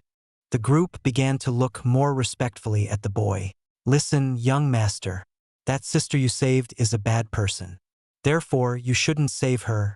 Oh, she is? What did she do? Dyne asked innocently. She killed a lot of people, Boaz explained. So don't you go out and help her. She might look pretty, but her personality is worse than a Kong ape. Wow, is it worse than those large apes? She's that bad? Dyne gave a surprised expression. That's right. So the next time you see her in trouble, don't help her, Boaz explained seriously. Lies. Don't believe them. They are just Rena's father cursed. But the villagers began to clamor and throw things towards Rena's father and their family. The items had rocks in them, and Rena actually created a light shield to protect her family. See, little brother? All of us know that this lady is evil. Look, who do you believe? That big sister or this entire village? Oh, is this really the case? Dyne had a surprised expression. Yes, that's exactly the case. Boaz began to put his arms over Dyne's back and led him further and further from Rena and her family, who were busy blocking the rocks hurled at them. But she had healing powers. Dad said that people with healing powers are good and kind. Dyne innocently argued. Don't believe them, Rena's father called out. Rena continued to channel the light energy. She was starting to worry if Dyne believed these people. But she also helped me. When I was fighting the Kong ape, she healed me and made my stamina feel great. So how is she a bad person? She wants to use you. When she saw you, did she use detect? Yes. She wanted to sacrifice you. That's what she did. She wanted to make you fight. But luckily, the young master is strong. So she kept using you to get out of the forest. See, the entire village hates her. She has been this to us, Boaz explained. Dyne had a startled expression and kept glancing at Rena. Remember, young master, that Rena is evil and a bad person. Boaz continued as he allowed Dyne to see the angry villagers who kept shouting and trying to silence Rena's father and mother trying to shout and warn Dyne. But Rena said, she would be my big sis. Dyne childishly argued. Don't worry, I'll be your big sis. Zira smiled as she offered. And don't worry, I'm stronger than that. Rena, watch. Zira bent down and picked up a rock and threw it towards Rena. The rock was coated with a strange power and pierced through the shield, and struck Rena's father on the shoulder. Ugh, Dad, Rena shouted, but she couldn't do anything and maintain the shield. Otherwise, her mom would get hit. Ha ha ha, good throw, Zira, Boaz smiled. Dyne's face finally twitched. The previous rocks that struck Rena's parents before Rena cast the shields didn't hurt her dad much since Rena's dad had some cultivation. But that attack, which contained martial energy, hurt Rena's parents. That is what she deserves. You should throw a rock too. Go ahead, it's fun. Don't you like to throw rocks? Boaz asked. Dyne smiled. Sure. Dyne then bent down to pick up a rock. Weird. This rock looks strange. Dyne marveled. Dyne was pretending to hold a rock. But through Grim, the fire energy raced towards Dyne's hand. The sight was so amazing that it caused the nearby villagers to stop and point at the rock. Why is this rock on fire? Dyne wondered. Let me see. Boaz bent down to look at that rock. As his face was descending, Dyne's fist suddenly rose with incredible speed. Rising dragon fist, Dyne shouted as his fist clashed the jaw of Boaz. Smash! Shoryuken! Dyne shouted as he vaulted up in the air and threw Boaz flying several meters up. With Grim's ability to hover, Dyne descended faster and grabbed the airborne leg of Boaz. He flung Boaz like a log with a quick spin and smashed the back of Boaz's face onto the woman called Zira. Bang! The two were cultivators, and the sound of the impact was like two rocks colliding. Dyne allowed his rage to explode in his heart. Strafe noticed it and was stunned. Berserker! Strafe identified the strange power that erupted. Impossible! Is it because he is brimstone that he can cast such a dark spell? Dyne wasn't done with using Boaz as a stick. Instead, He raced forward and began to smash Boaz to the other villagers and aimed for those who were throwing stones at Rena. Smash! Smash! Smash! It was so sudden and fast that the many trained fighters couldn't react fast enough. Finally, Dyne threw Boaz towards the high wall that surrounded the town. Smash! Little brother! Don't! Big sis, you made me promise that unless I can face a level 6 martial novice and the entire village without using them, can't show off. Dyne stood strongly as strange energy enveloped Dyne and began to make Dyne's body grow brighter.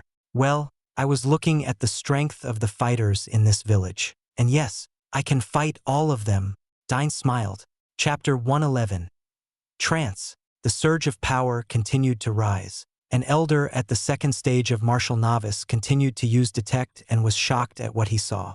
The level 6 energy of Dyne rose and reached level 9. What kind of technique is this? It goes beyond novice level skill, the elder exclaimed. The bright light had coated Dyne with slightly purple energy. Dyne's eyes and hair all followed the same color. Dyne's expression was no longer the casual and carefree person. Great anger appeared on his face. You think I'm an idiot? Dyne shouted angrily. Do you think that I would fall over some cheap lies? Weak. All of you are weak. You didn't want to fight against that mid-level city and cowardly hide and cry here, and you blame your shortcoming on Big Sis. Big Sis is the only one who kept fighting, but instead of choosing to follow in her footsteps, you choose to bully her into taking out your anger. If you are truly angry at Dominic, then rise and fight. You filthy cowards. I will show you the vengeance that her heart requires. The intense emotions of Dyne began to affect those who were nearby. They could feel the rage and anger of Dyne, and it was as if there was a strange fear that was budding in their hearts. The thick death energy in Dyne is being leaked, but Dyne is using the Imaginarium Bond to cause this death energy to live, so it's reverting back to its pure form. The mist. Strafe observed the energy that was powering Dyne. But since when did he learn of the path of the Berserker? And what's with the strange lights? Why did he use the Imaginarium arts to— Wait, that's it. Strafe suddenly recalled another PS1 game that had similar powers. By using the Imaginarium Bond to reflect the anger, the fear, and the negativity, Dyne was able to provoke his emotions to surge at a point that the soul was actually enraged. The Berserker cultivators are considered pseudo-soul cultivators because they can use their emotions to further improve their powers. The technique is similar to spirit. Through harnessing the emotions, the martial body is stimulated. The body's death energy creates a powerful reflection of the emotion and adds a layer of power. But Dyne's version was an even more advanced form. Dyne not only allowed the death energy in his body to be stimulated, but his soul, which also contained the soul powers of the mist in Legaia, radiated this power. He's using soul cultivation to enhance his berserk. Strafe marveled at the sight. Berserker was primarily a skill related to body cultivation, but Dyne used a soul cultivation equal to what berserkers do. Strafe began to observe how Dyne, who was a happy person and who was aligned to the light, could perform such acts. And then he saw the trigger that Dyne used. He used the mist's negative power to make his soul berserk. Strafe finally understood. The powerful form of Dyne was something that no other cultivator in Merkley had seen, so everyone was hesitant to fight back. Boaz finally stood up. He was missing several teeth, and his jaw was burnt. "Kill that brat," Boaz shouted. The surging power of his soul rushed and compressed itself in a single point in the air. Seed's power sent out a vast amount of energy towards the compressed point with the elemental spirit. "Free energy," Dyne shouted, and the soul energy was released, creating a brimstone explosion. Boom! The explosion occurred right in front of Boaz and shocked the nearby cultivators. Boaz was sent flying back several meters and crashed onto some of the villagers. "Anyone else?" Dyne laughed as he began to draw the energy from Grim. Powerful fire energy was emerging around Dyne. "He's a berserker." One of the elders noticed the strong power. The child was very dormant and kind, but then suddenly, he transformed into a ruthless monster. "Berserker!" The villagers exclaimed at this, and many began to flee. They had long heard of abhorrent cultivators that love slaughter and killing. The Imaginarium Bond created an image of great hellfire as Dyne released the heat within his heart. The sight and the sensation of the heat made the warriors pale and take a step back. Their best warrior had fallen from that strange attack, and no one dared take a step forward, for it would mean death. But most importantly was that Dyne had recreated a thin layer of mist. And as none of these villagers were soul cultivators, the feat that the mist brought paralyzed them. Rena was stunned, silent. She had met Dyne and knew that he was a cultivator of the light. The powers that he showed and used were light elements. Even Grimm was a creature of holy fire. And yet now, Dyne was employing powerful arts that she knew belonged to the darkness. Many began to flee in as the terror struck their hearts, and the other warriors were slowly stepping back. Seeing that the villagers did not intend to attack, Dyne began to absorb the energy once more. An invisible soul vortex appeared and began to suck the force. Strafe was shocked because this was the same technique that Jito was using to make the mist rush to their area. He can copy it already? Although the application was 100 times weaker than the powers that Jito used, it was enough to call back mist that Dyne had released. Big sis, heal that Boaz. I may have hit him too hard. Dyne suddenly laughed as the bright lights and the anger in Dyne's eyes immediately disappeared. The Imaginarium Bond was allowing Dyne to see different memories that made him smile, and the dark emotions disappeared. Big sis? He is bleeding to death. Dyne reminded as he pointed to Boaz. Rena was awakened and immediately noticed that Boaz had a terrifying wound on his chest. Boaz! Rena shouted. She began to cast healing spells on Boaz. Dyne sighed. He knew that Rena was too kind, and although things are bad now, Rena did consider this Boaz a friend. You used trance? Strafe asked Dyne. Yeah. Was it cool? Cool? That was dangerous. You showed an ability that only dark cultivators use. That death energy of the mist went into your soul. Hey, it worked, didn't it? Trance in Final Fantasy IX was explained as a state that occurs because of the surge of emotions. It was one of the most important aspects of the story. Even Kuja made his last gambit to use trance. Dyne explained, but that was a game. You just recklessly tried something in your soul. I wasn't reckless. The game only inspired me, so I did that. I have long felt that the soul gets stronger whenever it has certain emotions. I'm guessing light cultivators use positive emotions such as hope, determination, and love to create it. The Imaginarium Bond is an entire soul artifact that uses great loyalty and love to create. Wasn't that also the power that I used to convert the many souls in Legaia?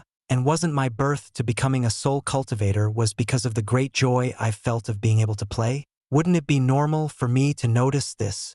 Dyne gave a barrage of answers. Strafe was tongue-tied. He didn't know how to answer Dyne. Amazing, you really could figure these things out, Strafe marveled. I have to. For a master, you're not really very helpful in giving me techniques. You still haven't taught me any techniques, and apart from the technique you promised, which is related to meta, you didn't give me squat. I have to observe your potential. Cultivation can be trodden in two ways. One is to walk on a path already set. Most people in my world do this. They search for legacies, powers, teachings, and so on to tread on. But that is a weak path. It is limited. The most powerful cultivators in my world sought their own. You are a genius in soul cultivation and even showed great potential in body and mind cultivation. And that was all you. Why would I begin to damper and hinder you by showing you the path that other people walked on? You are a genius who even managed to create a brimstone heart. Why teach you powerful techniques when your growth can allow you to create freakish techniques naturally? Strafe argued. Still, you're cheap. You could have taught me some fighting techniques. I did, or rather, I have laid it all down in the games you are about to play. You just have to get to the point where you can learn it, Strafe argued back. Still, you're cheap. Strafe didn't know how to respond to that. After 2 casts, which allowed the wound to close, Dyne moved to stop Rena. Big sis, you've done your part. If you heal him too much, it might be troublesome for me. Dyne laughed. Rena was startled at Dyne's interference. The villagers had allowed Rena to move in and did not hinder her. Stop, a woman cried. Dyne turned around to see who it was. It was Zira. You criminal! How dare you attack us? Many of us are wounded, and you dare to stop Rena from healing dash. Smash! A rock that was coated with fire shot towards Zira's face. That's how you throw a rock. Ah! Zira shouted in great pain as the sank in her jaw. The rock penetrated the cheeks and entered the mouth, shattering a few more teeth in the process. You guys are pathetic. You abuse Big Sis and demand for her to heal you? I made Big Sis heal Boaz because I knew she cared for him as a friend. She cared for all of you and even told you about the rock that fell in the forest. Well, let me tell you this. She found it. It was me. That's how I ended up here. I came from a kingdom far away from my home, and by means that you can never understand, I got sent here, Dyne shouted. I happen to have the power to save your pathetic town, but seeing how you treated and plotted against her, I'll just save her and her family, Big Sis's mom and dad. Pack up, we're leaving, buy whatever you need. We'll be staying in the forest, Dyne said as he waved a card, which tossed a lot of Legaia gold on the ground. It was a huge pile of pure monster life energy. Everyone who saw it lusted after the amount. Dyne was confident that the gold in Legaia would be the same in this place, and by the looks of the villagers' expression, he was right. Rena's parents were shocked at the amount. Dyne finally looked at the gold and had a peculiar expression. Whoa, since when did I become so rich? He wondered. Chapter 112, Shocking the Villagers. The amount of gold that Dyne threw out became a huge pile that was high as a meter tall and about the same size wide. Gold storing card, the elder exclaimed again. Rena was glancing at the card with surprise as well. By the looks of it, it's even a purple card. Rena's mom was shocked. Young Master Dyne, we don't need that many. We can buy food for a month with this small amount. Rena's father trembled and took out a small amount from the gold pile next to him. But then he noticed that the golden chunks he took had a strange glow. The purity rate of this gold is amazing. This ought to be worth 1,000 already, Rena's father exclaimed. I take it back. Only this. Rena's father left a lot, and only 1/4 of the gold he originally took remained. Big Sis, shouldn't I have shown this? Dyne helplessly asked.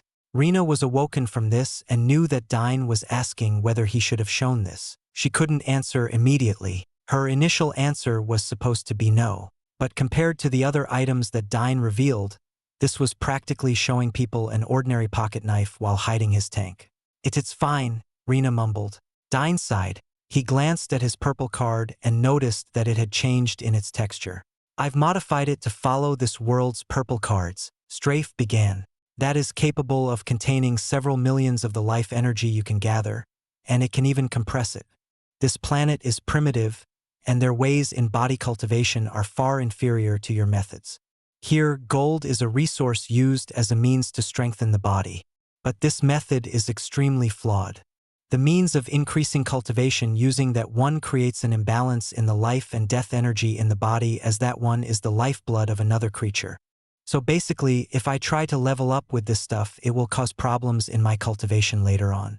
Is that why these guys are stuck in martial novice? Yes, I see. So that godly technique you taught me to absorb the experience and leave the gold doesn't disrupt my cultivation? No wonder. I always wondered why you didn't make me take it. Interesting. I should meditate on that technique and see if there are ways to enhance it. Dyne wondered. There are no ways to enhance it. That is a technique that has been developed since the start of time. Countless gods and goddesses have held that technique and taught geniuses how to use that. You might be a genius, but Dyne walked to the gold pile and gathered roughly the same amount that Lucas had on his hand. Suddenly, Dyne caused the energy from the gold and wielded it on his arms. The energy coursed through his brimstone heart, and a purging occurred. The energy then became pure as the experience that he could gather in Legaia. Dyne then moved closer towards Rena and reached out his hands, which held the purified life force's power. Dyne then concentrated as he held his hands over Rena's chest. A surging force erupted as Rena felt her martial energy rushing out of her. Relax and allow my powers to flow in you, Dyne smiled. Rena's expression changed as her body trembled. A bright light began to surround her.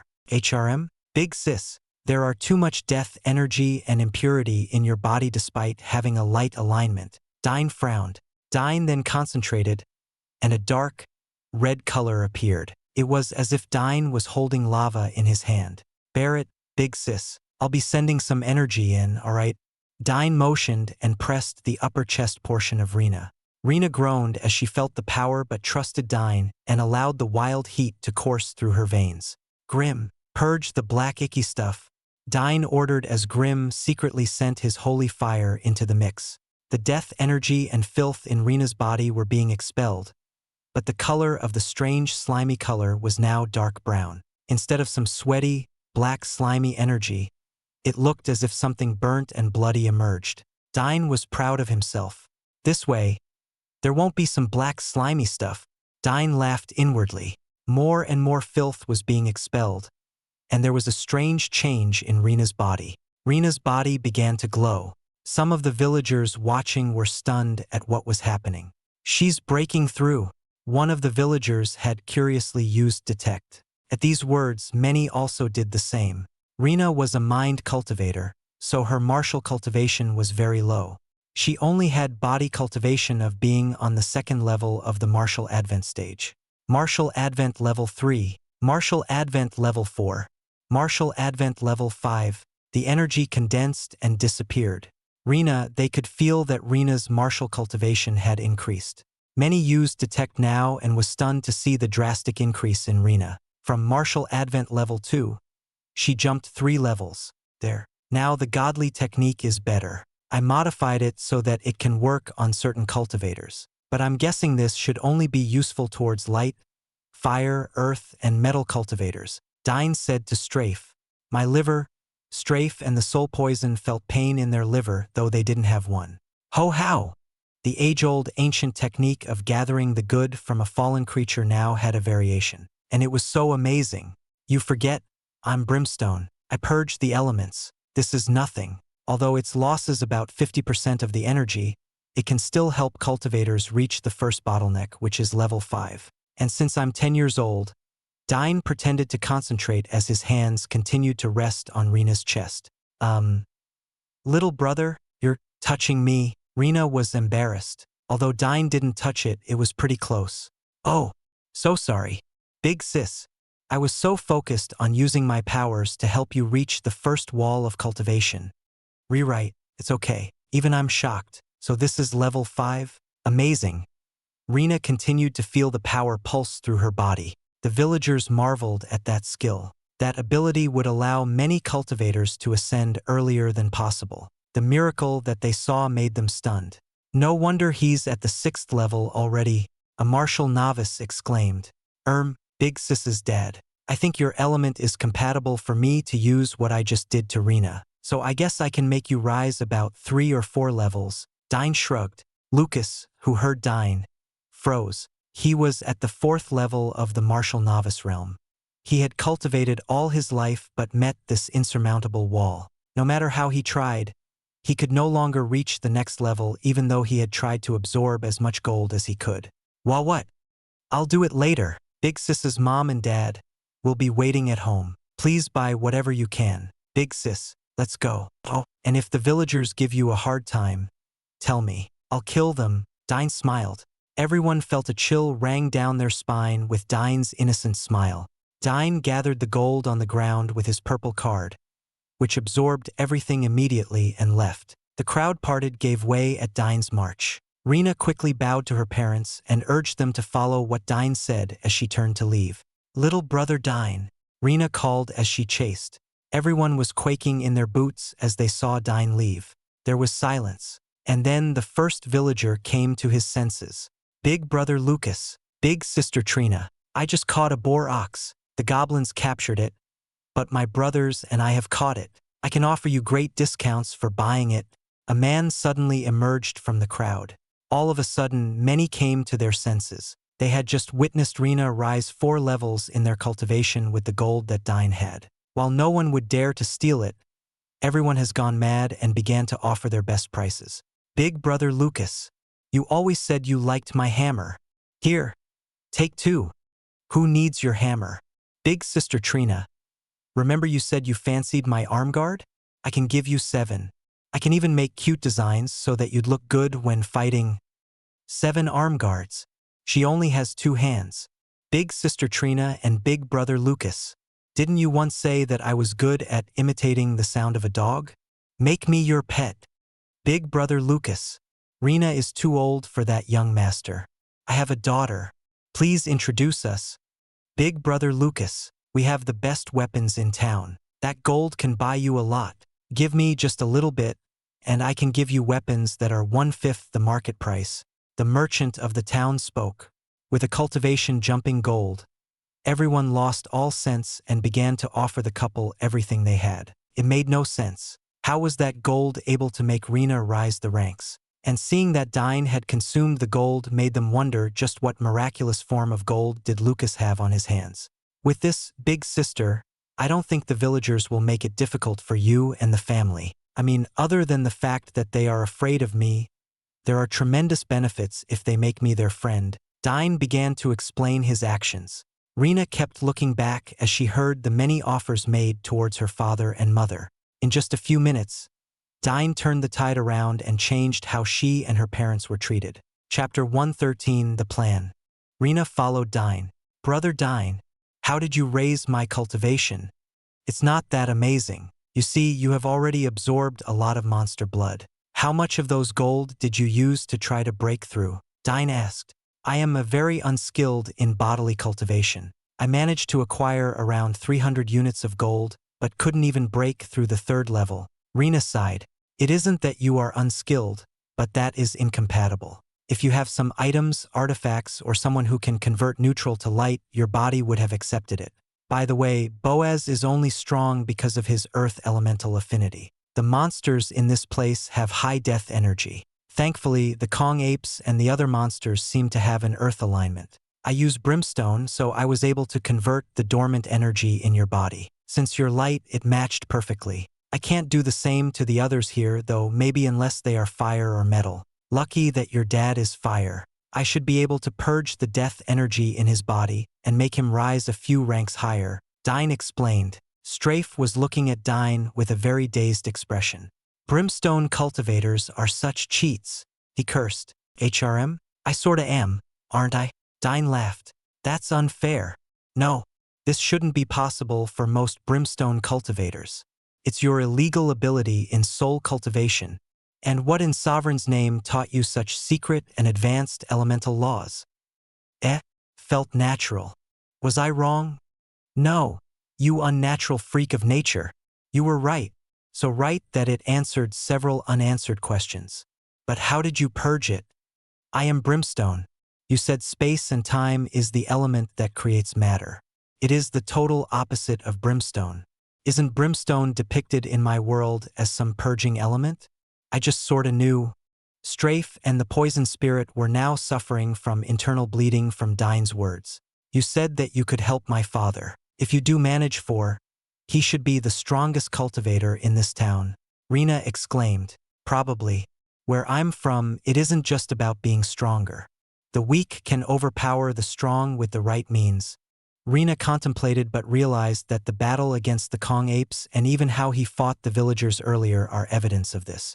Lit brother, should I get used to your miracles? She giggled. Sort of. I have a feeling that the country where I am from was far more advanced. In our country, we don't absorb monster blood, Dyne explained. You don't. So you guys didn't know? I thought your town was just desperate. Drinking the lifeblood of monsters takes in their death energy as well. Only a few parts of the monster have life, so while it can grant you an increase through the stored power and force, it pollutes the body. Be thankful that you didn't train. Otherwise, it would be difficult to cleanse your body, Dyne explained. There was such a thing? Yeah. No wonder this town is only at a desolate level. It doesn't understand basic principles in cultivation. Don't worry, I'll see what I can do to help you. For now, give me a tour around town. Dyne laughed.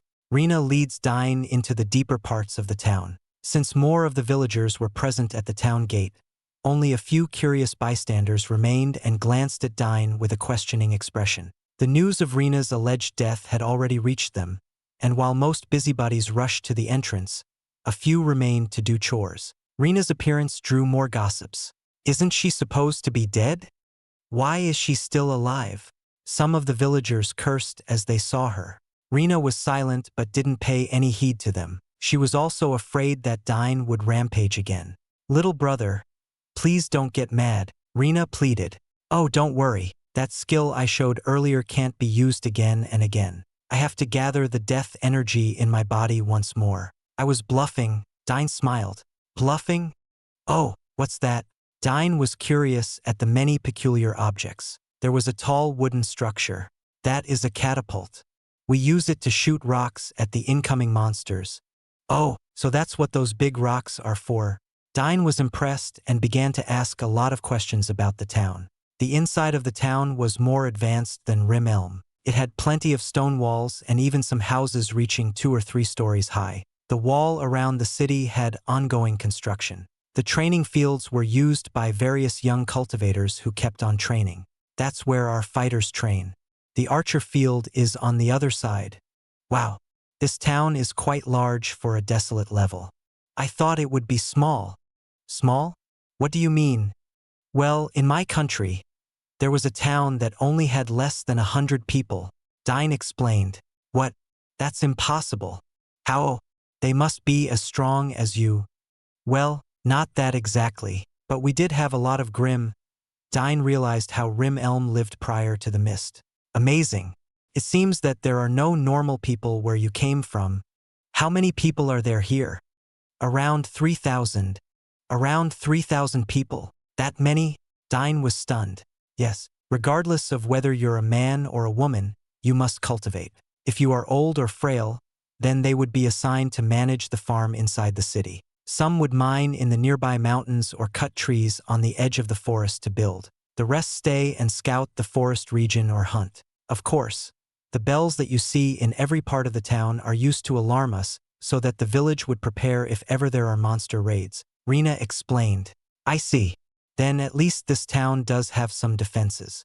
How often do the Kong apes attack? The Kong apes don't attack the city very often. The archers in this town have some training. We used to be a town that can train archers since we have very good teachers. You didn't train to become one? They require a cultivation level reaching the level 6 of martial novice. Since any lower and most of the monsters won't get hurt by their arrows. So I never managed to try. But since I had a powerful affinity with the light element, I trained as a priest. But in this town only, I have that potential. Right? Dyne nodded. Rena was even far purer than even Grimm. It's alright. Focus on your light element. With your ability to heal, you are still a tremendous asset to this village. As for you martial body cultivation, I'll figure something out. The group slowly reached the eastern side of the town. This region was the farmland and various crops were growing. Soon, they reached Rena's home somewhere on the western side of the town. Sorry for the mess. Rena laughed with an embarrassed expression. Rena had a rather humble home with only 2 small rooms, which served as a bedroom, and the main room with a table and some chairs. Dyne had guessed that most of the cooking was done outside. I'm sure with little brother's strength. He is used to living in castles. The last castle that I was in had a lot of monsters that were trying to kill me. I really don't mind, big sis. Go ahead and make preparations for our trip. We will be staying in the forest for quite some time, Dyne explained. Little brother, what exactly are we going to do in the forest? It depends on what you know about the meteor. The meteor? It's what we call the large rock that fell from the sky. You said that the nearby town changed when that meteor fell. And another fell in the forest which caused the Kong apes to go wild. We don't know much about the Kong apes, but the changes that happened in the Trithfort were diverse. Many of their warriors grew in their cultivation, and some even began to develop powers that we didn't understand. We are a desolate town, after all. Our knowledge is limited, but both groups began to act all weird after the meteor, right? In a way, Trithfort became greedy because they found out about the meteor in the forest. But when they tried to look for it, the Kong apes overpowered them. As such, Trithfort is marshalling an army to attack it. And as the villagers said, we were supposed to be cannon fodder. Rena sighed. How long until Trithfort plans to attack? I think in 2 months, Rena answered.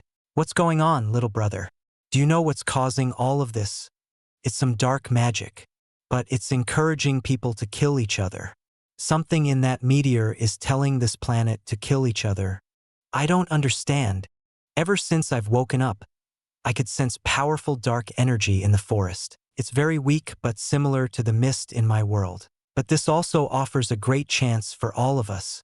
Dyne smirked. A chance? A chance to change fate. Right now, it can't see me. Whatever God sent, those meteors can't see the changes in fate because I don't plan to act directly. But for now, I want to go to the forest to get to the meteor. My priority is awakening this. Dyne pointed to the jewel he had hidden underneath his scarf. The meteor brought with it powerful dark element. And thus, it should be perfect for little Jito here. Dyne smiled. Chapter 114. Calamitous Slime. Rena made preparations for their trip. As Rena made her preparations, Dyne found an interesting collection of books that Rena had. While waiting, Dyne began to start reading the books. There were several books on history, some collections of maps that Rena said she needed for her travels. There were books on the many medicinal plants that the world had.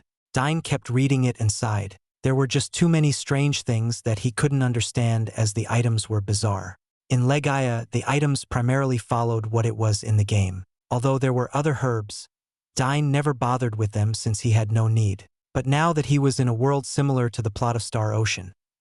Second story, his inner madness awoke, and he began to read books to learn more things to increase his skill level. But the herbs he found were strange, and the book he had showed the pictures and the name and didn't tell him what it could do. And this one, Dyne asked as he pointed to a strange green herb. Little brother, that's a blood-clothing herb. It is used to close wounds. It's one of the most basic herbs that cultivators need.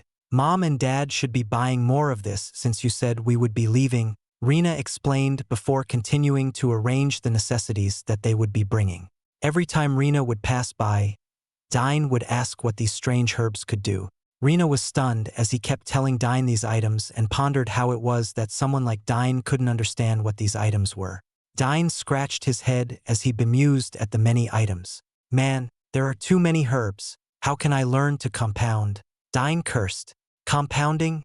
Rena asked as she circled back, carrying some of her parents' clothes to prepare for their trip. It's a skill in mixing herbs to create other items. Dyne sighed as he explained. Ah, is it similar to alchemy? I have a book like that, Rena explained. She rushed towards the small bookshelves and dug through the pile of books, and brought out a small book. Calamitous Slime Book of Basic Alchemy? Dyne grew curious at the sight of the book. Yup, this is from one of the famous alchemists that we have here. That copy was a gift from one of my friends in the Light Temple. She said that this is one of the few signed copies. Oh, what a treasure. Your friend might have a crush on Big Sis. She's a girl, Rena laughed. So, isn't it common? It was very normal back from where I was from. Well, what? Rena was shocked. Never mind, it might be a cultural thing. Dyne shrugged and took the book from Rena. The moment he touched it, a strange vibration occurred as Dyne felt something strange in his mind. Dyne could see several strange visions about a man locked in a strange lab and had a jolly mad time compounding the many herbs present. Then the vision changed to that of a man who was writing a book. Tears began to fall on her eyes. Dyne was so stunned that he fell into a trance and a strange glow began to appear in his eyes. Soul search? But how? Strafe was stunned at what he saw. This was one of the amazing techniques that only the elite like his master could do. Dyne dropped the book as he was started and awoke from his dazed expression. Little brother, what's wrong? Rena asked as Dyne trembled. The memories that Dyne saw flashing in his eyes were strange. Big Sis, you said this is a signed copy. Yes, my friend's parents were rather close with the enigmatic alchemist, Calamitous Slime. She said that he owed her parents a deep sense of gratitude. This book was one of the gifts she received directly from Calamitous Slime. That is actually a top-rated book amongst alchemy. When I left the Light Temple, she made me promise to keep it. Even though this book was precious to her, she said that giving it to me will force me to return it to her. Rena explained. She gave a reminiscent smile. Life was so good in that temple, but then the meteors happened. I banished the thought of visiting her again. Little brother, you are starting to give me hope. That temple is like a second home to me. That's nice. Just hold that thought. Dyne ignored Rena's sudden sentiments and began conversing with Strafe. Rena was shocked at Dyne's reactions and frowned as she turned around to continue packing. "What happened?" he asked Strafe. "What happened?" "You dash. You. How did you do that?" "I don't know what I did. And honestly, I didn't do it. It somehow forced me into it, and I saw memories." "It forced you? Amazing. That book isn't ordinary. What you did is a soul technique called soul search. It's a very complicated soul technique that allows soul cultivators to peer into the soul of another. Peer into another soul? That was like as if I absorbed many parts of his memories and knowledge. That is the benefit. You've heard the phrase of artists, authors, and singers pouring their heart into their work, right? Yes, that's exactly what this is. That item you had is a rare but very inferior item that is called a legacy artifact. There are different ways that it can affect an item. The Chicken King is a legacy artifact. The Wind God bestowed the legacy of his speed and haste. He imparted it to have the same mind ability that he has. In Legaia, the War God icon, Evil God icon also has the same attributes.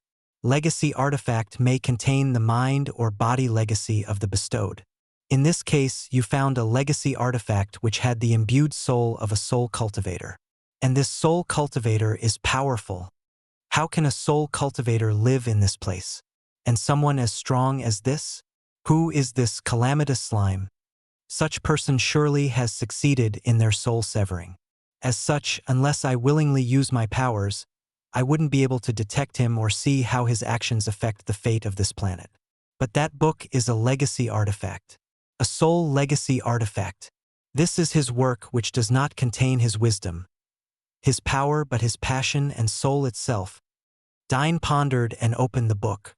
"Big sis, who is this friend of yours? And how is she related to Calamitous Slime?" Dyne asked. "Related? I don't know. She shouldn't be related. She only said what I told you. Her parents are friends with the author." Rena answered. "I see," Dyne answered, and he opened the book to glance at the pages of the book. Calamitous Slime is rather eccentric. He wrote some strange symbols on the first page of the book. Rena added. Dyne flipped back to the first page, and there he saw the strange symbol that Dyne noticed. Only it wasn't strange. It was familiar. Dyne was sure that he had never seen these symbols before, but somehow they were extremely familiar. Soul impartation. This book contains a part of the souls of Calamitous Slime. If we were to use the term of that famous book you read, it's a Horcrux. A part of the soul is inside it. The question is, what soul power does this book have? Dyne curiously brushed the familiar letters. It was then that he saw and began to understand the words. Dyne's vision changed, and he began to channel the power of the Imaginarium Bond. The place where he was no longer the same. It was as if he was in a strange land imbued in gold and bright silver lights. There were clouds around him, and a large fat man stood in front of him. "Strafe Vasilis?" the fat man exclaimed. "Slime God." Strafe suddenly reacted. Dyne was confused. He glanced around and was shocked at where he was. "The heavens are righteous. You are alive. The Imaginarium Bond is well. Slime God, you are Calamitous Slime," Strafe exclaimed. A strange figure appeared next to Dyne. Dyne remembered that this was Strafe's appearance when he first met him. "Where are you? How can I find you?" "I am on the edge of eternity, Lord Slime God. I used the Imaginarium Bond to flee and broke the dimension of the base through the unpassable and reached the world of the Basilius Basilion." "The Basilius Basilion. How were you able to survive?" "The Sovereign spared me. He allowed me to reach that place and even granted me the opportunity to meet the strongest mortal in his world. This is the current carrier of the Imaginarium Bond, Dyne Valiant there," Strafe explained. "Your body. You're barely alive." "Indeed. I am dying. I only have less than a year to live." "How goes the situation?" "It grows bleak every day." "I am sorry, dear friend. We cannot converse for long." "Is the current wielder of the Imaginarium Bond strong?" "Very," Strafe confidently answered. "Then it is good. Though many questions run through my mind, you met one of my incantations with great luck. You see, the enemies of the light are moving. I have looked through the fate of many galaxies and saw them diming. The incantation that you saw in the edge of eternity, the enigmatic alchemist, calamitous slime, carries a small portion of my soul. He carries with him my knowledge in soul cultivation as well as peak mortal knowledge on herbs and medicines. By some providence by the sovereign, it seems he allowed us to meet. We don't have much time left. Slime God, is there a way to save me? Strafe suddenly asked. Chapter 115. The Impossible Odds to Heal Strafe. Strafe had met a power cultivator and one that could have a shot at actually healing him from his suffering. The hope of death was finally made possible. What amazing luck! This sovereign can even determine the will of gods. If Dyne didn't make reckless attempts to acquire Jito, he would not have met trouble that made me forcibly take him out of this world and into this place. If this world could not have a similar scenario as Star Ocean 2, Dyne wouldn't have been interested. But now, we just arrived, and I found a means of communicating with the slime god. Strafe marveled. The slime god's expression grew grim, but even that didn't make Strafe feel down. He knew that what the slime god believed to be impossible would have been something that the sovereign of Basilius Basilion would have accounted for. Very difficult. I know that poison soul you carry is from him, the only being capable of harming me with poison. Venom Overlord. Yes, he was one of his top commanders in the ambush against Master. You see, the poison that inflicted you cannot be cured by mere medicines. Even trying to prolong your lifespan would be impossible.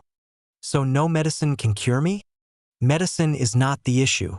While there could be medicines in your current world that can help you, the main problem is that you have a problem in your soul. This means you need not only a powerful alchemist but also a powerful soul cultivator who can help you in your problem. Strafe was silent but was relieved. He was right in assuming that the sovereign did plan all this, including his survival. What exactly do I need? Not only will you need to find the highest level of herbs and medicines on that planet, but you will also need someone who can convert the medicines into soul power. Unfortunately, the region you are in is so far away that sending soul cultivators to you is almost impossible. Highest levels of herbs and medicines? Dyne's luck is good. This should be easy. What herbs do I need? Herbs? That's your concern? Didn't you hear me? You need a powerful cultivator who is an alchemist. He needs to know at least more than half of what my incarnation in that place has. You're referring to calamitous slime? Yes. I have long sensed the evil spreading around in this world. To do that, I used one of my most powerful techniques. I divided and created clones. Thousands of them. Each clone has different personalities, and they do not know or have any memories of me. They are not me, but I am them. This way, I can bypass the many secret organizations and those who are trying to find those of the light. Is that why Calamitous Slime is extremely skilled in alchemy?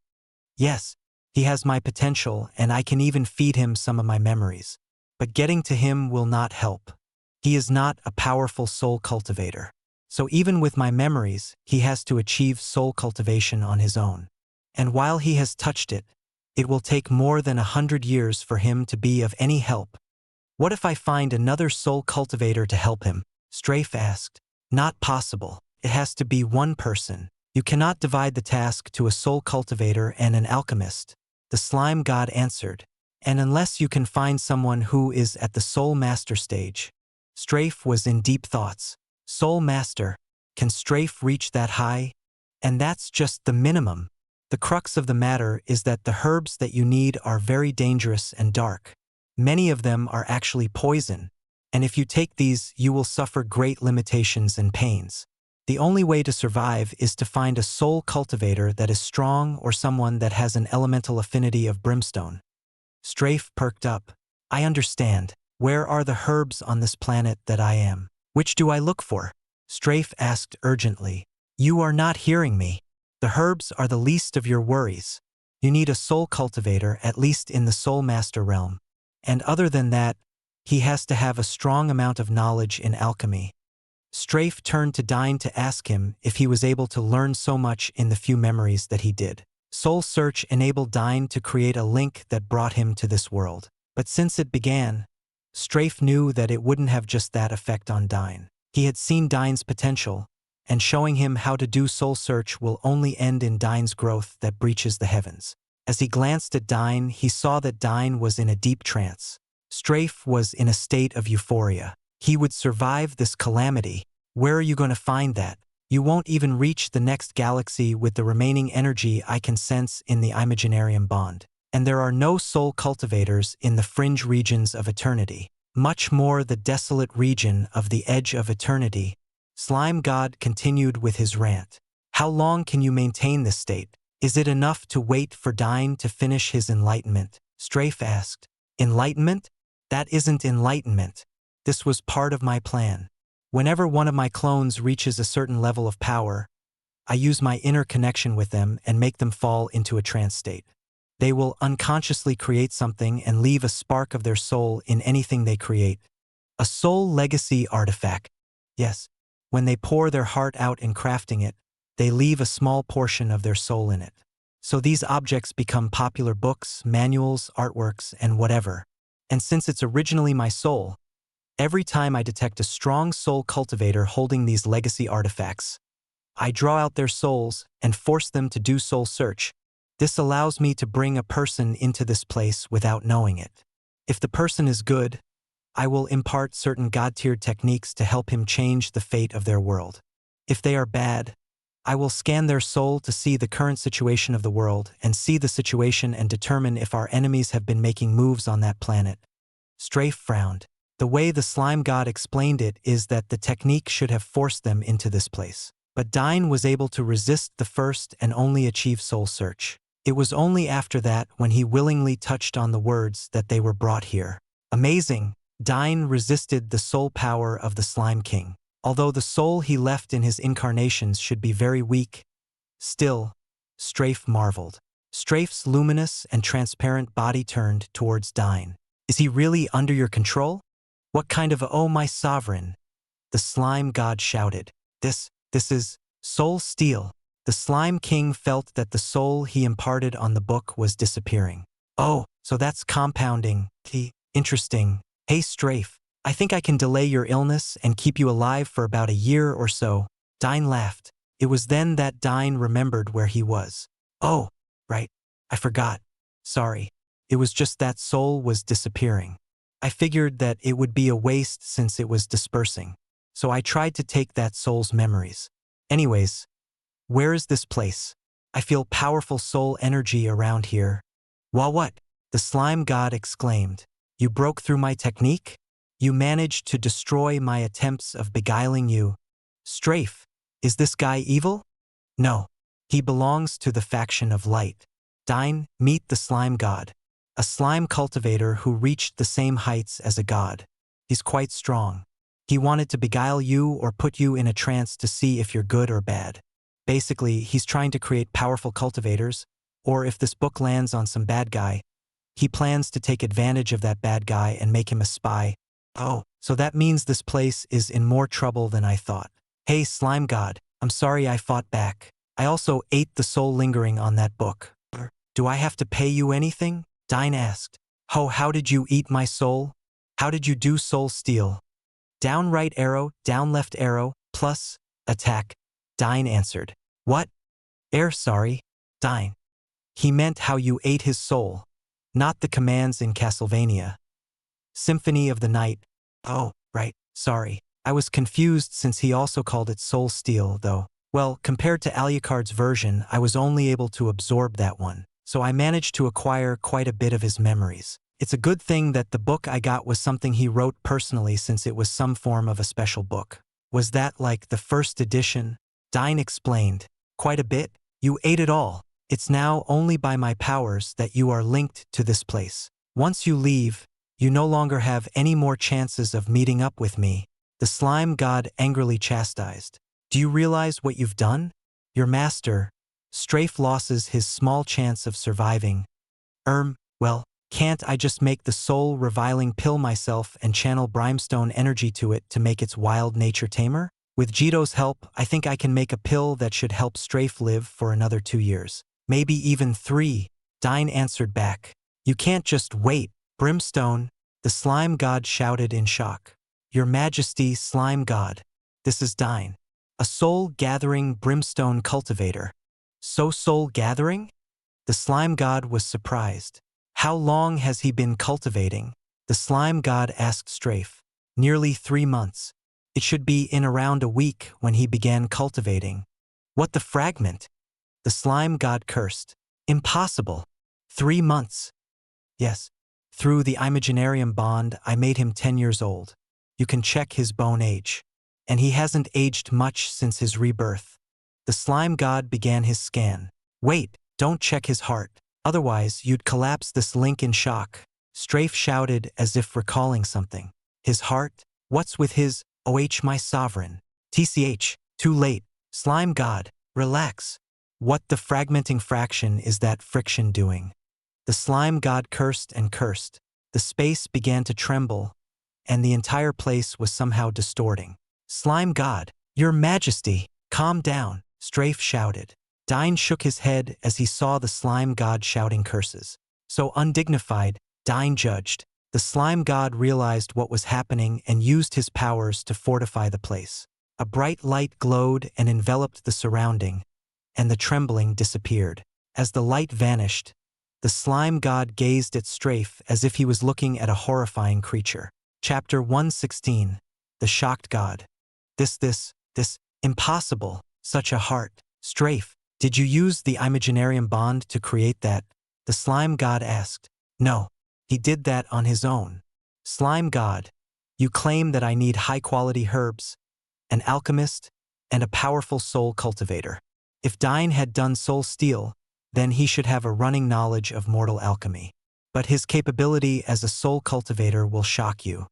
He has made a mortal heart that will already surpass that of those who have a severing, paragon elemental spirit seed, and a brimstone heart. Impossible. There has never been such a powerful spirit seed. Believe it. That elemental spirit seed can contain 666% more energy than a standard elemental spirit seed. 666? What power? How? He doesn't even have a force foundation or a mind palace core.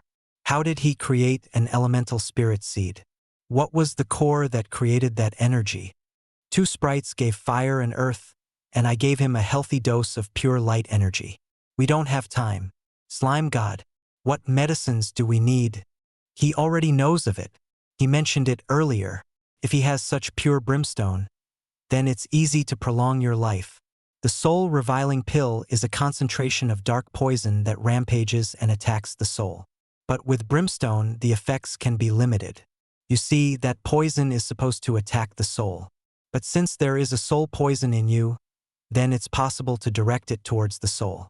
This will cause the soul poison to be under constant attack, which will weaken its effects on you. Dyne, are you confident in making it? Strafe asked. Sort of. I still need to increase my knowledge of alchemy. What Calamitous Slime has is a lot of theoretical knowledge. The book gave me a basic idea of what to do, but I have a feeling that it would be easier to tame the darkness. If I awaken Jito, then it should be possible. The place began to collapse all the more. The vision around them was growing dimmer. Slime God of the Dark. Let's meet again soon. I am alive. I will try to contact you as soon as I can. I understand. Farewell, Strafe of the Light. May our paths meet once more. It's a pity that my artifact is losing the location. The slime god sighed. The pair waited as the vision around them grew dimmer and dimmer, as if the place was becoming a dream world. And suddenly it stabilized. The slime god and Strafe and Dyne, and the area around them grew perfectly clear. Better. Sorry. There was some static in the way of our call, so I fixed it. Dyne smiled. What the fragment? The slime god and Strafe cursed. Oh, so that's where Strafe got his weird expression. Ho how? Slime god turned to Strafe. It's his element. He has brimstone. The long distance and the corruption of trying to use your time-space powers to link your soul to Calamitous Slime's soul legacy artifact became clearer. Without the obstacles, it made your link clearer and stabilized the call. The slime god was silent and began to feel his link. What the fragment is this human? He's too amazing. No, it's not. I have brimstone. You activated soul search, which made me see into the soul of calamitous slime, which is sort of your soul, and you used that as a medium to get me to you in this strange space. I can feel that is a different dimension. I simply used the brimstone in my soul to strengthen the link. You are time and space trying to connect 2 points. I am brimstone that eradicates time and space. So it's like I made the reception of the signal better. Reception? Signal? It's terminologies used in the world created by Basilius Basilion. But what he's saying is that he made it easier for you to find him. Yeah. So it wasn't a big deal. No need to fret. Dyne added. No need to fret. You monster. That ability alone is something impossible for soul-gathering mortals to achieve. Only soul masters could do it. But I only could do it because you started the link. That's not the point. How can you even use your powers to be in sync with what I did? It's inconceivable. Well, duh. I ate that small portion of your soul, remember? I got a vague idea of what your soul is. So I used brimstone to sort of clear out the noises that were getting in the way of our call. Slime God. Soul search him again. Dyne, don't resist. The easiest way to do this is to make him see everything you've seen. Hey, that's right. Great idea, Strafe. A cheap person like you does have some great ideas from time to time. Dyne laughed. Audacious. That is Strafe Vasilis of the Light. He is the strongest being in this world. His wisdom is 100 times greater than Dash. Slime God, don't embarrass me further. Just soul search him. Strafe spoke with a commanding tone. The slime god was stunned at Strafe's actions. All right, let me see then. Dyne. This will help you understand what soul searching is. See what you can learn from this experience. The first time I soul searched you, you weren't a soul cultivator. Now, allow this experience to shape your knowledge in soul cultivation. Soul search is a powerful attack that soul cultivators use against their weaker enemies. But Slime God won't be attacking you, and you don't need to resist it. This will practically allow you to see the process. Alrighty, Dyne nodded. I will begin. The Slime God muttered and suddenly gazed into Dyne's eyes. Soul power covered Dyne and the Slime God, and both fell into some trance. Strafe was watching in the sides, waiting. The expression of the Slime God grew amazed when he saw Dyne's memories. The memories of Earth should intrigue the Slime God as it did with me. It should make him have an idea as to what I did, Strafe muttered. This should make it easier for us to continue our talks as he would have an idea as to what worlds Dyne has. But I wonder. He should see it anytime soon. Strafe waited and glanced at the Slime God's expression. The Slime God was suddenly so stunned. I knew it, Strafe laughed. The Slime God's expression turned from a stunned look to a slightly frustrated one. And then a hateful and envious look appeared, and the Slime God was slapping his legs as he was seated. It was then that Strafe noticed that Dyne had a peculiar expression. Dyne kept frowning and almost had an embarrassed expression. What is he thinking? Strafe wondered. What? It was then that the Slime God exclaimed in a loud voice. The link between the two disappeared. Dyne had an ugly expression. Damn it! Drats! Curses! Ugh! Strafe was confused at Dyne's sudden words and turned towards the Slime God. The Slime God kept his eyes wide open and his mouth ajar. What shocked you the most? His potential, his ability, his theories that break our knowledge, his obsession. Strafe laughed as he asked. By the Sovereign, that is possible? The Slime God was shocked at what he saw. What's possible? Is it his eye of destiny? Is it how he escaped the fate that governs Legaia? A fate made by me? Is it his natural understanding of the elemental laws? Strafe asked as if amused. He loved the feeling of schadenfreude as he could see his own reactions the first time Dyne did these things. Slime hentai, the Slime God muttered. So it's that shocked you? No wonder. Slime hen what? Strafe shouted in anger as he realized what was making the Slime God amazed. Dyne was blushing to the extremes. Dyne, what did you show him? I wasn't showing him anything. I was trying to hide it. He was looking at my memories at Earth and I was able to hide it, but I lost focus. The more I tried to stop thinking about it, the more I thought about it, and well, it all spilled out. The Slime God had entered into a state of trance, but a very disgusting look surfaced. and even drool began to drip down his mouth. Smack! 5 days' worth of Strafe's life was sent out to make a terrifying slap on the face of the slime god. Be more serious, your majesty. Well, what? Why did you disturb my insight? I was, looking at his life, and as a time-space and dark elemental master, I've gotten insight from his knowledge about brimstone. You were making lewd smiles, you overgrown, fat bastard. I don't have the respect to call you your majesty anymore, your perverseness. Strafe shouted. So sorry. It's just, Earth is amazing. Can we get back to the real discussion? Strafe begged. Right? Sorry. His potential shocked me.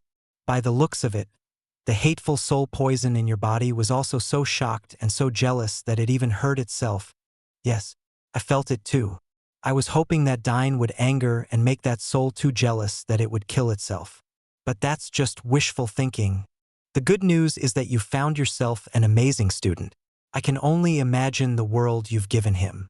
And it seems that those worlds have created marvelous and powerful creatures that the cultivation world has never seen. The Cerus, the revamped mind cultivation in Brigandine, the severing in Breath of Fire. With Dyne's potential, he will even grow stronger. And that's not all, is it? Strafe smiled. Indeed. I cannot fathom the might of sovereign Basilius Basilion. We toy with the fate of mortals, but he toys with the fate of gods. Star Ocean 2, I have a feeling that more of these PS1 games will emerge in his journeys. Now that you've seen his memories and potential, let's talk about how to save me. I'm not worried about you anymore. Seeing how things have played out, it seems that more coincidences will happen. Strafe, Dyne, you have to find the other elements. The other elements? Without that goddess, only her disciples remain. The goddess has 4 disciples. Strafe of the light, Slime god of the dark, Minerva of the wind, and Gaeadine of the earth. After the Weaver's death, our enemies immediately killed Minerva and Gaeadine. But I believe that they are still out there. I can't help you from where I am at. The forces and enemies that lie between us are too many. But this is also your chance. Without a doubt, you have seen the fate of the planets where you are from. Yes, what is going on? It's their plan. The conflict and battles in the planets closer to the core of eternity grow worse and worse. What's eternity? Alright, since we finally have time, Strafe, let me fill you in and tell Dyne about this cultivation world. The slime god held his hand, and an amazing image appeared around them. Dyne, this is eternity. What you call the cultivation world. Chapter 117. The cultivation world. Dyne stood in the center of what appeared to be a large universe. There were stars and constellations around them, and Dyne could see several planets orbiting and even meteors passing by. The appearance of the hologram that detailed a large universe made Dyne recall a very nostalgic scene in Final Fantasy VII. This is eternity. At the center of eternity is the land of gods, the rulers of this world. This was also Strafe's former home, and that is where our master, the Weaver, was killed. The vision magnified the large white and bright collection of stars that grew larger. Where is my world? Beyond the edge of this universe, or in the place that we call the end of eternity, lies a great impassable barrier that we dare not pass through. You are located in a planet on the edge of eternity, which would be roughly 1,000 light-years from the end of eternity. You call it the world of Basilius Basilion? Basilius Basilion refers to the title of the sovereign that controls your world. I've gone through your memories, and I can tell you that the universe of eternity has more habitable planets. In fact, it is too numerous even to try to count. Some gods would even create planets. In fact, some who have accomplished their severing could already create planets on their own. Oh, is this planet a created planet? Is there a god watching over this place? I don't know. You see, in the cultivation world, even planets that are too far away from stars and cannot receive the basic light can still grow life. This is the cultivation world. Anything is possible. In fact, there are only around 7 to 10% of planets in this universe that are uninhabited, and they grow fewer and fewer as decades pass. Cool. What I can tell you is that at the edge of eternity, it has the weakest gods.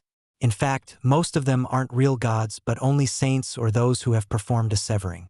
I won't be surprised that the god on your planet died ages ago. But why? It's just too far from the center of eternity. The closer you are to the center, the more powerful the cultivators are. The cultivators grow more knowledgeable as you move towards the center, while those further have a more primate knowledge and capacity for cultivation. Alright, I get the gist. I noticed it. I am sort of like Claude. I am someone with a more advanced cultivation knowledge trapped in a primitive world. Bravo to Strafe. Yes.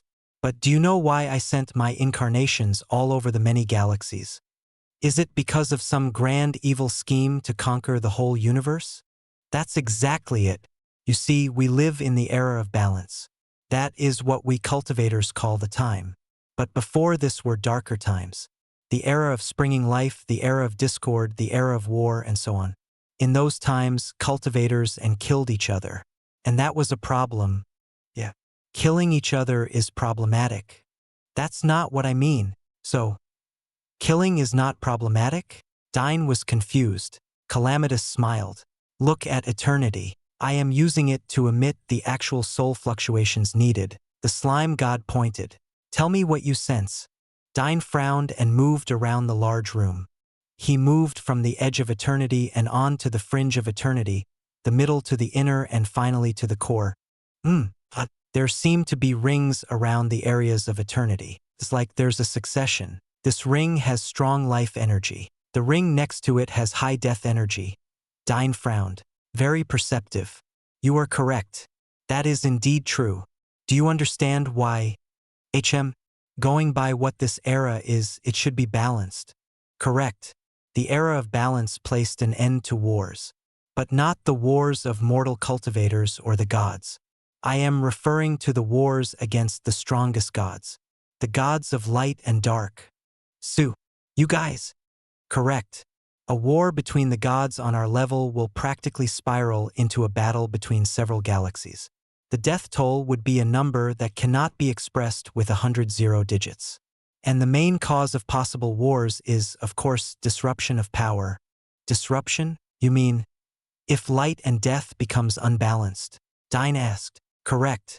Eternity now has a balanced ratio. Death and life twirl equally. It isn't perfectly equal, but it is balanced to the point that a battle between the strongest gods would lead to severe losses that neither party would wish to fight. So the Weaver, Strafes, and your master controlled this balance? Yes. Death and life around eternity stood at a balance. And with her death, this balance is tilting. You mean death is winning? Right now, all over eternity, more people are dying because of the dark faction. Death is winning, but not because of the reasons you said. This is important for you to realize. Those who betrayed our master belong to both factions, light and death. Although most of our enemies are of the death alignment, the truth is the betrayal has nothing to do with the alignments. There are many of those in the death alignment that do not want war. Then what happened exactly? Why was your master betrayed? Some in the light wanted the position of the Weaver and the power of the Imaginarium Bond. Some in the light want darkness gone for good. Some want to be the bosses in town. The same case for those in the darkness. Some are good, some are bad. But aren't the light alignment aligned to morally good deeds? We are gods. We transcend our alignments. Although there is a leaning to an alignment, it's not final. Some of the strongest and most righteous warriors and cultivators belong to the dark, and the most heinous men who created unspeakable terrors are from the light. What exactly is this life and death balance for anyway? It was meant to limit the power of one element and ensure that the cultivators of life or death will not bully each other since there are no weaker parties. Strafe explained. But I don't get it. Why are some in the light who may grow stronger because the light would want a world where death energy would grow stronger? Wouldn't that cause an imbalance and weaken them? That is exactly the plan. It's geared only to create imbalance and war. But why? What is the goal? This time it was Strafe who asked.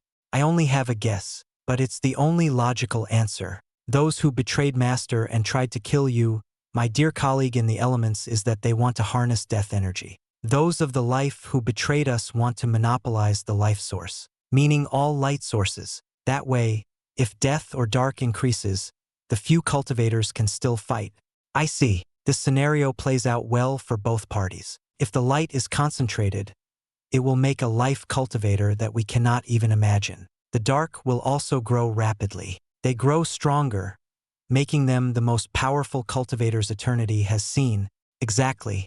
They want to control a vast power that has never been seen before.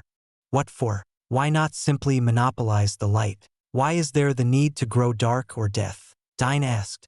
Death is easier to increase than life. Life is easy to concentrate on. A great war like the one they are allowing can create death energy. And once death happens around, regardless of our stance, the light will unify once more as it did in the previous era. Strafe explained. But what is the goal? Why would those gods want to kill your master? Was it really the Imaginarium Bond they were after?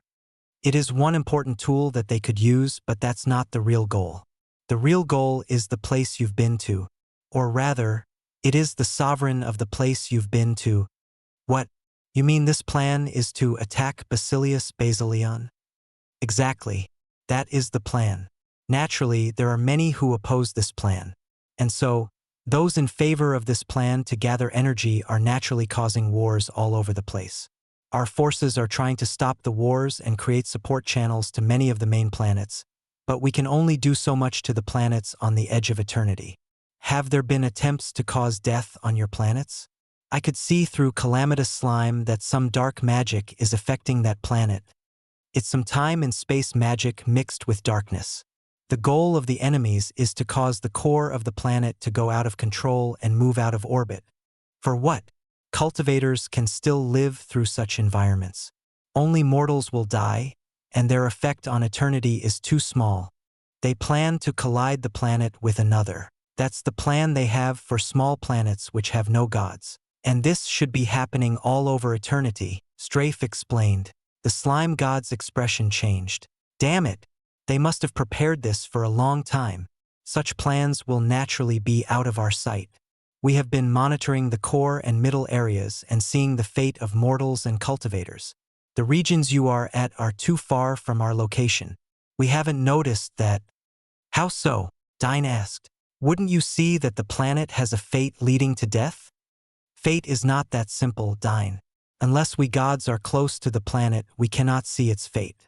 The method that our enemies are using is something that will enshroud our view. You see, we can see the fate of mortals. But when other gods intervene, we will only see fate change rapidly.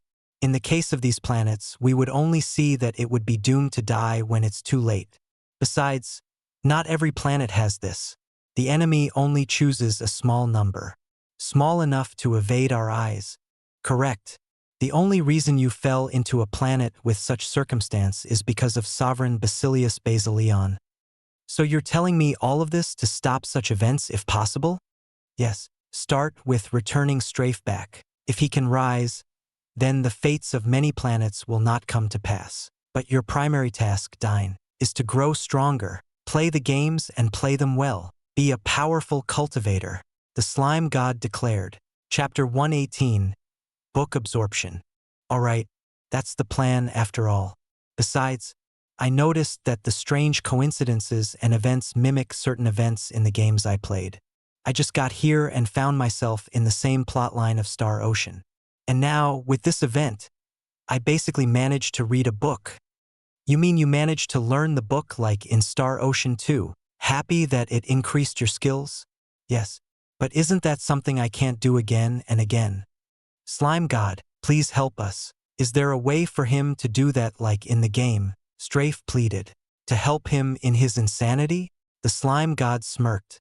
Yes, you've seen how powerful he is. I'm more impressed in his off-game mode. Now that was impressive. Killing a stone serpent is a task for heroes. And he was severely underleveled. Yet he won. Yes, but it's better that he plays. He's more passionate and will try to learn new skills just to acquire similar powers in the game. Well, that might work. All he needs is time and dark magic. I've seen Jito and that Yami. I'm guessing it's the prisoner Starfall and the minor god, the stopper. Yes, Jito's soul uses those prisoners, Strafe confirmed. Those brats were arrogant with their skill. Having Dyne as their master is more agonizing punishment. The slime god laughed. Starfall and the stopper? The best way to make neutral souls was to use gods who were imprisoned in the Imaginarium Bond. Stopper is the real Jito while Starfall is the dark conjurer which has become the soul of Yami. Strafe explained. Exactly. These two were a pair of brats who liked to cause trouble wherever they went. Now that they are one as your Ariseru, you can use that magic to emulate it. This wouldn't have been possible before, but with you, your freakish potential makes me want to follow Strafe's plan. Let Freak do what Freaky does. So what exactly can I do if I awaken Jito? It will depend on your ability to wield the power of Jito. I'm betting that you can do it. You were already able to easily learn how to produce lightning in a few seconds upon trying it. I'm sure that while time/space and dark is not your element, the problem would only be generating it. But your control over it should shock us. The slime god answered. Strafe nodded. The biggest reason as to why I am confident is because you've already performed Soul Search and Soul Steal, so I will bestow on you a technique. Giving you powerful weapons and stuff that you call in your world as OP would make your gameplay too boring. Strafe may not understand, but I too could be said to be a gamer, the slime god declared. You're a gamer? Dyne wondered. The slime god is not some slime that cultivated to become a god. The reason why he is good in time/space is that he is a multidimensional being. He has incarnations that transcend our reality. That is correct. I live in different times and different places. One of my incarnations exists in your world. Oh, are you someone I know? It's not that simple. I know that I have an existence there, but my cultivation in this world has grown too strong and too far out that I cannot sense or understand my other incarnations anymore. But as for my incarnation there, I only know that it is attached to the word Gaben. Who? That sounds familiar. That's like some famous guy in my world. Dyne frowned. He had heard of that name but couldn't understand where he heard it. I noticed in your memory that names seemed familiar, but were kept out of the loop from searching any video game-related items. But my point is, that incarnation of mine in that world seemed to have affected me. So I understand your way of a gamer. Really, you want cheats but only those that improve the quality of life you have in-game. Those that aren't game-breaking. For example, in Star Ocean 2, you wouldn't chase the early Aeterna. Why do you say that, slime god? He got Jito. He fought against fate to have that Ariseru. Yes, but he didn't ask for it. He fought to get it. It's like a gamer going through a hard mission to gain a powerful reward. Besides, what's so OP about Jito? It's just getting a Ariseru. While Jito has some apparently OP powers, it's still a Ariseru. He didn't acquire 2 Ariseru or even cheat to get the evil talisman. Now that's cheating. Any of the other Ariserus can give Dyne the same boosts. He wants the fun of playing and the thrill of trying something new. That's why his items were designed to get Jito. After that, I doubt he'd use the trick of the Chicken King again. Well, of course, he'd use it here. The slime god laughed. Wow, he's good. He understands me. Dyne smiled.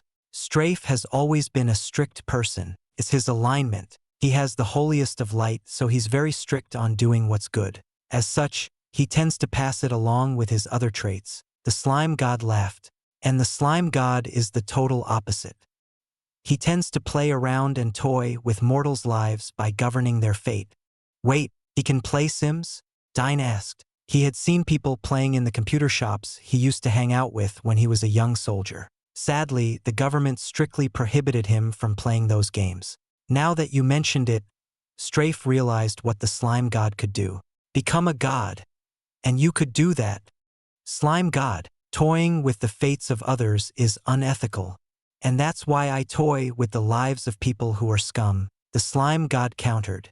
Great, I'll try playing Sims when I become a god.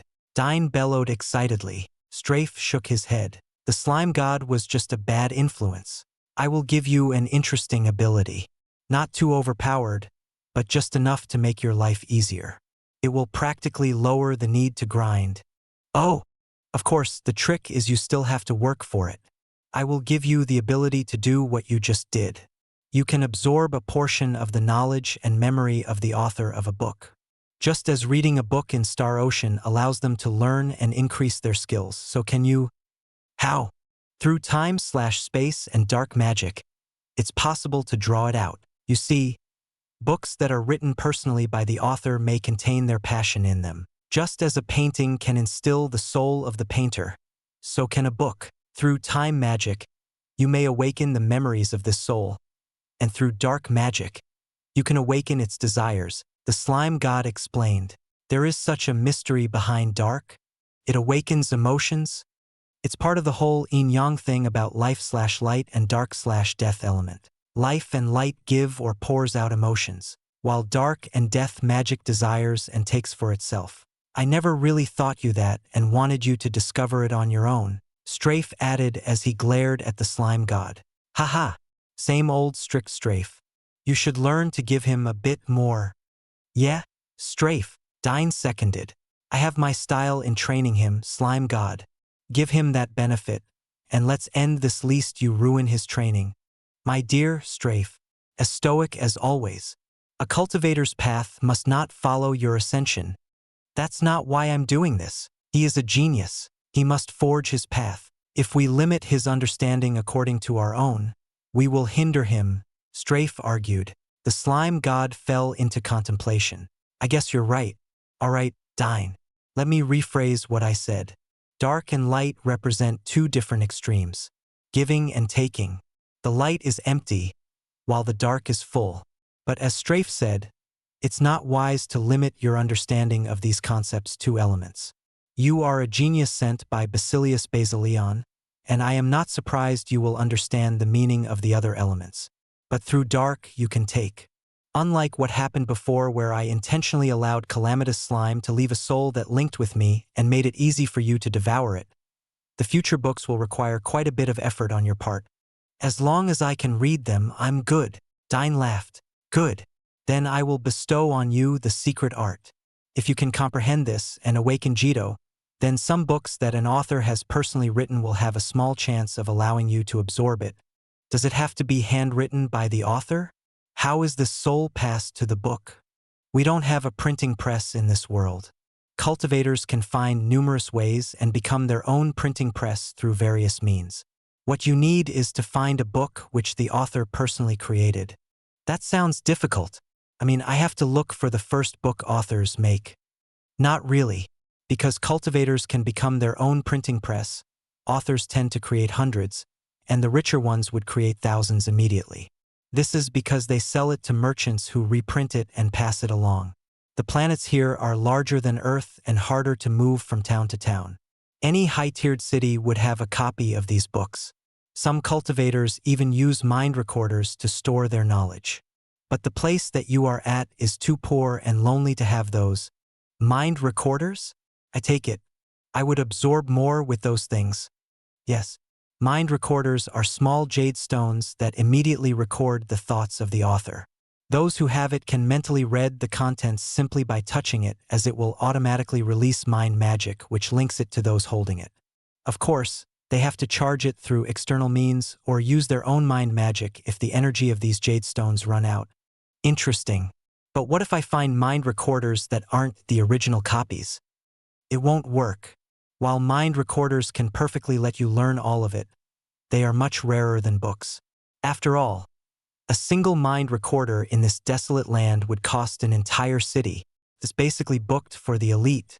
But why do I need time and dark magic? Unlike the process of you using soul steel on my lingering soul, these books have a very faint and almost dead soul in them. And that is why you need time/space and dark magic to gather the passion and life energy bestowed on these books. So do I learn the contents of the book immediately? Yes and no. You won't memorize the book itself, but you will gain a portion of their knowledge. Reading the book would be helpful if you have the time. But then again, this will allow you to grow drastically. Oh, so it's like I get a portion of their knowledge. Sounds cool. It's a good thing I learned the basics of compounding. I can make some very interesting items. Dyne smiled. Alchemy should teach you two skills in Star Ocean. In this world, alchemy refers to both the alchemy skill of changing the properties of stones and the compounding skill. This alone will help you greatly in your world. And even in Legaia, Chapter 119, Soul Whisk, Dyne grew excited. One of the things he wanted to acquire in the game was to have the ability to create higher-tiered items through various means. So alchemy here isn't the same with alchemy in the game. Here it's the combination of compounding. Well, it sorts of makes sense. Alchemy is the creation of something new from a combination of stuff. Anyway, please give me that ability to absorb book knowledge. Of course, I will use the energy of this link and send in the technique so you will understand it. Along with it, I will send in pure time and space energy to change the monster hive properties so you can keep items in it. Just guide the property and send it to the monster hive. Finally, this is what Strafe didn't give me, an in-game inventory. I was planning to give it to you, but I told you that having a monster hive is better. That was your motivation because if you master time and space, you will send items in. Besides, I couldn't make that happen. I am a cultivator of the light. My knowledge of time and space is poor, Strafe defended. Reasons, Dyne scoffed. Strafe sighed and rolled his eyes at Dyne's words. Dyne, this transference of energy is quite strong. Thanks to you clearing the obstacles and noise that would have otherwise made me lose my frequency of your location, I can shoot a powerful spell that will affect you. However, this will be too much for the link and will end this call. You can't call me again after this, right? No. After linking with you through the legacy artifact, I am simply maintaining the link. But once this is done, I can't do it again since the book's soul has already dispersed. So let's make the most of this link. Will this hurt? It should. You are Brimstone after all. Use Jito as a buffer to absorb the excess energy. It should greatly benefit him as well. I am among the best time and space cultivators in this universe. And so, it's like Jito will have something to compare his pitiful darkness with. The slime god laughed. He'll be so jealous. Strafe chuckled as he recalled Jito's former life. Are you ready? The slime god asked. Ready. Pour some sugar on me. Dyne smiled. All right. Strafe, I expect to see you soon. You too, Dyne. Play well. Back on the edge of Eternity Planet, Rena was curious as to the sudden trance that Dyne fell into. A strange glow surrounded Dyne, and what was curious was that the book was also glowing. Little brother? Rena slowly approached. Suddenly, a dark blue color rushed out of the book and began to cover Dyne. Dyne's expression paled, and he immediately held out the monster hive and the Areseru egg. Dyne began to grunt, and blood was trickling out of his mouth. His skin also began to crack as wounds began to appear everywhere. Strafe watched and sighed.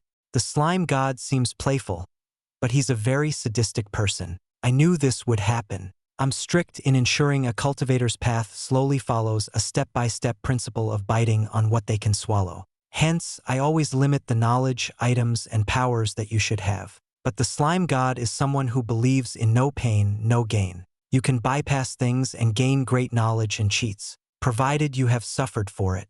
Bear it. This is his test. This can kill you, Dyne, Strafe warned. The chair that Dyne sat on was slowly crumbling, and soon, it gave way and fell. Even Dyne's clothes were slowly wearing out. Little brother? Rena shouted. Stay back. I'm fine. Dyne managed to cry out. How cruel. He's sending quite a bit of time energy. Might as well make some for me. Strafe shook his head and began to harness the power. But then, Strafe, the voice of the slime god spoke. Slime god, how were you planning on doing the part in Legaia where Vaughn and his party would travel back in time? I've created an alternate and independent space of that world. It has some souls, but just enough to replicate the events in the game. You mean you created a fake Callisto with all those characters and Rogue? Yes. What do you have in mind?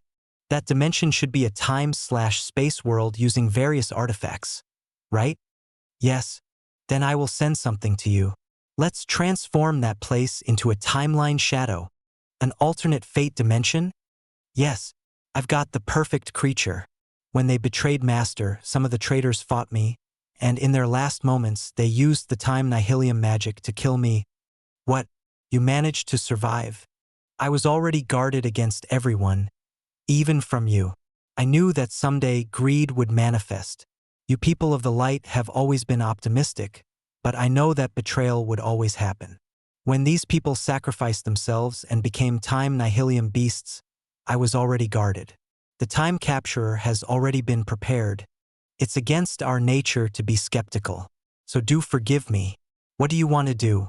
I captured the time nihilium being and contained its self-destruction. Right now, it's just a seed. But with the passing of time between the three worlds you created, it would grow. Send it to that fake dimension and link it to all the worlds you created. Link it, it will devour the passing time of Brigandine, Legaia, and Breath of Fire. 3 worlds will hasten its growth. It could even grow strong enough to devour the true time of the Imaginarium Bond. Exactly. It will devour at each of them. You still have that prisoner around, right? The fate god that turned twisted. Dark fate. You want me to release it in that world? Yes, the slime god laughed. He will use the fake dimension and create an alternate world. With the time nihilium, he could create an alternate Legaia. Dark fate can use his dark magic to create past matter. In short, it will create a true alternate timeline of Legaia. Yes, but that's just the start. Think beyond it. If you connect it on all 3 worlds, you might have the necessary power source to create an alternate world or a reverse world of the current worlds you've created. I see. In this way, and with the time nihilium monster, I can create an additional world for Dyne to adventure on. Dark fate can only be defeated if the fate order of the world is broken. Yes, use him and the time nihilium to create an alternate Breath of Fire world. Make a deal with dark fate that he is to create it and shape it to become Breath of Fire 3. Perfect! Strafe realized the slime god's plan. As an added bonus, the time nihilium could be a distorter of timelines in the Imaginarium Bond. It could become the time devourer.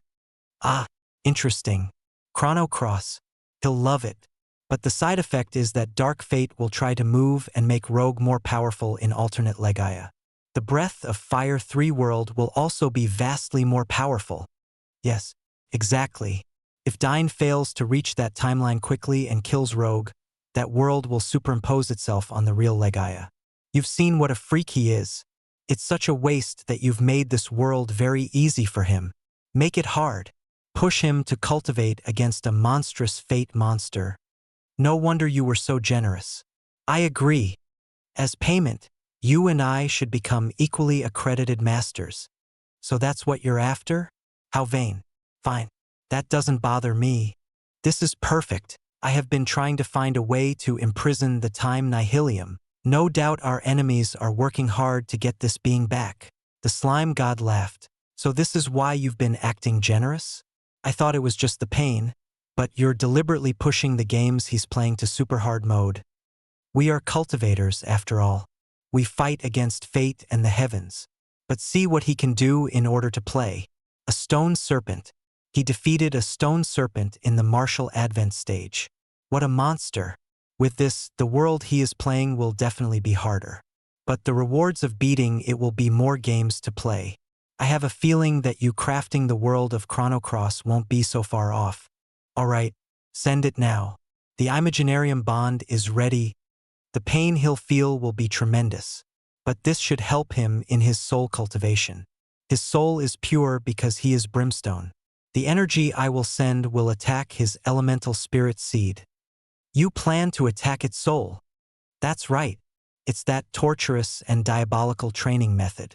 To make the soul stronger, injure it. You're insane. That could permanently harm him. You forget. He is brimstone. His chances of recovering and getting stronger through this process are far higher than other cultivators. He is earth that is given life. Was this not how Basilius Basilion created humans? You're betting him to be a phoenix cultivator? Yes. Strafe contemplated for a few seconds. Soul whisk. An attack that harms the soul. And you are of the dark alignment. You plan to devour his soul. Fair trade. He already devoured mine. The slime god laughed. You're playing a dangerous game. Slime god. Strafe's previous approving tone changed. It's the only way. How else can I send this time nihilium seed there? The slime god laughed. Strafe couldn't think of a better way. Fine. Do it. Rena will protect him for a time. Dyne was enduring the pain that was drastically breaking his body. The surging energy of time and space passed by his body. And just as how the energy of electricity could burn a man, this energy was adding immense stress on his body. If he had been a normal mortal, he would have died almost immediately. But Dyne harnessed the life energy in his body to sustain the damage. But then powerful energy rushed through the book. It was transporting a small object across the great distance between the slime god and Dyne. It emerged out of the book, and Strafe immediately absorbed it into the Imaginarium Bond. The remaining energy carried this object across the dimensions charged straight for Dyne's elemental soul seed. Dyne's vision immediately turned dark. Brutal. You thought the slime god was a generous man? He is of the dark alignment, after all. I used to secretly complain when I read novels where people always underestimate an OP main lead. In some cases, even their god-tiered master. So here, it's only natural that these gods will do anything and everything to make their disciples cultivate harder. Chapter 120 Phoenix.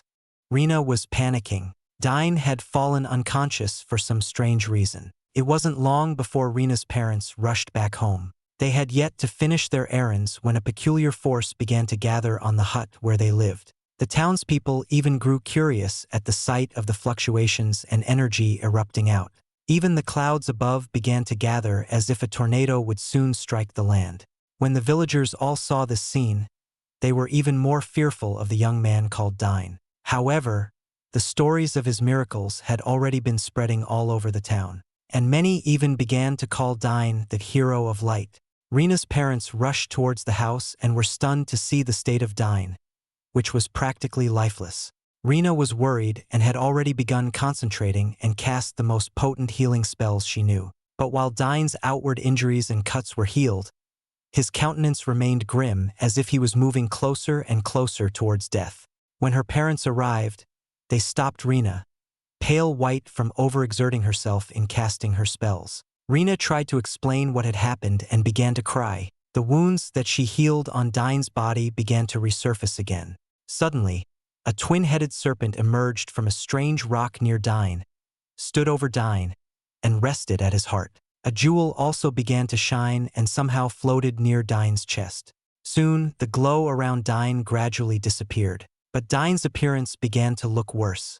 Rena wanted to cast another spell, but then Joro and Urin raised their heads and began to cry out to stop her. Joro, Urin, is little brother all right? Rena cried. The twin serpent didn't answer but merely rested again on top of Dyne's chest along with the strange jewel that was growing white. Strafe saw all this inside. He was watching the soul of Dyne. The power was so strong. The attack that the slime god sent was something that devoured a majority of Dyne's soul. Joro, Urin, and Jito were alarmed that they began to release their elemental powers in an attempt to help Dyne. Jito began to devour the thick dark energy that struck Dyne, while Joro used his fire powers to kindle Dyne's elemental spirit seed. Strafe watched over Dyne's condition carefully. He would send out a vast amount of holy energy to Dyne's heart. The slime god's attack had damaged the elemental spirit seed on Dyne's heart that the brimstone heart even started to crumble. The jewel in Dyne's chest was also cracking as if it would turn to dust any time. Damn that slime god! He sent such a powerful attack. This is too much, Strafe cursed. Soul Whisk was a means to chip off a bulk of another's soul, hoping that it would recover and grow stronger through the attack. But the danger of this technique is that if the soul is unable to recover, the person would be permanently weaker than before. Only by consuming medicines or going through certain recovery magic would his soul be restored. Soul Whisk was a brutal means that many dared not to try. A damaged soul was very difficult and expensive to recover. And while Strafe expected the slime god to chip off about 50 to 60% of Dyne's soul, Strafe was shocked that the darkness the slime god sent was devouring 90% of Dyne's soul. Strafe was about to act but then realized that this was because the slime god believed this was something within Dyne's capability. The strengthening and recovery of the soul wasn't something that could be easily passed on. Instead, it depended on a person's enlightenment and understanding of what to do. Dyne, you're like a person being thrown into deep water for the first time. You either learn to swim or die in darkness. Strafe sent his message. The slime god did something even crazier. He sent his dark energy to attack your soul. In other words, you are being thrown in deep water with heavyweights to pull you down. He is practically trying to kill you. Dyne's soul trembled as he heard this. Show me another miracle. Dyne, Strafe resisted the temptation to help Dyne. The small wick of fire that was Dyne's soul continued to grow dimmer and dimmer. Dyne saw himself in a vast, endless darkness. There was no light. Am I dying? That slime god's a jerk. Dyne's remaining soul muttered weakly. Dyne did his best to keep himself awake and feared that the darkness would consume him.